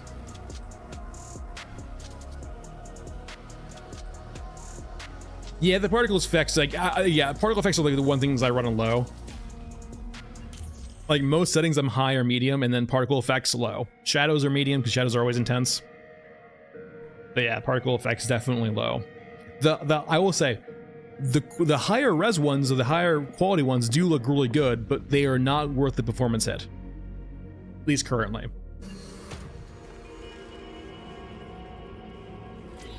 Yeah, and I don't think it's that more demanding, right? I think they're still optimizing their AI for the most part. But I think like when, yeah, just you can have them off map, you can have them not rendered, but just have them be somewhat persistent, right?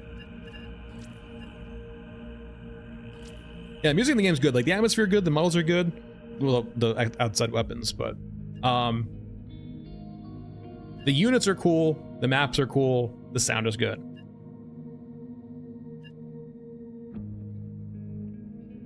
Yeah, and like this like Smog too, in the sense of just having persistent off-map sound effects like gunfire, battles, and like sprites and like, you know, things in the skybox fighting will do a lot for even when they aren't on the map. Those sounds will help them feel like they're still there, right? Those kind of distant sound effects of like bullets going off, explosions, so on and so forth. And one thing I want to see too eventually, right, is like in-raid effects on map and off map with like, you know, artillery strikes, like saturation fire from artillery. I think like having artillery would be fucking If they can just look at Hell Let Loose, I said this before too. Look at Hell Let Loose. They have done great work with how suppressing and how chaotic getting suppressing fired and artillery strikes can be, right? The sound effects in that game, the visuals in that game are so good in regards to making you feel like you're like kind of fucking suppressed and fucked. Hearing artillery come down and Hell Let Loose is just so damn scary. Okay. Quest-wise. So we're still grinding, I think. We're gonna basically keep grinding trenches until we have enough rep for ruins. So let's keep doing that. Oh, no, sorry, not you. Come here, Shaman. And then rigs. We're looking for quests. There we go.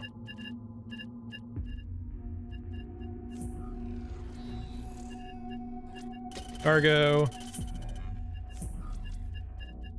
Plug pull. And we're looking for thief.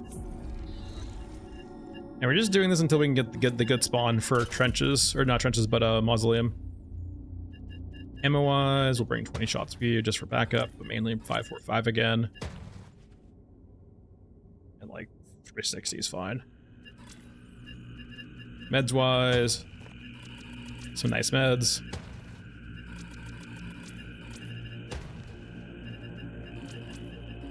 Regions, trenches, good. Okay. Oh no, this is technically our third run, so it's kind of been persistent, so he's been just going back and forth every died. So this is technically the third run, which started the end of last stream. This entire stream so far has been the one run, and we're kind of on the tail end. We're kind of in the middle tail end for the most part. Like we're on our last 2 mil. Yeah, second stream of the current permadeath. Yeah, Smoker. I think, yeah, more stuff like that. Rocket artillery.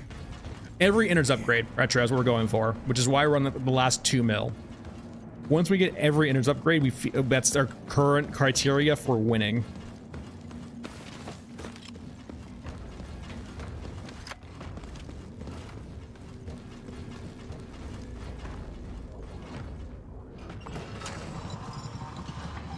That could be a challenge too, Keo, for sure. That's a good challenge.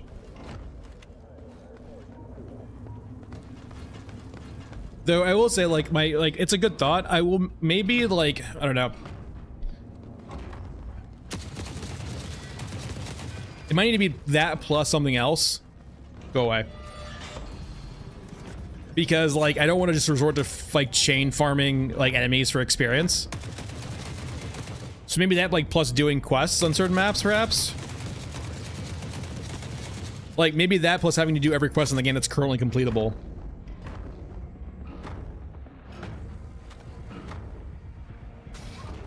Maybe Ludroth.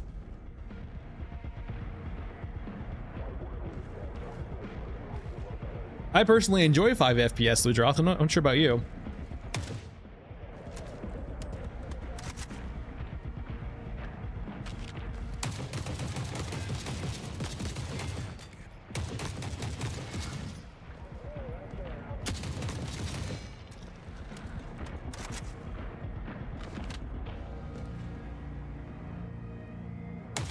Come on, you can do it. Come up the stairs. Come on. No?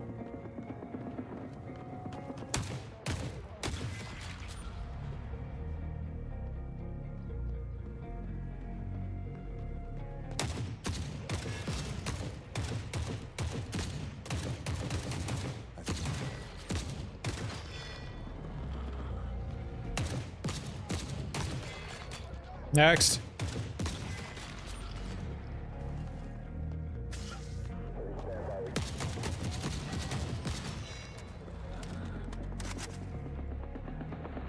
I like how we've been, actually, I remember too. The best way to get like negative rep and gaining rep is actually probably shooting mechs. You lose a lot of rep for hitting a mech or a exo. Even if you don't kill it. Because we are not getting much rep at all with Eurasia right now.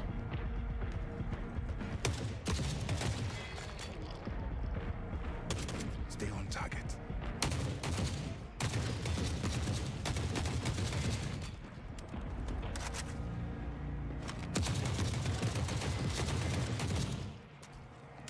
Yeah, Commander, I can see that too, right? Like, there's currently not like a lot of progression with quests, just like you have access to all of them after a certain point.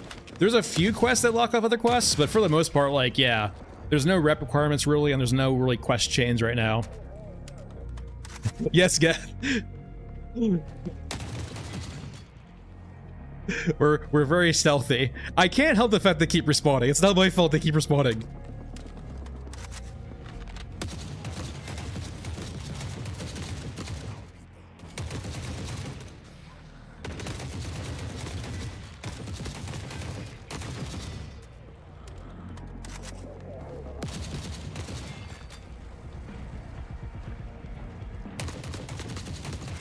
All right. Now I can loot.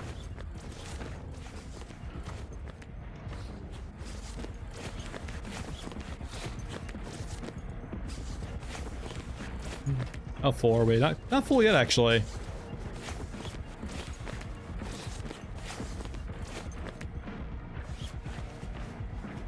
Oh no, this is a different stream. So we're currently on... We have everyone except for Old Man and Masked Man right now available on this run. Everyone else has perished. Oh no, we have a friend, we have a friend, we have a friend, we have a friend.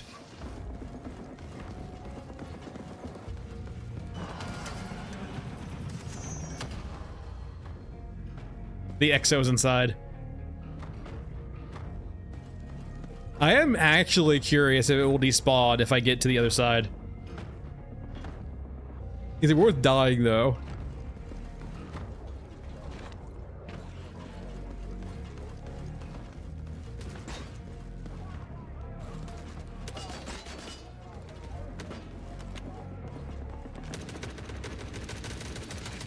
Bye.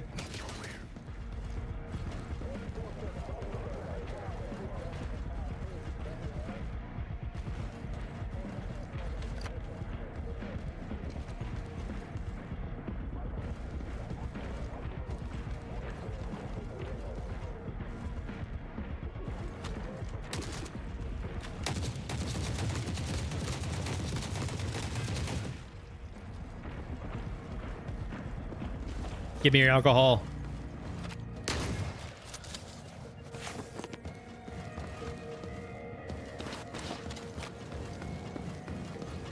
Oh no, the closed door. Okay, we have to fight here, right? This is where we die if we don't. Wait, is anyone coming? No, actually. Alright, explosives and just leave. The HK will come behind us and then get us killed, so just explosives and leaving. Take a moment to Also, we didn't do plug pull yet either. We need to go back. Yeah, the door always breaks, man.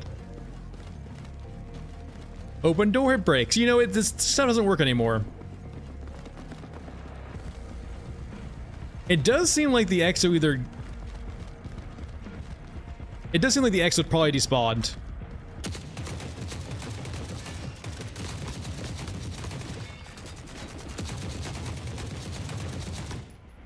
You know what? I don't need to do plug pull. Okay, no, I need to do plug pull. I need to do plug pull. I need to do plug pull. Not like this. Not like this. Not like this. Run. our people need this. Go to sleep. Go to sleep. Go to sleep.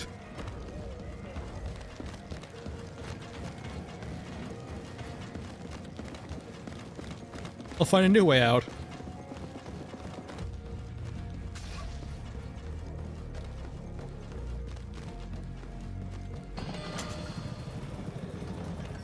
No.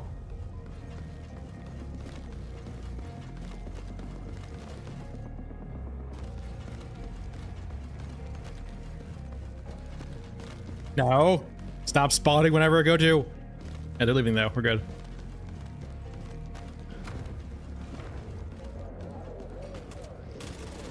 Yes, fight each other.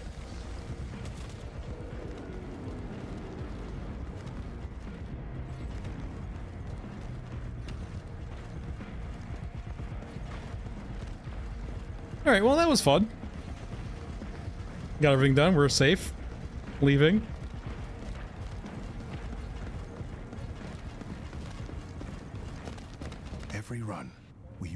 back hope. Anything good we got? Probably not. There's a bunch of bodies. A lot of 50 cal we can't really use. No shotgun ammo, really? Isn't what we brought in? Ugh. I was kind of hoping for more shotgun ammo there. Just a lot of 50 cal. And I don't think we have a SCAR available. We can get one pretty easily, I think, but...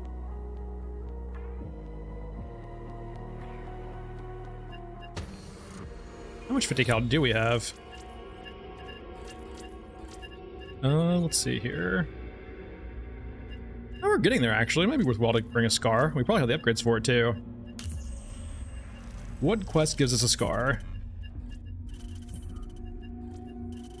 I think it's off of MSC, right?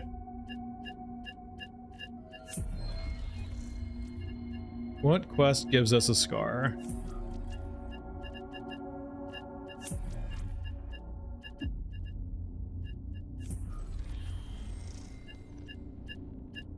There we go. Oh, this is impossible. You can't really get this. Okay, that's unfortunate. So we could just get a SCAR from bringing in a different rig. We don't have a SCAR yet, though. We could do a different run real quickly, actually, with a different rig. Our gunrunner rig instead. Get a SCAR, then leave, and just run it back. I like that. So we'll just do a super quick run, get a SCAR, then leave. And let's see here. Where's our 545? There it is. Oh, we don't have a lot of ammo at all. We don't need a lot of ammo, I think, so it should be fine.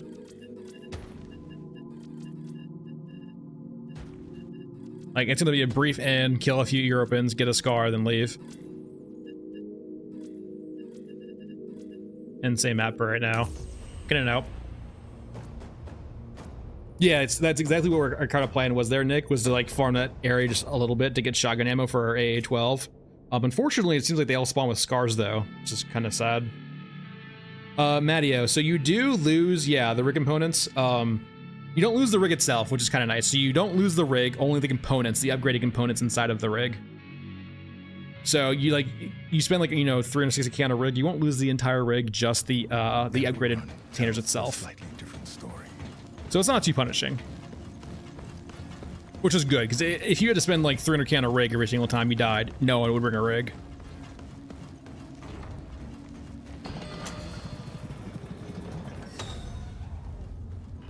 Alright, so this is broken, so maybe wait for these guys to come over. Because they probably will come up the stairs.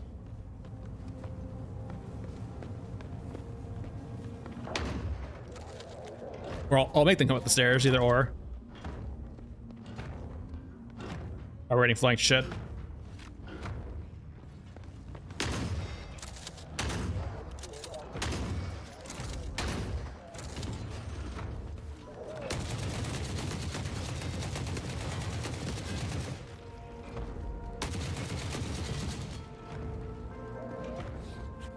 Alright, there's our first SCAR. Oh, I totally forgot too. I can't even use a SCAR on this character. I mean, I can switch, but like, oh well. The SCAR is a heavy rifle. Shaman is a small boy. Give me. There we go. Give me the SCAR. Come on. There we go. Must take a moment to appreciate the good things. But we still have one character who can use it? Yeah, one character who can use the SCAR still?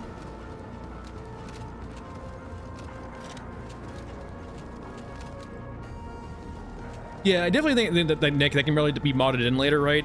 So like a lot of these things we're talking about, right, don't need to be in the main game, but can easily be modded in later, I feel like. For the additional difficulty you want if you're a masochist.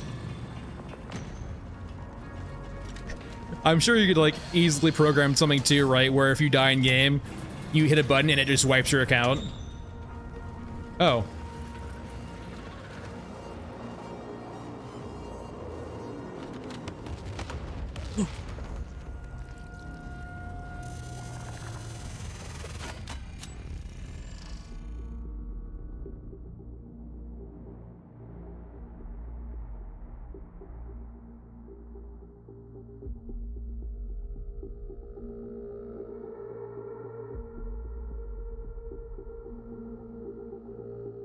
Well, that was unexpected.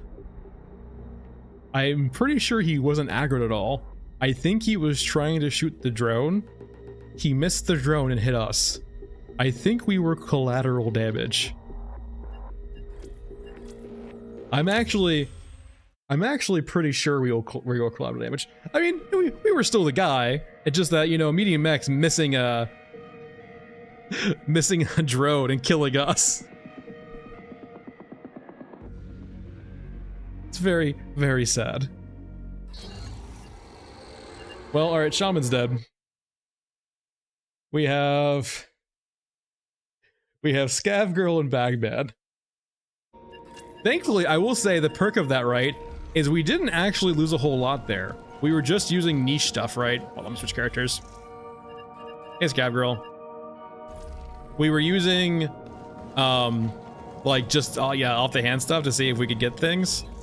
Like the scar. So it wasn't like a giant loss. Like, we didn't lose our boy here. A pretty boy. How much money do I have? So I'm 1.8 mil short, I think, basically. Okay. It's time to get back to the grind. Back to the grind. I hate you so much. I hate the fact she can't use this off the cut, like off the rip. Why are you the worst? I'm going over to Bagman. Screw her. Hey, Bagman, how's it going?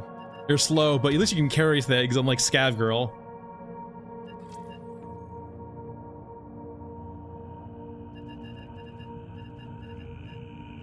Oh, hello, you. How much 20 mil do I have? Worth.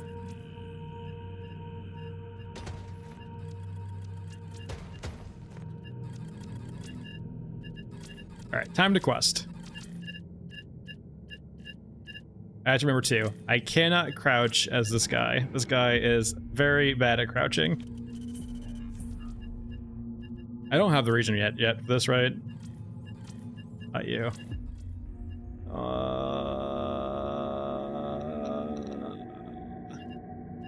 You make it so hard to do this map not having that spawn.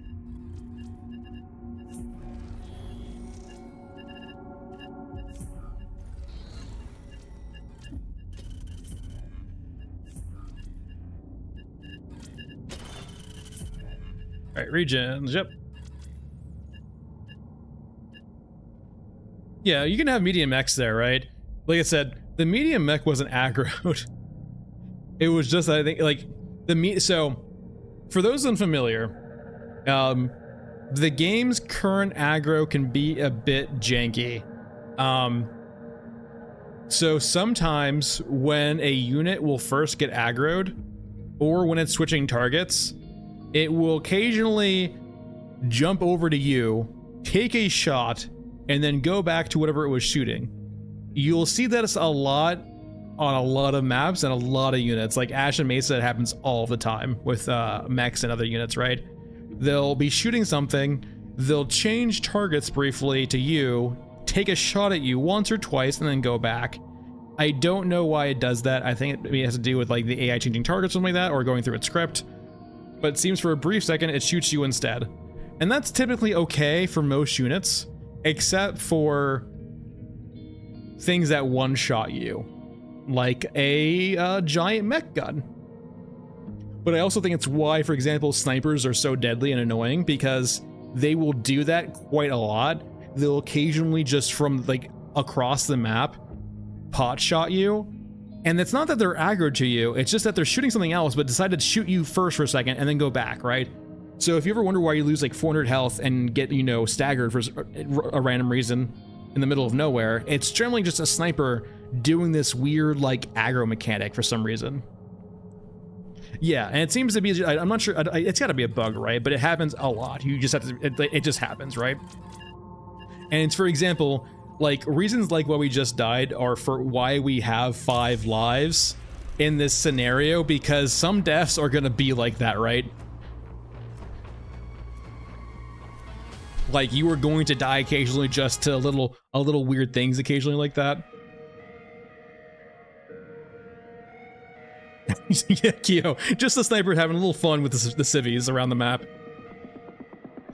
Gotta keep the civvies on their toes, right? Okay, it looks like every character has it actually. Look at us go. And stay alive. We're so slow. Though we have access to a giant gun.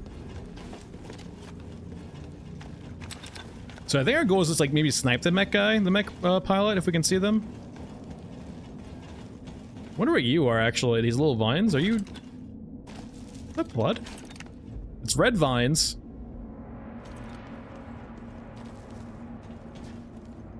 You flush?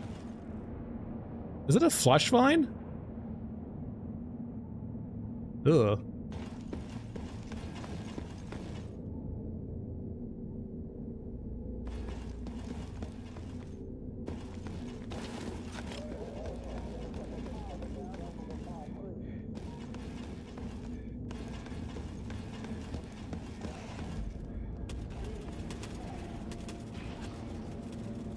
All right.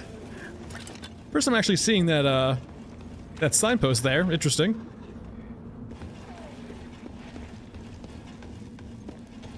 All right, there's like no shot he's gonna be already spawned, right? Not with this LD.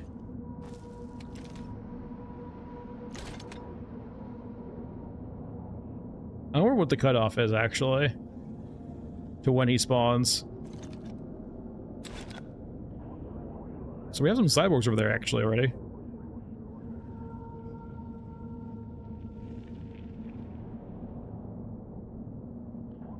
Okay, we can see some units though with the turrets being set there. Can we see turrets over here too? No, they're not rendered in.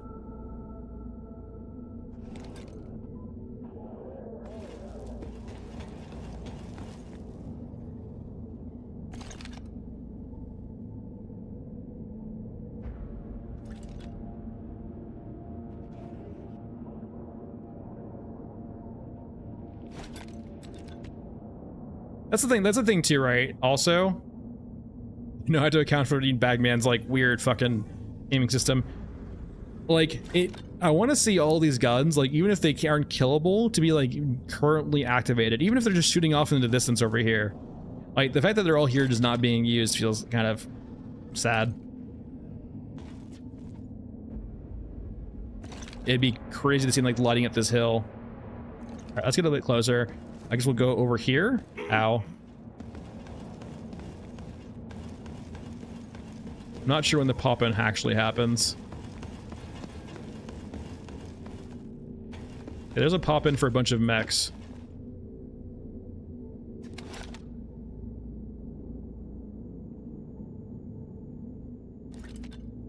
Alright, whatever. We tried. Yeah, exactly, Keo. Yeah, for sure. Exactly like that, all the ambiance fights around, which adds so much to the, like, imagine if like, you played Space Marine 2 and all of the backdrop fighting was just not there.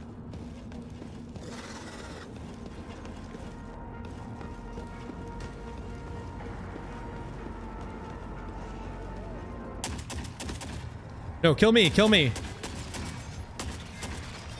Leave the pilot alone. Aha, I saved you.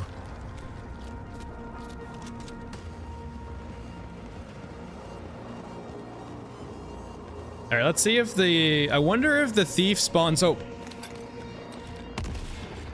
Haha.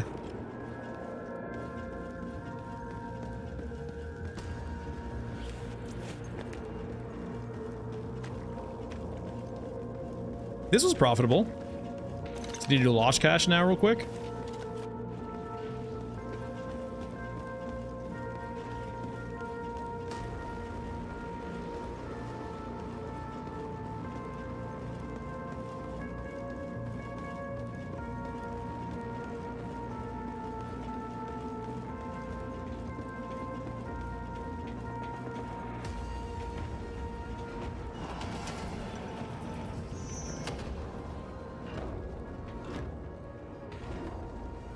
Let us find data cache real quick and we can leave. There we go. We're good.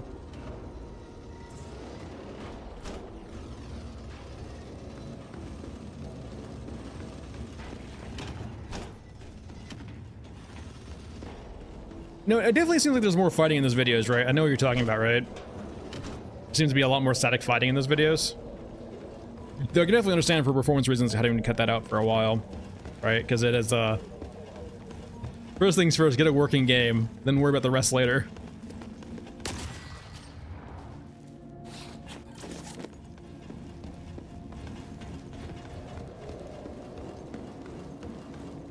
I am so slow, so very slow.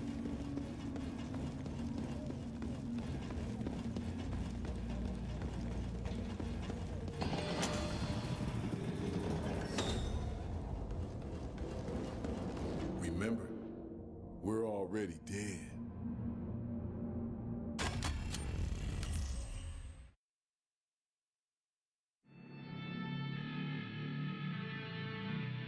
You feel like I need to try multiplayer? Maybe.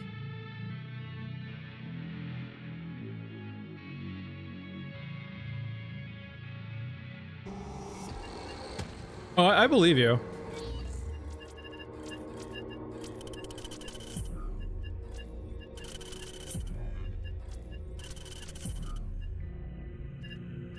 I definitely believe you, don't you worry.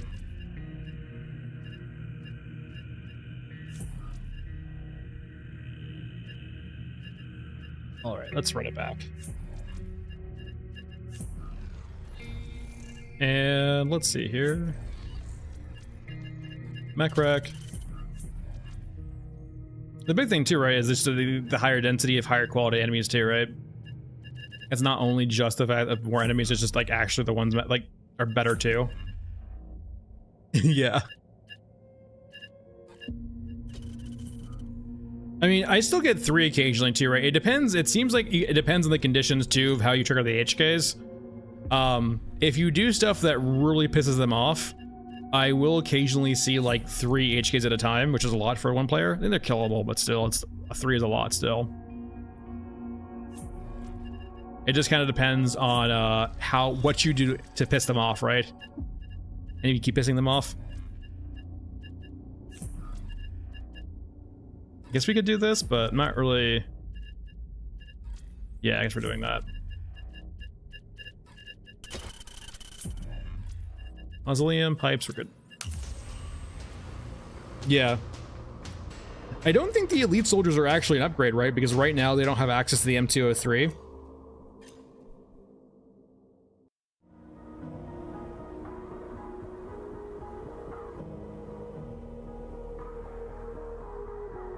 Oh no, Pixel, yeah, there's currently with this engine being Unreal 5, right? There's a bunch of third-party tools you can use to unlock the game like that. The Unreal Unlocker, right? So you can get camera mode back in the game. I did not bring ammo. So I guess we need to be a very safe boy here. Biggest thing is no meds. Hey Daniel. So I think we just leave actually.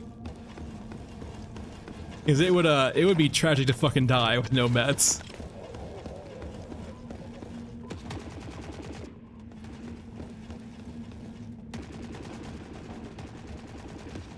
I would like to choose life, please.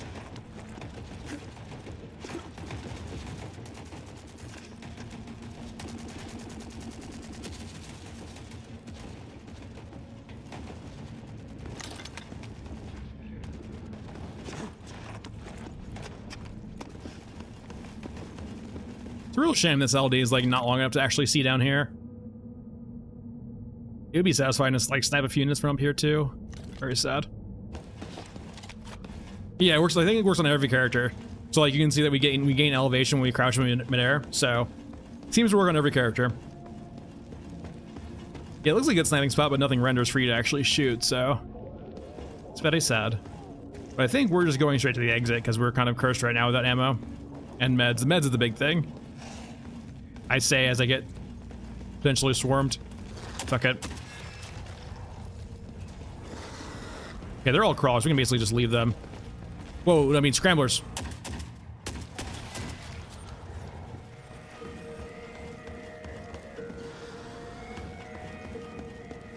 Definitely seems like the case, right? With all the artillery around, it'd make it seem like it fits in quite well.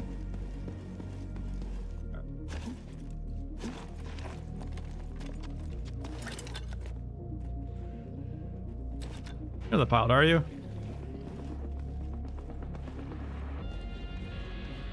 No.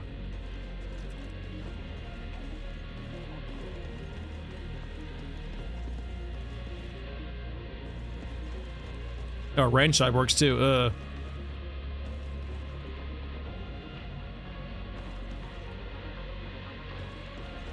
I would go looking, but with no meds, let's not tempt fate. It's the jump meta now. They can't patch it out. It's a game mechanic now. You can't patch it out. It's a skill jump. If players can't do the skill jump, it's their own fault. They should just get good.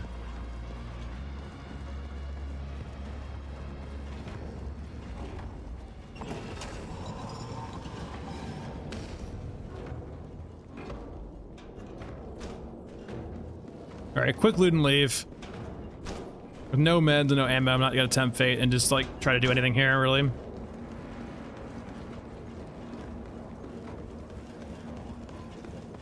What did I do to get HK zombie? What the fuck did I pick up? Data cache? I guess it's gotta be data caches, right? Like, what the hell did I pick up to piss off HKs that quickly? I opened like, what, 3 containers?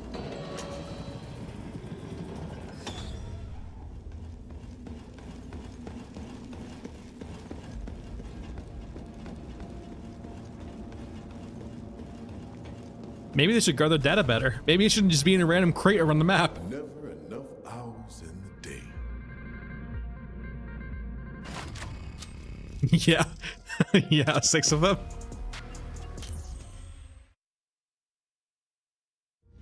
Maybe they should, like, you know, guard them better if they don't want them taken. They were just in like a regular box lying around, man. Not even locked.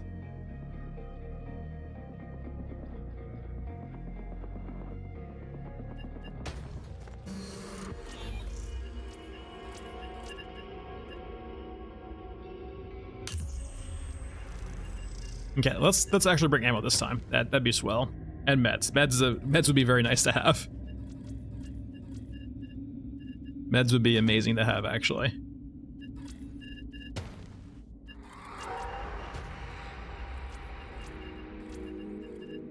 We didn't finish any of these. Let's go back and just run it back. Regent's Mausoleum, go.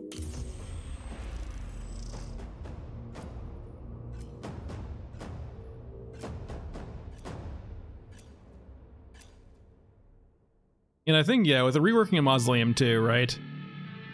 They probably need another pass, right? Because I think with Mausoleum being broken apart for Nexus, Mausoleum, and Trenches, right?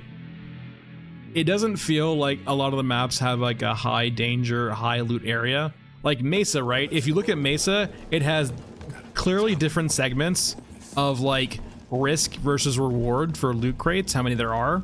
Maybe not in rarity, but loot crate content-wise, or how many there are, right, in the local area. There's like a clear risk versus reward. Like a lot of the other maps, right, there's not like a giant risk versus reward for different areas.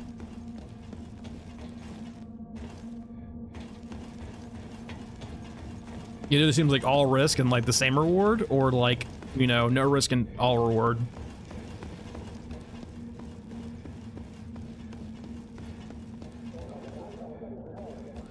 Alright, let's go find our mech pilot. A damn giant head getting stuck and hitting beams. Yeah, spawn in. Why? Anyway.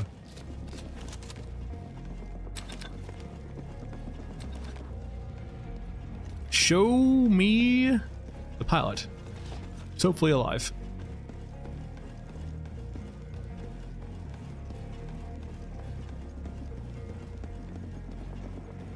Yeah. I mean, Churches is nice because all the meds, though, right? It's like just a giant med spot and water spot, really. If water was more valuable, it'd be a fucking gold mine.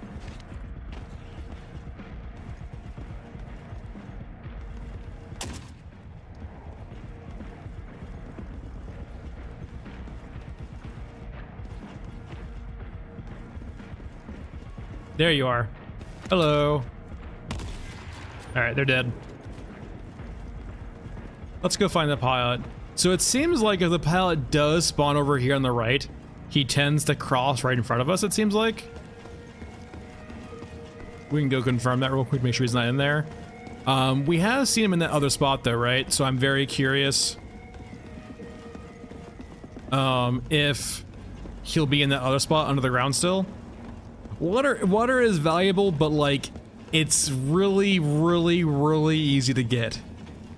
Like I'm sure if you really wanted to, you can go from 0 water to 70 water, or 0 water to say just 50 water, you know, before upgrades, and like maybe 30 minutes. Like if you just spam back trenches, you can get water really quickly. It's supposed to be valuable, and they are reworking the system, but for right now, water is just like really easy to acquire.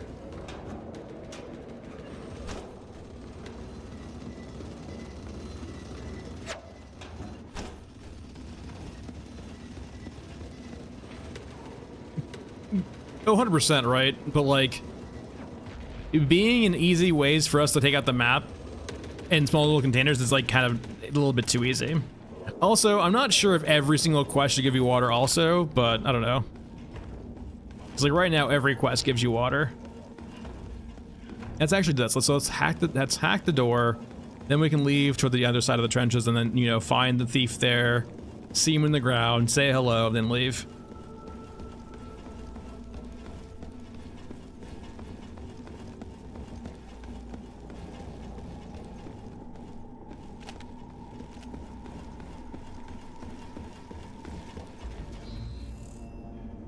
Been a long time since I've seen you, Door. A very long time.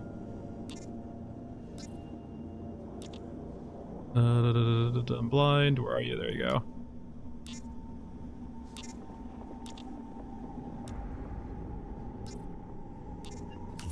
One down, one to go.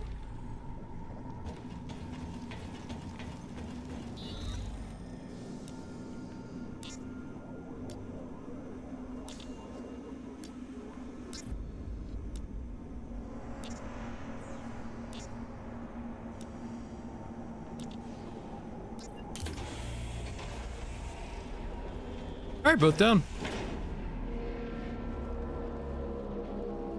Give me your stuff. Like if water, for example, was more common in these rooms, like you would need to get like water. I do think that after talking about it a bit more with you guys, I kind of do like the fact of you bring in an empty water container and you find sources of water in the map that you siphon water out of. And sure, maybe that's units, right? But like I think that's a much better mechanic of like you bring an empty container and then you siphon water out. And maybe like you can find those small little containers, but they're much rarer. Oh, we have risky cargo. We have the wrong quest for this actually. I'm not been paying attention at all. Though there are explosives over there actually. We can get explosives over there pretty easily. Yeah, siphoning water too, and just like that. And so that, along with the system of like getting your water tank punctured as you get shot, would be like huge, also, right? Like, imagine if you, so you bring a water tank to siphon water. You siphon a bunch of water, but you get aggroed, so you run away. Your tank gets shot, but thankfully, you have brought Flex Seal to seal the hole in your water tank.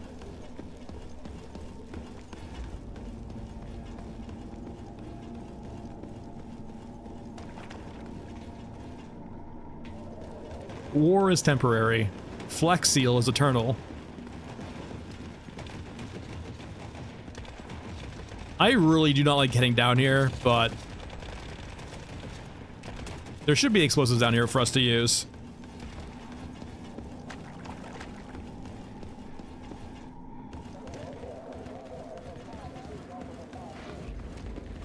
Alright, this might aggro everyone inside, hopefully not. Allow? Alright. There's no one inside for now, but that doesn't mean the case for...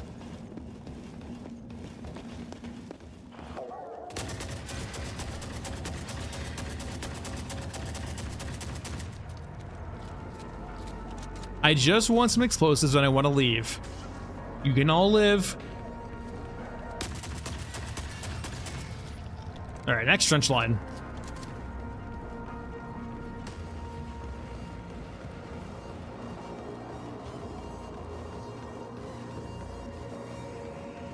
I can see it, Pixel. I can definitely see it too. I would honestly, if Yoruska's main thing, so it would be cool, Pixel, if each faction had a main prime thing they're interested in. So like, for example, Europa might be Y, Eurasia might be like tech, and then like Yoruska, I kind of really like the idea of having Yoruska lean heavily into biotech. So not necessarily cyborgs, right, but a lot of like, you know, augmentation with genetics and stuff like that, or like body parts. So I can see, for example, them being a prime buyer of like organs and body parts, as they use that to modify their infantry. Like the Orgamech is literally just an amalgamation of, you know, like different animal parts into a human.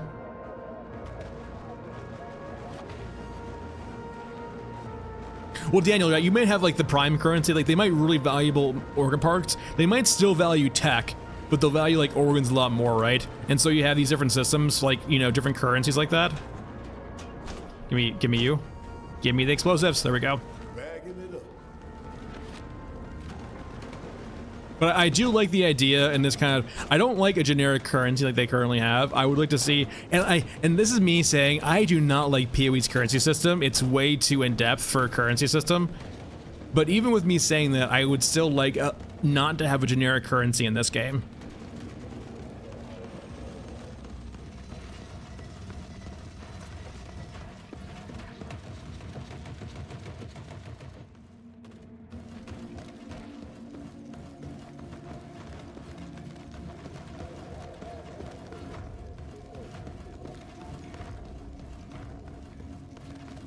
Yeah, Retro, like, yeah, so like biohacks, like, you know, like as opposed to like, for example, one of the units I was like making up for, or I was talking about, that'd be cool for Yoruska.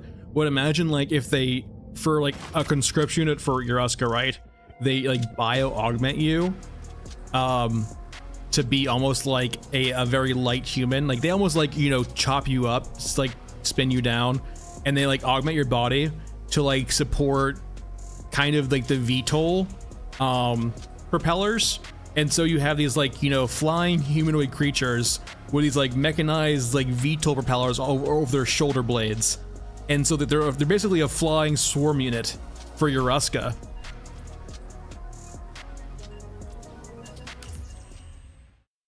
But like, yeah, like they kind of like the biopunk sort of that kind of feel to it.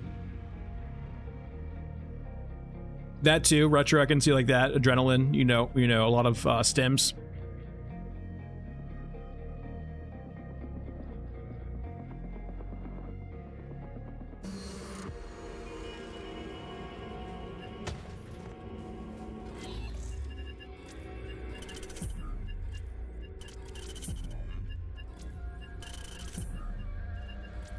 Area money, there we go. Essentially, yeah, sort of like that.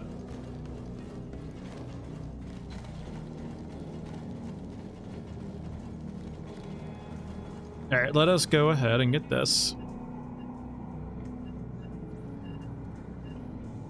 Oh, wait, we are 1.5 mil short. And then we are good. We have everything else, 1.5 mil. 1.5 mil. 1.5 mil.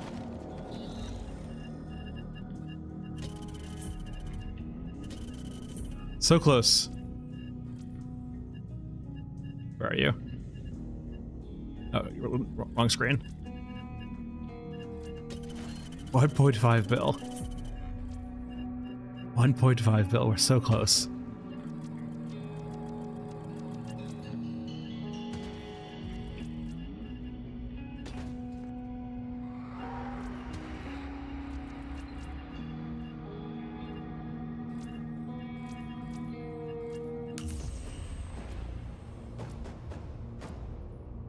Yeah, I kind of like feel like that's what the Orgamech is, right? It's just like a roided up guy that's been like bio-modified also. So it's like, it's basically like, it's literally Bane. I actually, let me just rephrase. The Orgamech is basically just Bane with armor. Like, what if we put Bane in a fucking suit of armor? So naturally already jacked as shit, but also roided out too.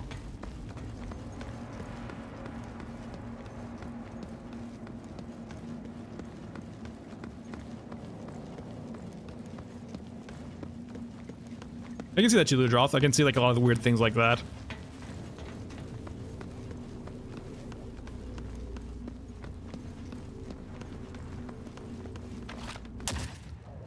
Come say hello.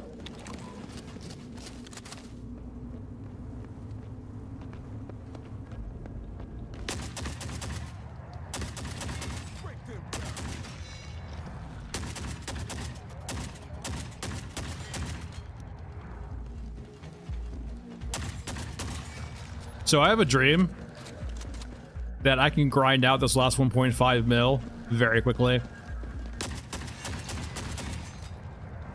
It might kill me, but maybe it won't.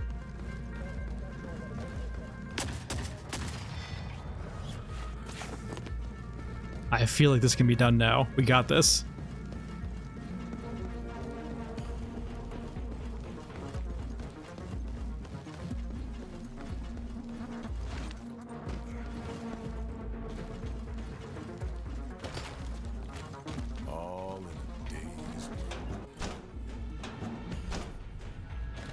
Go, go, go. I wonder if the other extract is actually just safer, though. I mean, sort of, kind of. There's that chance of getting a medium mech that just destroyed us, right? I think I hear it off in the distance, too.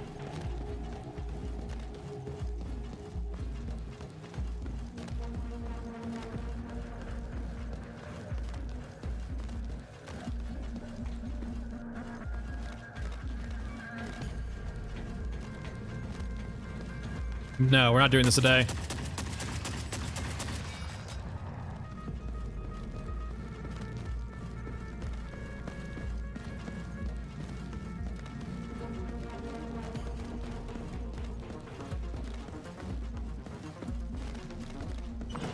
Yeah, the art direction looks great too for the game, right? The concept art.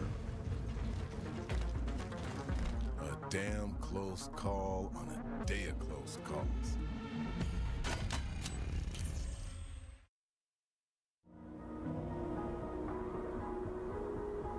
I think we just grind trenches for like the next 15 runs. So wait, actually every single run is 75 plus 25 plus 10, so 110. So really only 14 runs?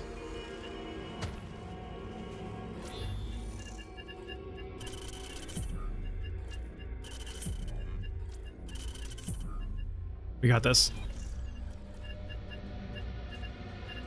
Plug pull. Cargo. And then thief. Yeah, I definitely feel like that's the biggest thing I have a gripe with right now. It's just the guns. The biggest thing is the guns. The AI is naturally always a concern, but I think that's well, like, established as the AI needs to be worked on. But, like, other than that, one of the more niche things is guns. The guns need some love. It's probably my biggest pain point right now, is just, like, I don't like the guns. Well, I like some of the guns, not all of the guns, but some of the guns, like, the vast majority of the guns make me sad.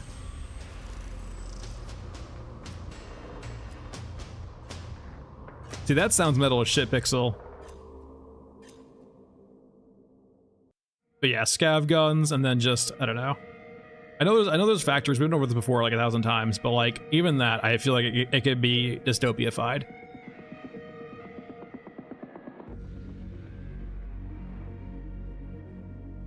Always looks different. It's not necessarily I would improve them, but just like the aesthetic of the guns right now is way too modern. It doesn't feel like we're in an apocalypse with all this guns production. And like, sure, okay, there's factories producing aftermarket parts. All right, whatever. I still feel like the base guns themselves need a lot of love in regards to their dystopia feel to them. So basically just like a sound effect pass and then probably a visual pass to make the guns look like they're more in an environment like this, right? Yeah, more Charlemagne guns is nice too, but like for the most part, the guns that we have right now, I just want to see them like have an aesthetic overhaul. They can function the same for the most part. I just want to see them like look different. I want to see them like look dystopiafied. They look too clean. They're way too clean. They need to be grimier. Yeah, more sci-fi, grimier. Just looks like they've been through mud. The MG34 is a great example, right? The MG34 is like the prime example of what the guns I feel like should look like in this game. Like, basically just take the MG34 and apply it to all of the guns and we are good. And then naturally more guns later too, like the scav guns. I want more like, you know, homebrew guns. But like just starting out with that works. MG34, all of the guns.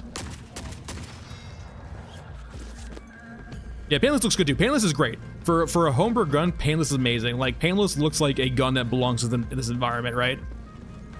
If they do an MG34 Painless in every gun, I'll be happy. And like, Painless is like one of the few guns with an actual unique sound effect, right? A lot of the guns have recycled sound effects for the most part right now, which I understand, but it does like kind of take away a bit, right? When the RPK sounds similar to a VTAS. Yeah, exactly, Retro.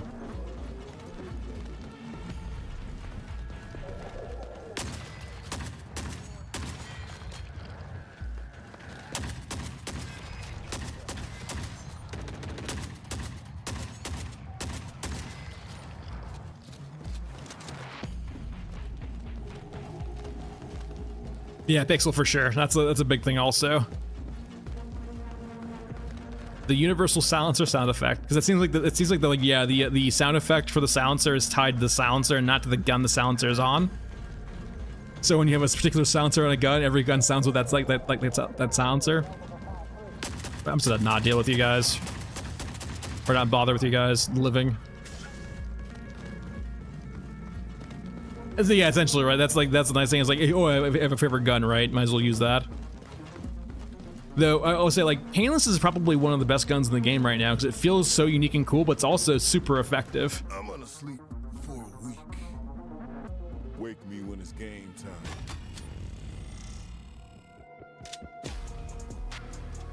Pixel. Yeah. Not sure if the closed captioning is gonna be very accurate, considering I usually talk pretty fast also.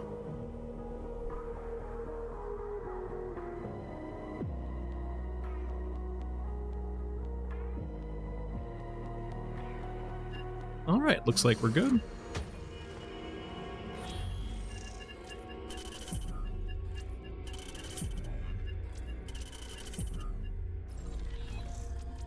All right, run it back. We are currently at the point where we are just grinding this out because we are so close, and I would like to, before the weekend, have a successful run. And we are too close to restart it again. We're too close.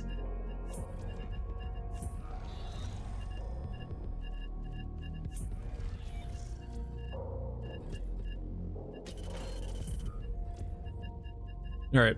A little bit of 20 mil. Just for emergencies. We'll bring all of our advanced med kits because if we die, we die. Quest-wise, we're good, right? Yep. Yay, violets. No, alright, that feels awful. I mentioned in my video, it's by far the worst pistol. It feels like a pea shooter. And not even that, it's just like, it's the misalignment right now makes it awful. It's just like, I can see eventually if they do armor in the game, it has a high flat damage but low armor pen potentially. But like for right now, it just needs to do more damage. Yep. Yeah, 45 ACP is cracked.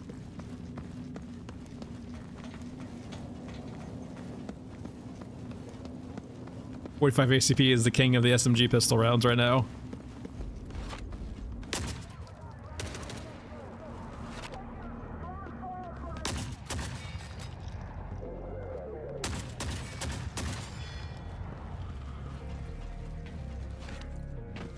Sorry, friend. Go to sleep.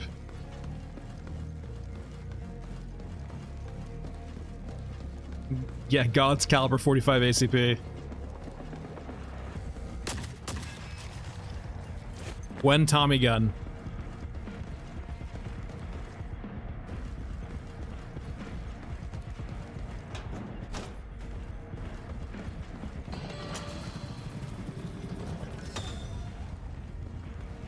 Alright, we're not being followed, right? Not dying in this fucking room again. No? Okay.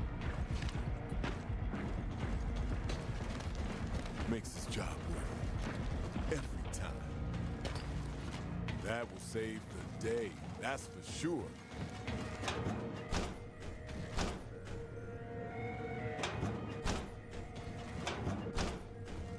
Time to leave. I mean, the vector deletes everything. Try the fucking Spectre M4. It's a 50 round vector, basically. Imagine the vector, but imagine having 20 more rounds. The Spectre M4.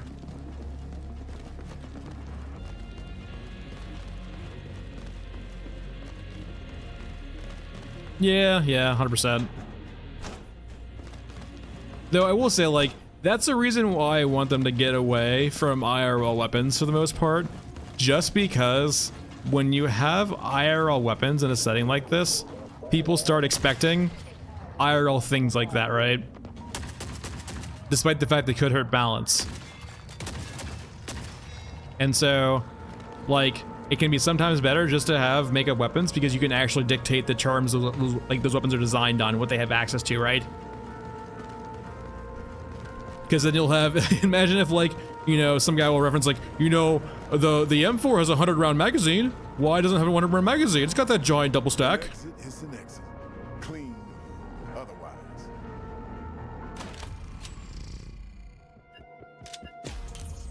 There's it's nice to have creative freedom with your guns, right? As opposed to being constrained by what's already in their IRL.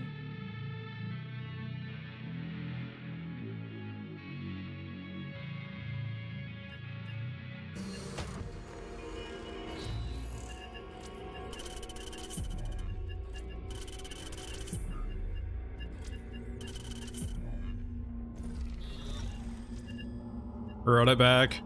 Brought it back.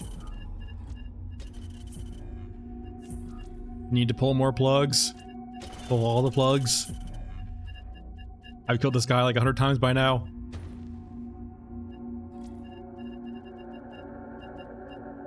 But he keeps coming back. He keeps coming back. Hold on, suppressor check? Okay, thank God. I feel like we're like cursed to get a suppressor eventually in one of these runs.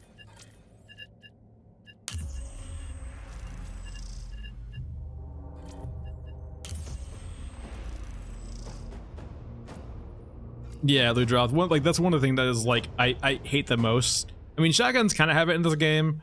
It's not that bad though. But like when bullets disappear after a certain distance, it's just like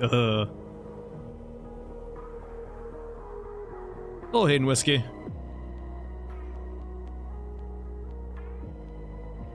Yeah, exactly, Retro. Like Retro, when you make up your own guns, you can avoid that. It's easy to get lost. It also is a nice thing, like with your own setting, with your own weapons, right? It gives you all of the creative freedom to say how things are.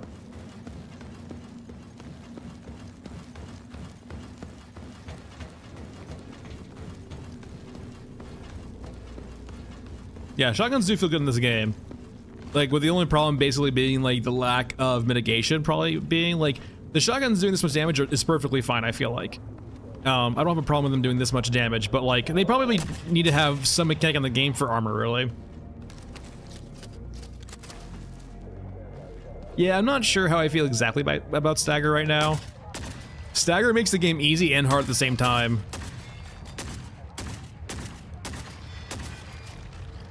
He flew. I'm being flanked. Okay, we're good.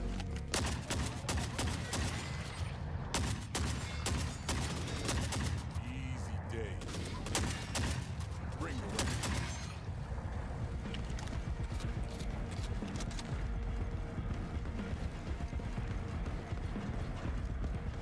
I don't know. I mean, if they're like they could use the silencer. I mean, they could have a silencer, but I'm not sure if they need a silencer per chance.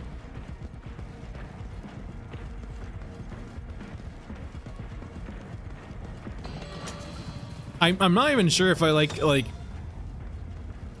at this point too, I kind of feel like for design and gameplay purposes, maybe the guns that have silencers are only integrally suppressed, right? Like maybe they get rid of the cans and the only silenced weapons are weapons that are just like silenced right off the rip. That might be an unpopular opinion, but I think it might help out for like gameplay purposes. Like you have weapons that are good but unsilenced, and then you have weapons who are silenced but might not be as good as a regular combat weapon. Lutroth, I think it's every gun in the game currently needs that.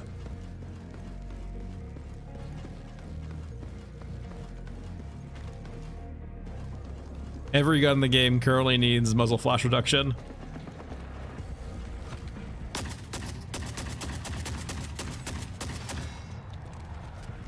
I will say, in comparison, the AA-12 actually is one of the more tame muzzle flashes, actually. That's not bad. That's way less than most guns. Hold on, 20 mil? Even 20 mil feels a lot better. The rifle calibers are fucked, man. Yeah, the shotgun's pretty fine. The rifles, man, are actually crazy. Clean or otherwise.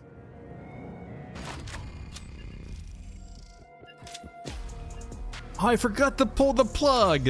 He lives for now.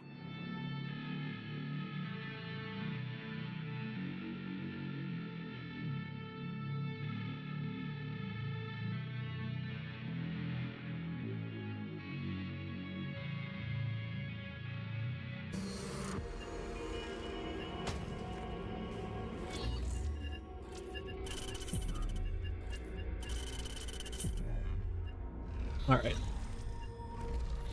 Run it back. Run it back.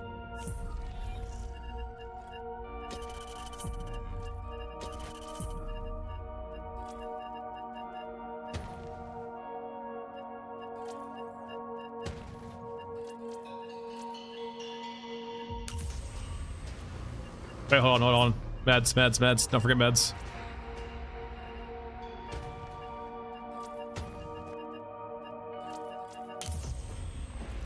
Yeah, we only have Bagman and Scav Girl left, but we're on like the last run right now with Bagman Scav Girl, so.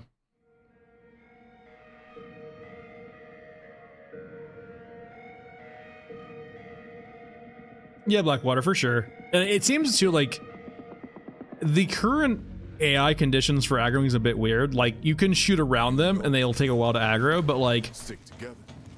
I don't know. It feels like the AI should react a bit more crisply to being shot at. And it feels weird too in the sense of like right now it's silent, right? But I feel like a lot more fights or a lot more maps need to have a lot of ambient gunfire going on. And so ambient gunfire for them going off in the distance doesn't get necessarily a ton of things to investigate. Professional, I enjoy this map. I can understand that sentiment though. But it's more because it's Friday, and I would like to get this done today. And I have limited time left, so we are on the grind. We could alternate with Mausoleum, but unfortunately Mausoleum's not as consistent as this is. So right now we are currently on the grind just to get this. We're trying to do it once before the weekend.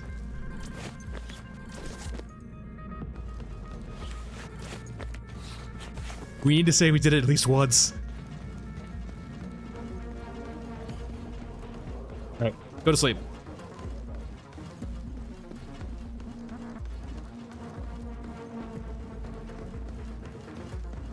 Yes, but no.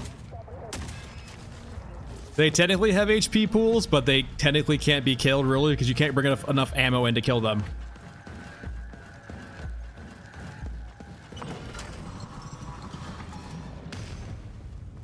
Yeah, they have like a million or a billion HP. Like they basically have an unkillable amount of HP. Though there's not, they don't have a state where they cannot be killed. They just have an insane HP pool. which is where the point where it's practically impossible.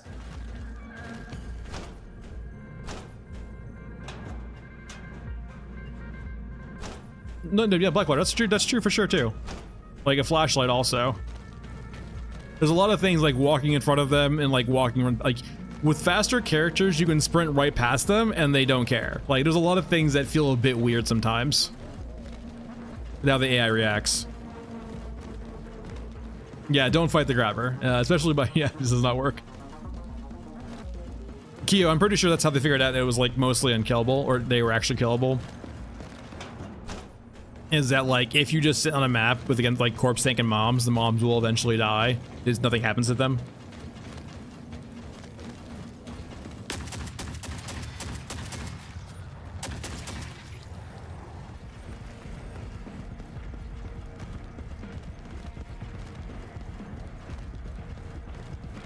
Sure they will, right?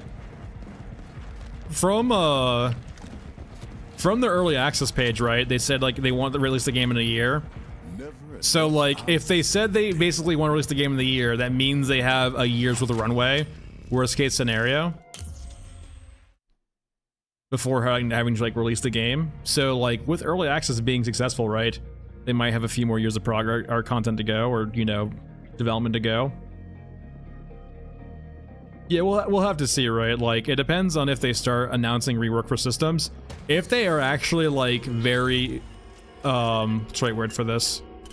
Strict, I guess, with how they do their mechanics, and they're not gonna rework everything or anything, I could see a year and a half, maybe 2 years. If they start reworking systems like Tarkov did consistently, then you should start being worried. But we're not at that point yet.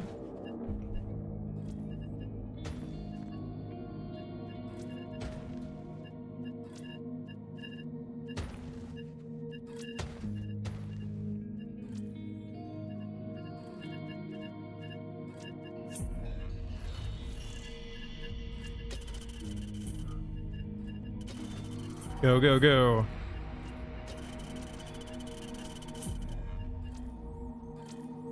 What are we at money-wise? Okay, we're basically a mil short. So 9 more runs, essentially?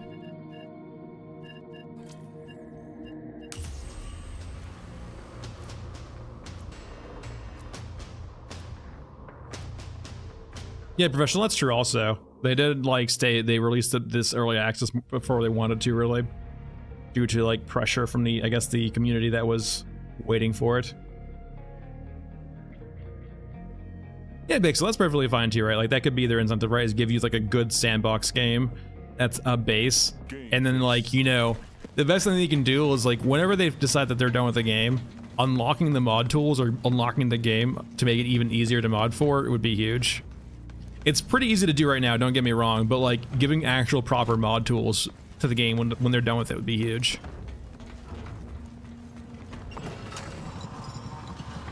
And the fact that it is UE5 also helps out a ton too. It's not a custom engine, just UE5.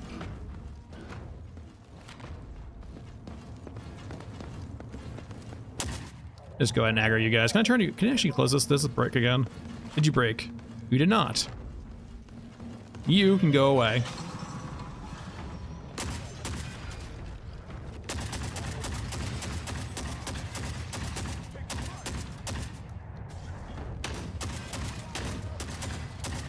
That guy hurt, holy shit.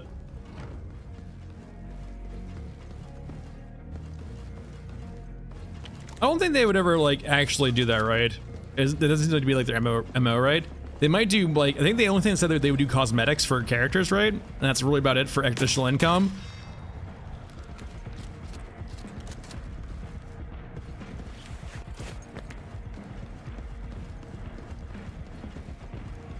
Yeah, that's your Professional. I could see the case, right? Professional, where they could do like more of a Zomboid style roadmap where they're saying what's coming next patch, but they won't give it a definitive date.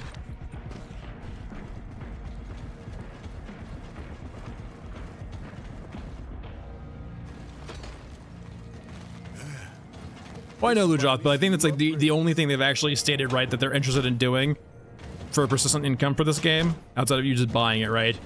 Like, the only MTX they've said before is that, you know, cosmetics. They can keep, I mean, pumping out content for the game, but like, so far the only thing they said they actually monetize is MTX, like cosmetics. I mean, you do, right? But like, like professional, not having a date to look forward to is kind of nice in that regard, because I can be like, okay, I'll just come back to the game whenever it's updated, right? I'll play it at 41, but I'm not expecting an update anytime soon. Giving the players the hope of an update to like let them down is what like really pisses off communities, I feel like. Please don't kill me.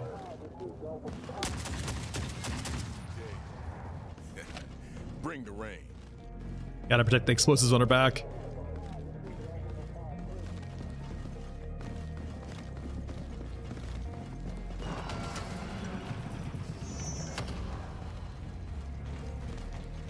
Remember, we're already dead. Yeah, I currently play some Zomboid in my off time. Though, like, I'm to the point right now in Zomboid where, like, I've kind of done my thing. I think I'm playing on 4x spawns, basically, on Zomboid. So, like, all the locations now are, like, infested with zombies. They're hard to clear out, but, like, I'm to the end game part of Zomboid where it's, like, you get to create your own things to do.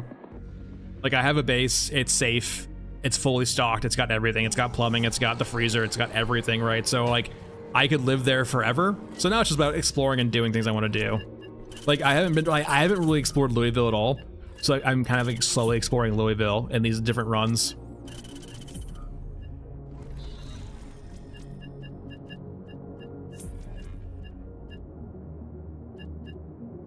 Run it back.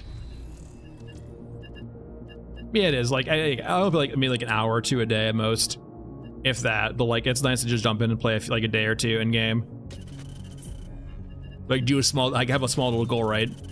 I will say though, in my current save, I went to what's it called, West Marches, the military town, and I planned for it, right? Because I'm in West Point based, so I went there, and the next fucking 4 days that I was clearing out West March, or March Ridge.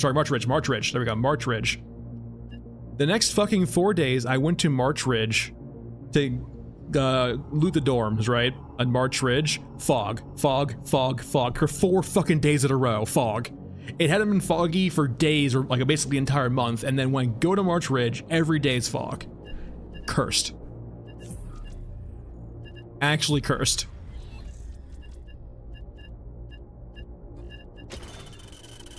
I mean, I still went ahead and cleared things out even when it was foggy. But it was cursed. It was just like, why? Why did you do this to me? It's asymmetric. 8.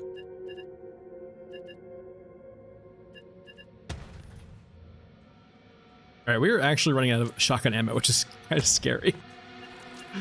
My beloved, how will I kill things without you?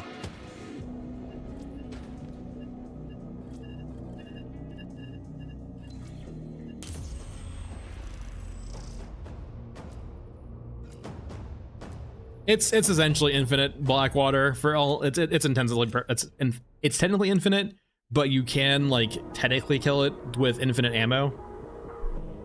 It's basically, it doesn't have a state trigger where it's basically invulnerable to damage. Is it really, Pixel? I didn't know that. Are you talking about the AI? Because I know there was a few of those videos out, Pixel, that were like all AI generated, right? Using gameplay.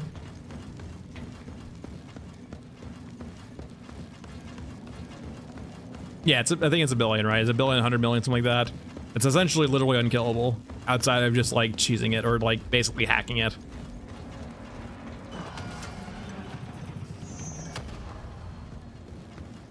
Oh yeah, Keo for sure. Like, I had zombie for a while now, but like I never really got into Zomboid before the MP patch and the overhauls for like everything, because the game really needed the melee overhaul plus the zombie overhaul. The old zombies in Zomboid were super rough.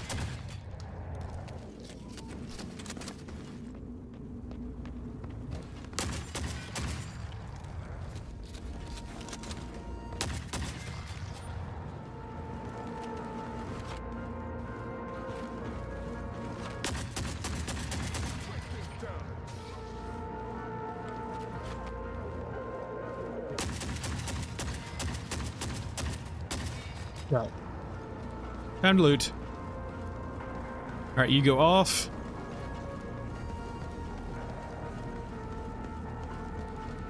Yeah, Pixel, I think that was from AI generated images. So I think what it basically did, right, is they fed in their gameplay and basically told the AI to modify it to look realistic. It's still really cool though. And it kind of gives you an idea too, like, right, if you ever get to the point where the AI could do that in real time.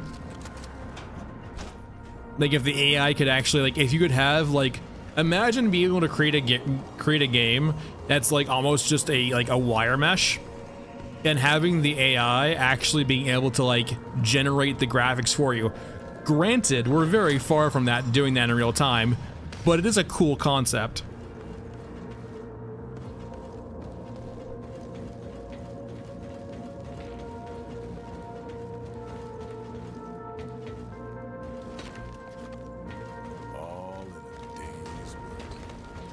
Yeah, it would just be like, it would probably be, it's technically probably very inefficient computationally, but if, you know, technology keeps progressing, right, eventually get to the point where the AI is that good. It looks, yeah, it looks insane, right? The actual image, like the videos for that are really cool. Oh, don't worry, like I use AI all the time, and don't worry, I think people don't realize it's like, it's got its strengths and weaknesses, and you cannot, you know, push it out of its use case, right? You have to be very cautious when you use it, because you can kind of, if you get lazy with it, it will punish you very quickly. Like, the way I use AI is like, it's my first source. It's like Wikipedia, right? It's a great resource, but you should never trust it. You should use it as a way of finding additional information, right?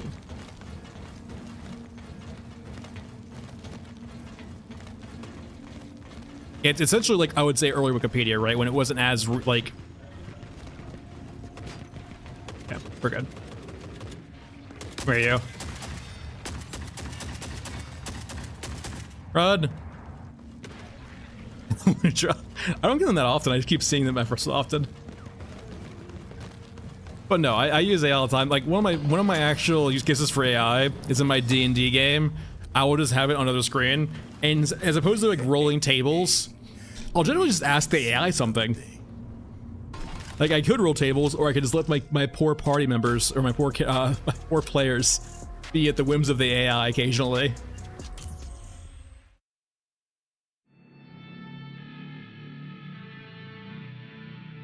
So it's really nice for like having that extra, just like, you know, second voice in your head, letting you like kind of get inspiration too. Like occasionally I'll just like ask it for a few things. Yeah, character sheet, I can ask it for an NPC, I can ask it for a list of NPCs to choose from. I can ask for like NPCs with flaws. Like, it's a really great way of coming up with things on the spot, that if you just want to like help things feel a bit more lived in. Because it's always a great starting point, right?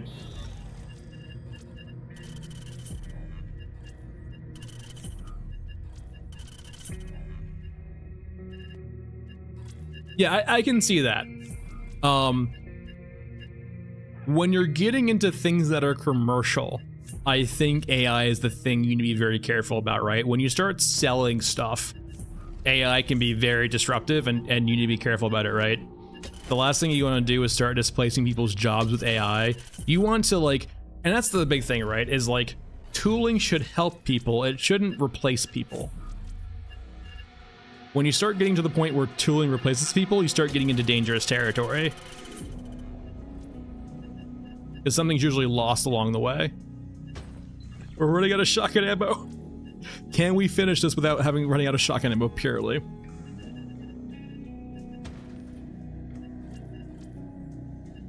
And I think that's a big thing too, right? In the sense of, I think one of the big benefits, right, is like when you start having your content, or your designers or your artists start using, that's true, Lujoth, some closed, some open, but like fully replacing a job, I always feel like if you fully replace a job with automation or tooling, there's always the risk of that tooling failing at some point, right? And not necessarily failing in the sense of like it's gone forever, like, or I don't say like Y2K, for example, right? But think of how much of the internet and the financial systems, for example, run on very old programming like COBOL languages, right? and that, you know, all of a sudden now you actually have like a demand for COBOL programmers again now. Like there's actually like reasons to go learn these old languages from the 50s and 60s, because the people who have had those as careers now are aging out. And so you need those people to like be replaced, right? And the reason I mention this is because you never want to get to the point where you're so advanced you forget how you made the technology in the first place. And that's the kind of danger with AI, is the complacency, right? Where if we get too complacent on the AI itself, we forget how it got there in the first place. And so we lose that knowledge over time. It's not like instantly happens, right? The knowledge has to go away over a period, but eventually it will go away if you get complacent enough.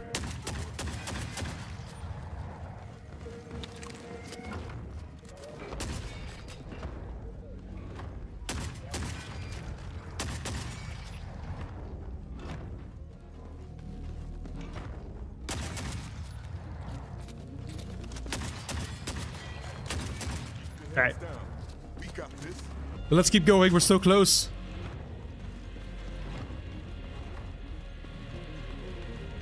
It's keep in mind. So one of my prime examples too is I'm gonna sound like such a fucking old man. Think of, so I'm 32. I grew up in the 90s. I grew up in, I would say, a very nice era in regards to having access to technology, but that technology being fairly primitive, right? Like, for example, the amount of viruses I got on my machines, right, on my old computers, and having to fix them, so having to learn my computers, having to learn how to fix them, having to do all the stuff on computers, I had to like work with pretty shitty machinery, which means I got pretty good at dealing with shitty machinery.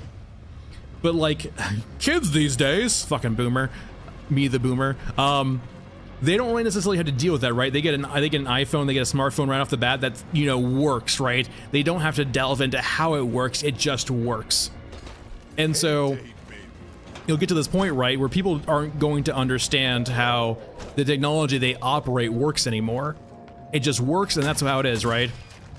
And I'm not saying they need to know everything about it, right? They don't need to know how to know that code, but like knowing how the basic systems, right? Knowing, for example, discrete math. Just discrete math by itself will kind of give you an idea of how everything around electronics and computers work. And having just that basic knowledge, right, of discrete math and like, you know, binary kind of helps you, you know, put in the frame of how things work, right? And be honest, perfectly too, fucking, I would like, first things first, like programming needs to be taught in schools, 100%, every school, programming. Not to a large degree, but just basic loops, like basic how computers function.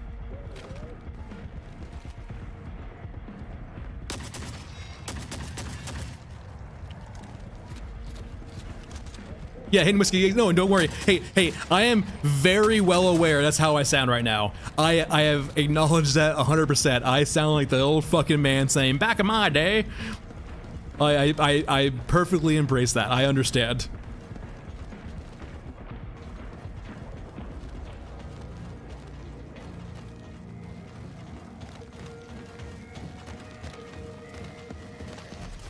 I'm so slow. Yeah, we're good.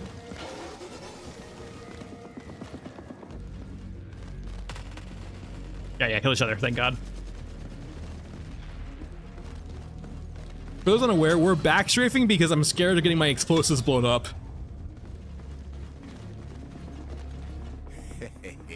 Oh, I also think it's a shame too, though, like, we didn't have it in my school, in my high school, but I would love, like, I think, like, 100% there needs to be, like, you know, trade classes, right, again, like shop and like, you know, garage.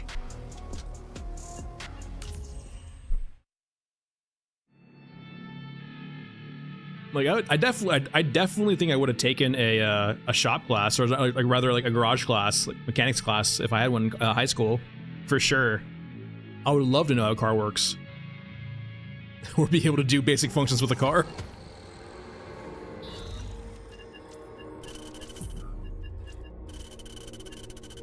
Yeah, Vanisland, that's fair. Like I said, we're so close, I just don't want to, like, I'm gonna backstraight for a bit and be safe, because we are so damn close.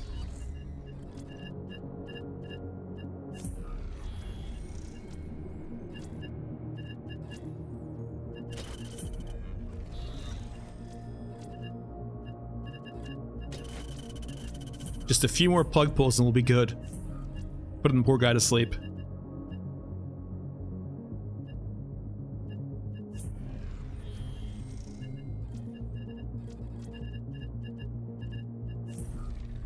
Yeah, hey, and that's essentially like where I would be at right now, Hate. If I ever needed to fix my car, that's essentially where I would be at right now, is like looking at YouTube guides or like, you know, doing it myself, so on and so forth. But having like, because I didn't really have access to that growing up, right? But if I did it, I'm pretty sure I would take the opportunity. I'm getting kind of low enough on ammo where I'm kind of concerned about not using a different gun. I think we go over to M4 now, sad as it is. Though we'll bring the shotgun as a backup.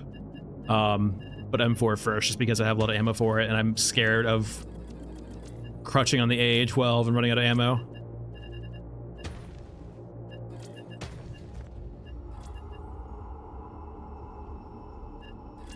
Vendors, we're so close. 5 runs and we're good.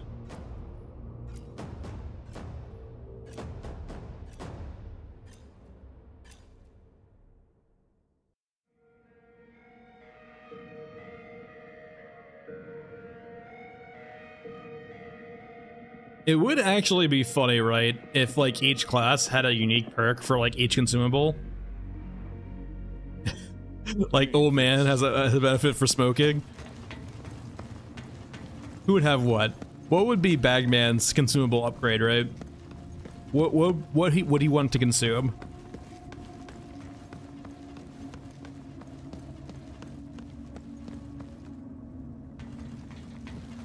So old man smokes. Scav Girl. What does Scav Girl do? What does Bagman do? What do all of the characters do for their benefit? Hard liquor? Got it. Alright. Bagman's hard liquor. Batteries for his arms too. Okay.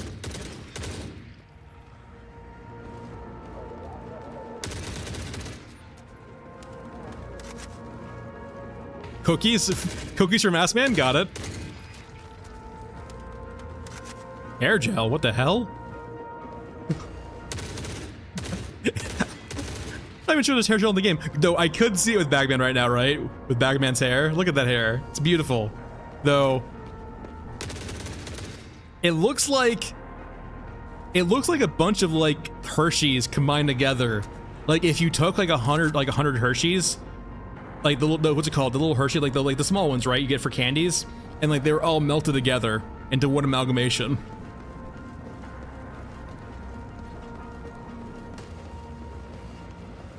Yeah, I mean, it looks like it, right?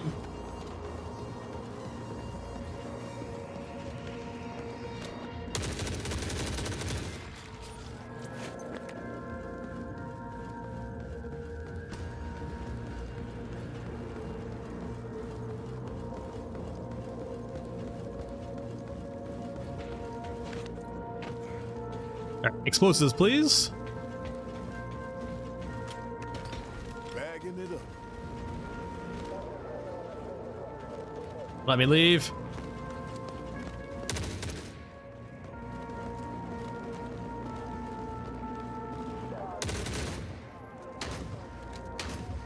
Haha, they can't shoot the railing this time. Contact. Don't you fucking hit my explosives. Leave the explosives alone.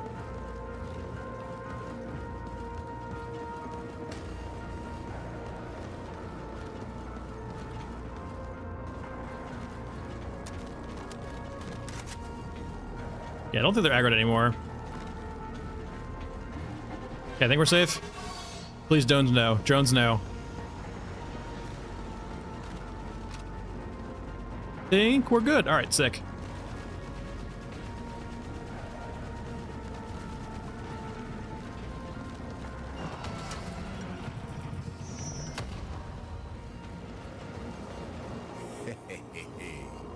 We get to see another day.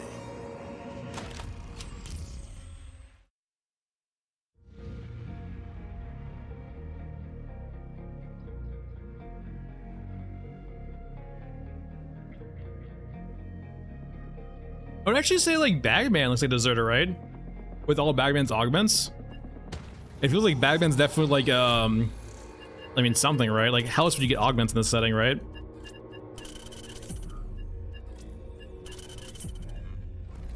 Like, for example, like Bagman, you can see on his arms here that like welded together, definitely augmented.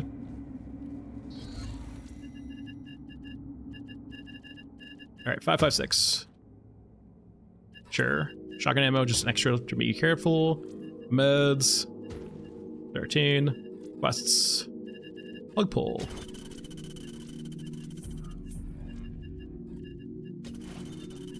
It knows what I want to do.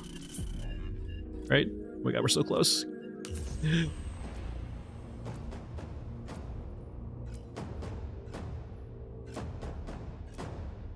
Get something in Tudladroth, he looks like, you know, he's definitely like maybe like a vet of one of those, right? It would actually make sense, right? You're like Hureska. Yeah. I can see that. Like Maskman's a European soldier, Bagman is a Hureska soldier.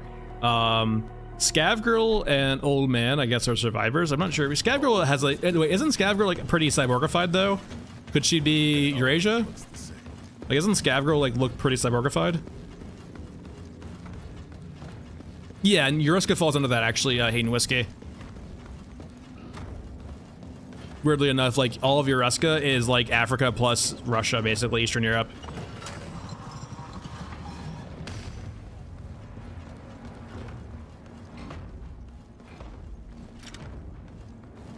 Can I close you?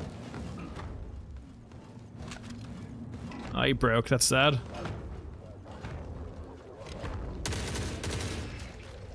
Yeah, here they come.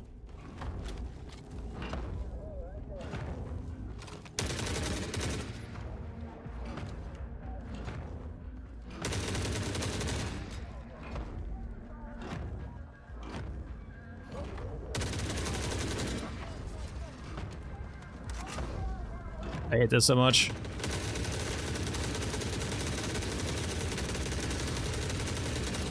Not today. Not today. Oh god, that was so close. Not today.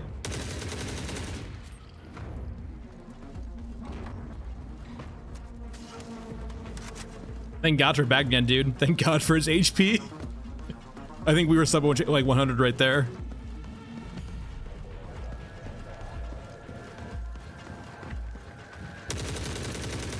Oh, Ludroth, because we have like, what the hell? We have like 40 shots left. Or like, yeah, we have this mag and the next mag, so it's like it is a even special or more occasion and anything. Yeah, the AH-12 is for like when we are aware of a bad situation. If we had it out there already, I would have used it, but I wasn't really planning on getting that bad of a spot. But yeah, we're basically out of shotgun ammo. That will save the day, that's for sure.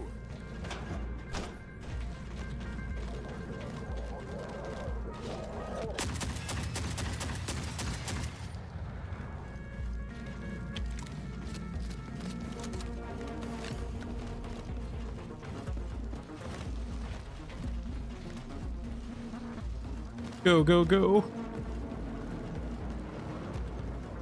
I hear them to the right, but they shouldn't be aggroed.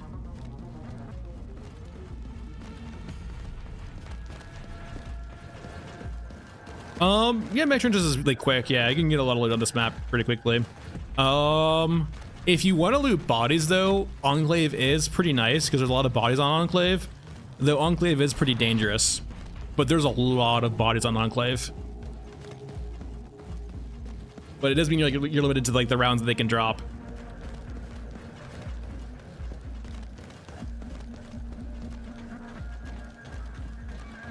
Remember, we're already dead.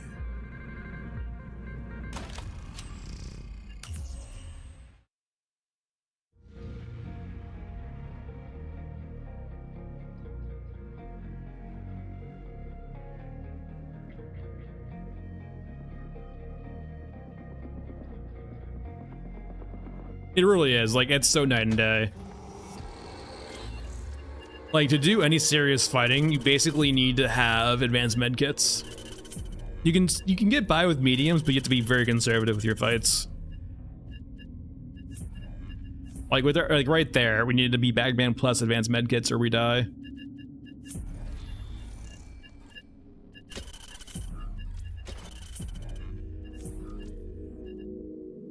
Show me plug bowl.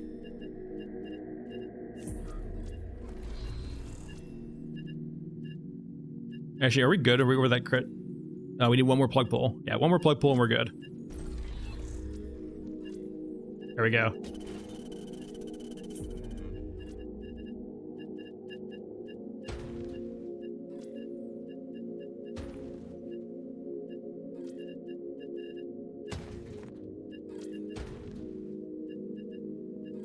Go, go, go. And I will say, like, if it wasn't for Old Man's rig mechanic, I still think Old Man would probably be the best character in the game, because the med bay, or the med upgrade he gives you, 25% is huge. I would not be surprised if you could tank basically anything at level 25 Old Man with an advanced med kit. Don't lose track out here. It's easy to get. It's advanced, like, yeah, you just want advanced. You always want advanced. The smaller medkits are just there to help you top off. The mediums are just like in case you do not have access to the advanced release. Like, advanced are for fighting, medkit, like the medium medkits are probably just for healing outside of combat, and then the smalls are for healing a little bit outside of combat.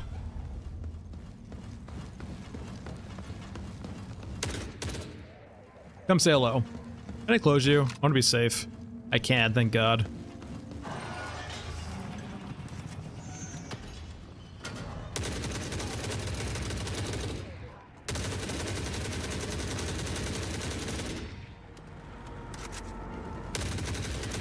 That's fair. I usually just like load up on like 100. I like basically bring every one of my advanced medkits whenever I go into a raid.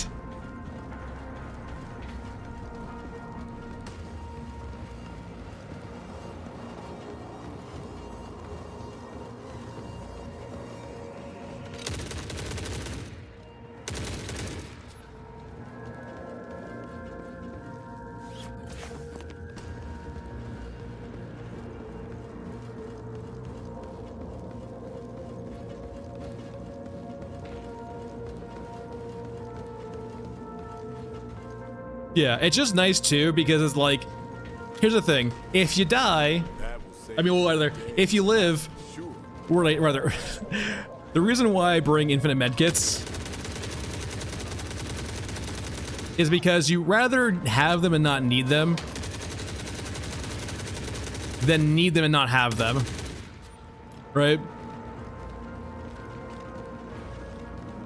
The last thing you want to do is be in the middle of a map and then use your last medkit and be like, shit.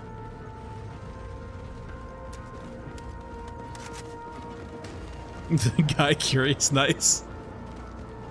Just a little guy curious, you know?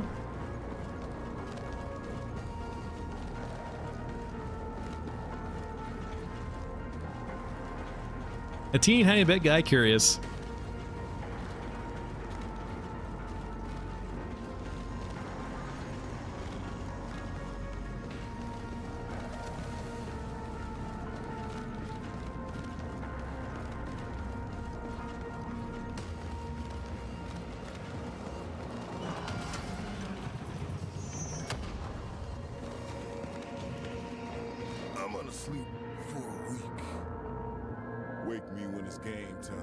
Okay, so that's technically the last plug pull we have to do, since now we're over that 10k threshold.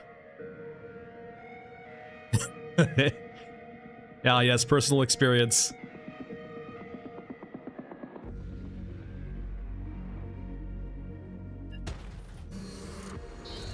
Killing himself with a grenade launcher. Everyone has to do it once.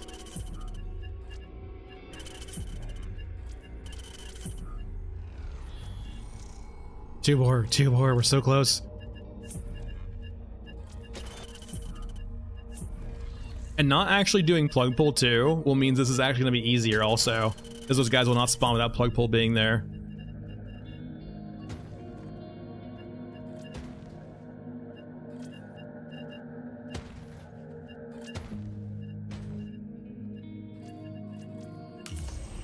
So, hey, anxiety.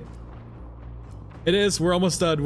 We are unfortunately grinding the same mission over and over again, but like it's because we're so close, and it's just like we got this. Really? So Memento Part 2 and 3 is offered from a different faction. It's gonna be Europa, if I remember correctly. So Europa, Europa offers part 2 and part 3. Well, Memento part 1 is from the Scavs. It's a bit weird. It never ends.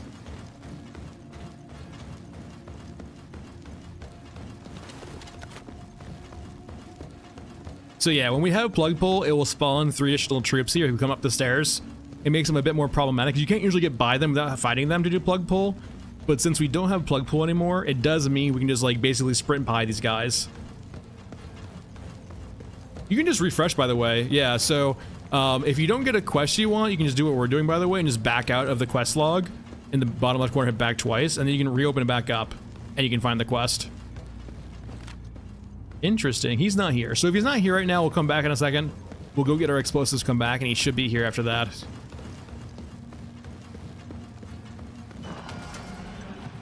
All right, no one behind us, right? I don't see anyone. So explosives will be here and here. Life's little joy. We'll head upstairs. Like this.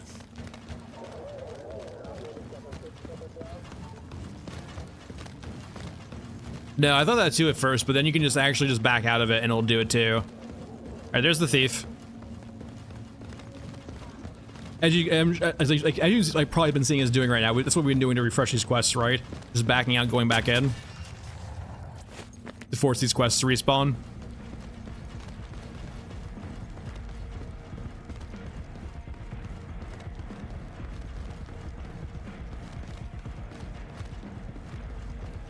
Man, imagine if we were a fast character.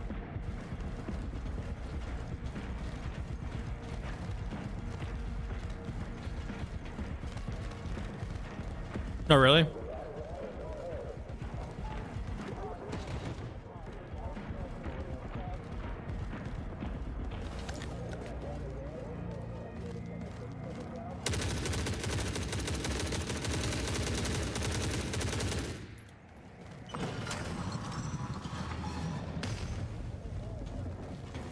No, we're too close. Fuzzy feeling. Well, there you go, Hey. Now you're rich. That might be hope. Congratulations on your newfound wealth.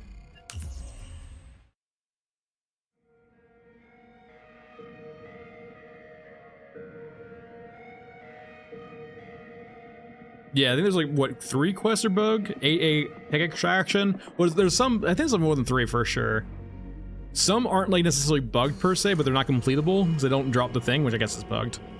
There's like, yeah, there's quite a few actually. 8 tech extraction, hidden water, that quest that has you pull the lever. What else? Quite a few of the drops too are like either super rare or basically undroppable also. Yeah.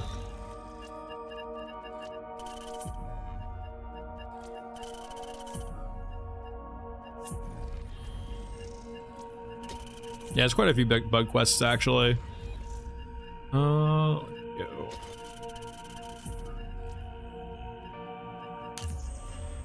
Guys, we're almost there.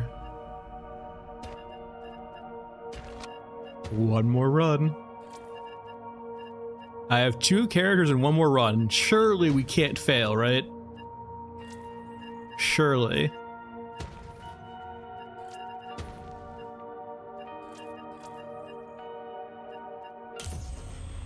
Yeah, it seems to be the case too. Like, the quests aren't necessarily bugged per se. With those, it's just that the drop rate is obscenely low, like way lower than it even should be. Because I've heard brawler pieces can drop, it's just like, it's so stupidly low, you won't ever get one. Which effectively means it's bugged, right? Like, if you can't really complete the quest, it technically is bugged. But I have done Red Baron once. I can confirm Red Baron is doable, it's just very improbable.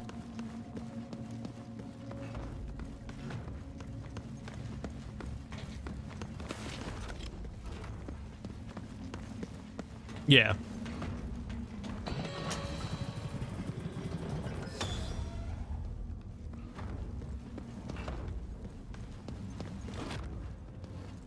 If the quests were a bit more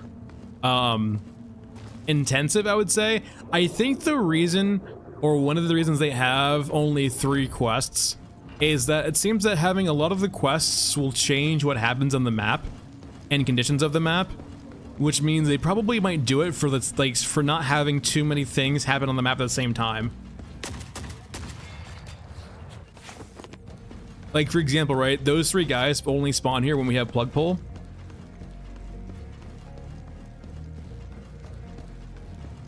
Hey, about this, I really same. He's basically just regular XO.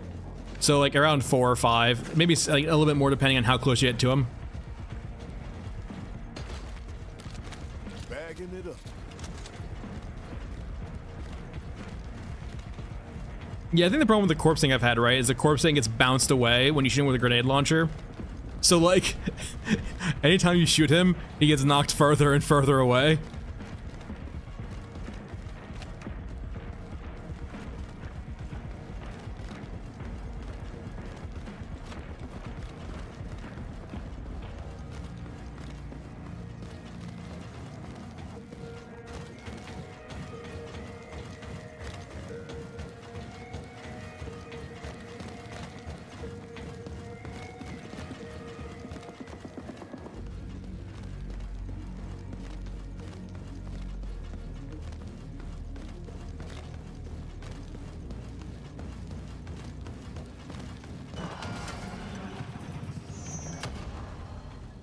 Here we go. Great job, crew. Get some sleep.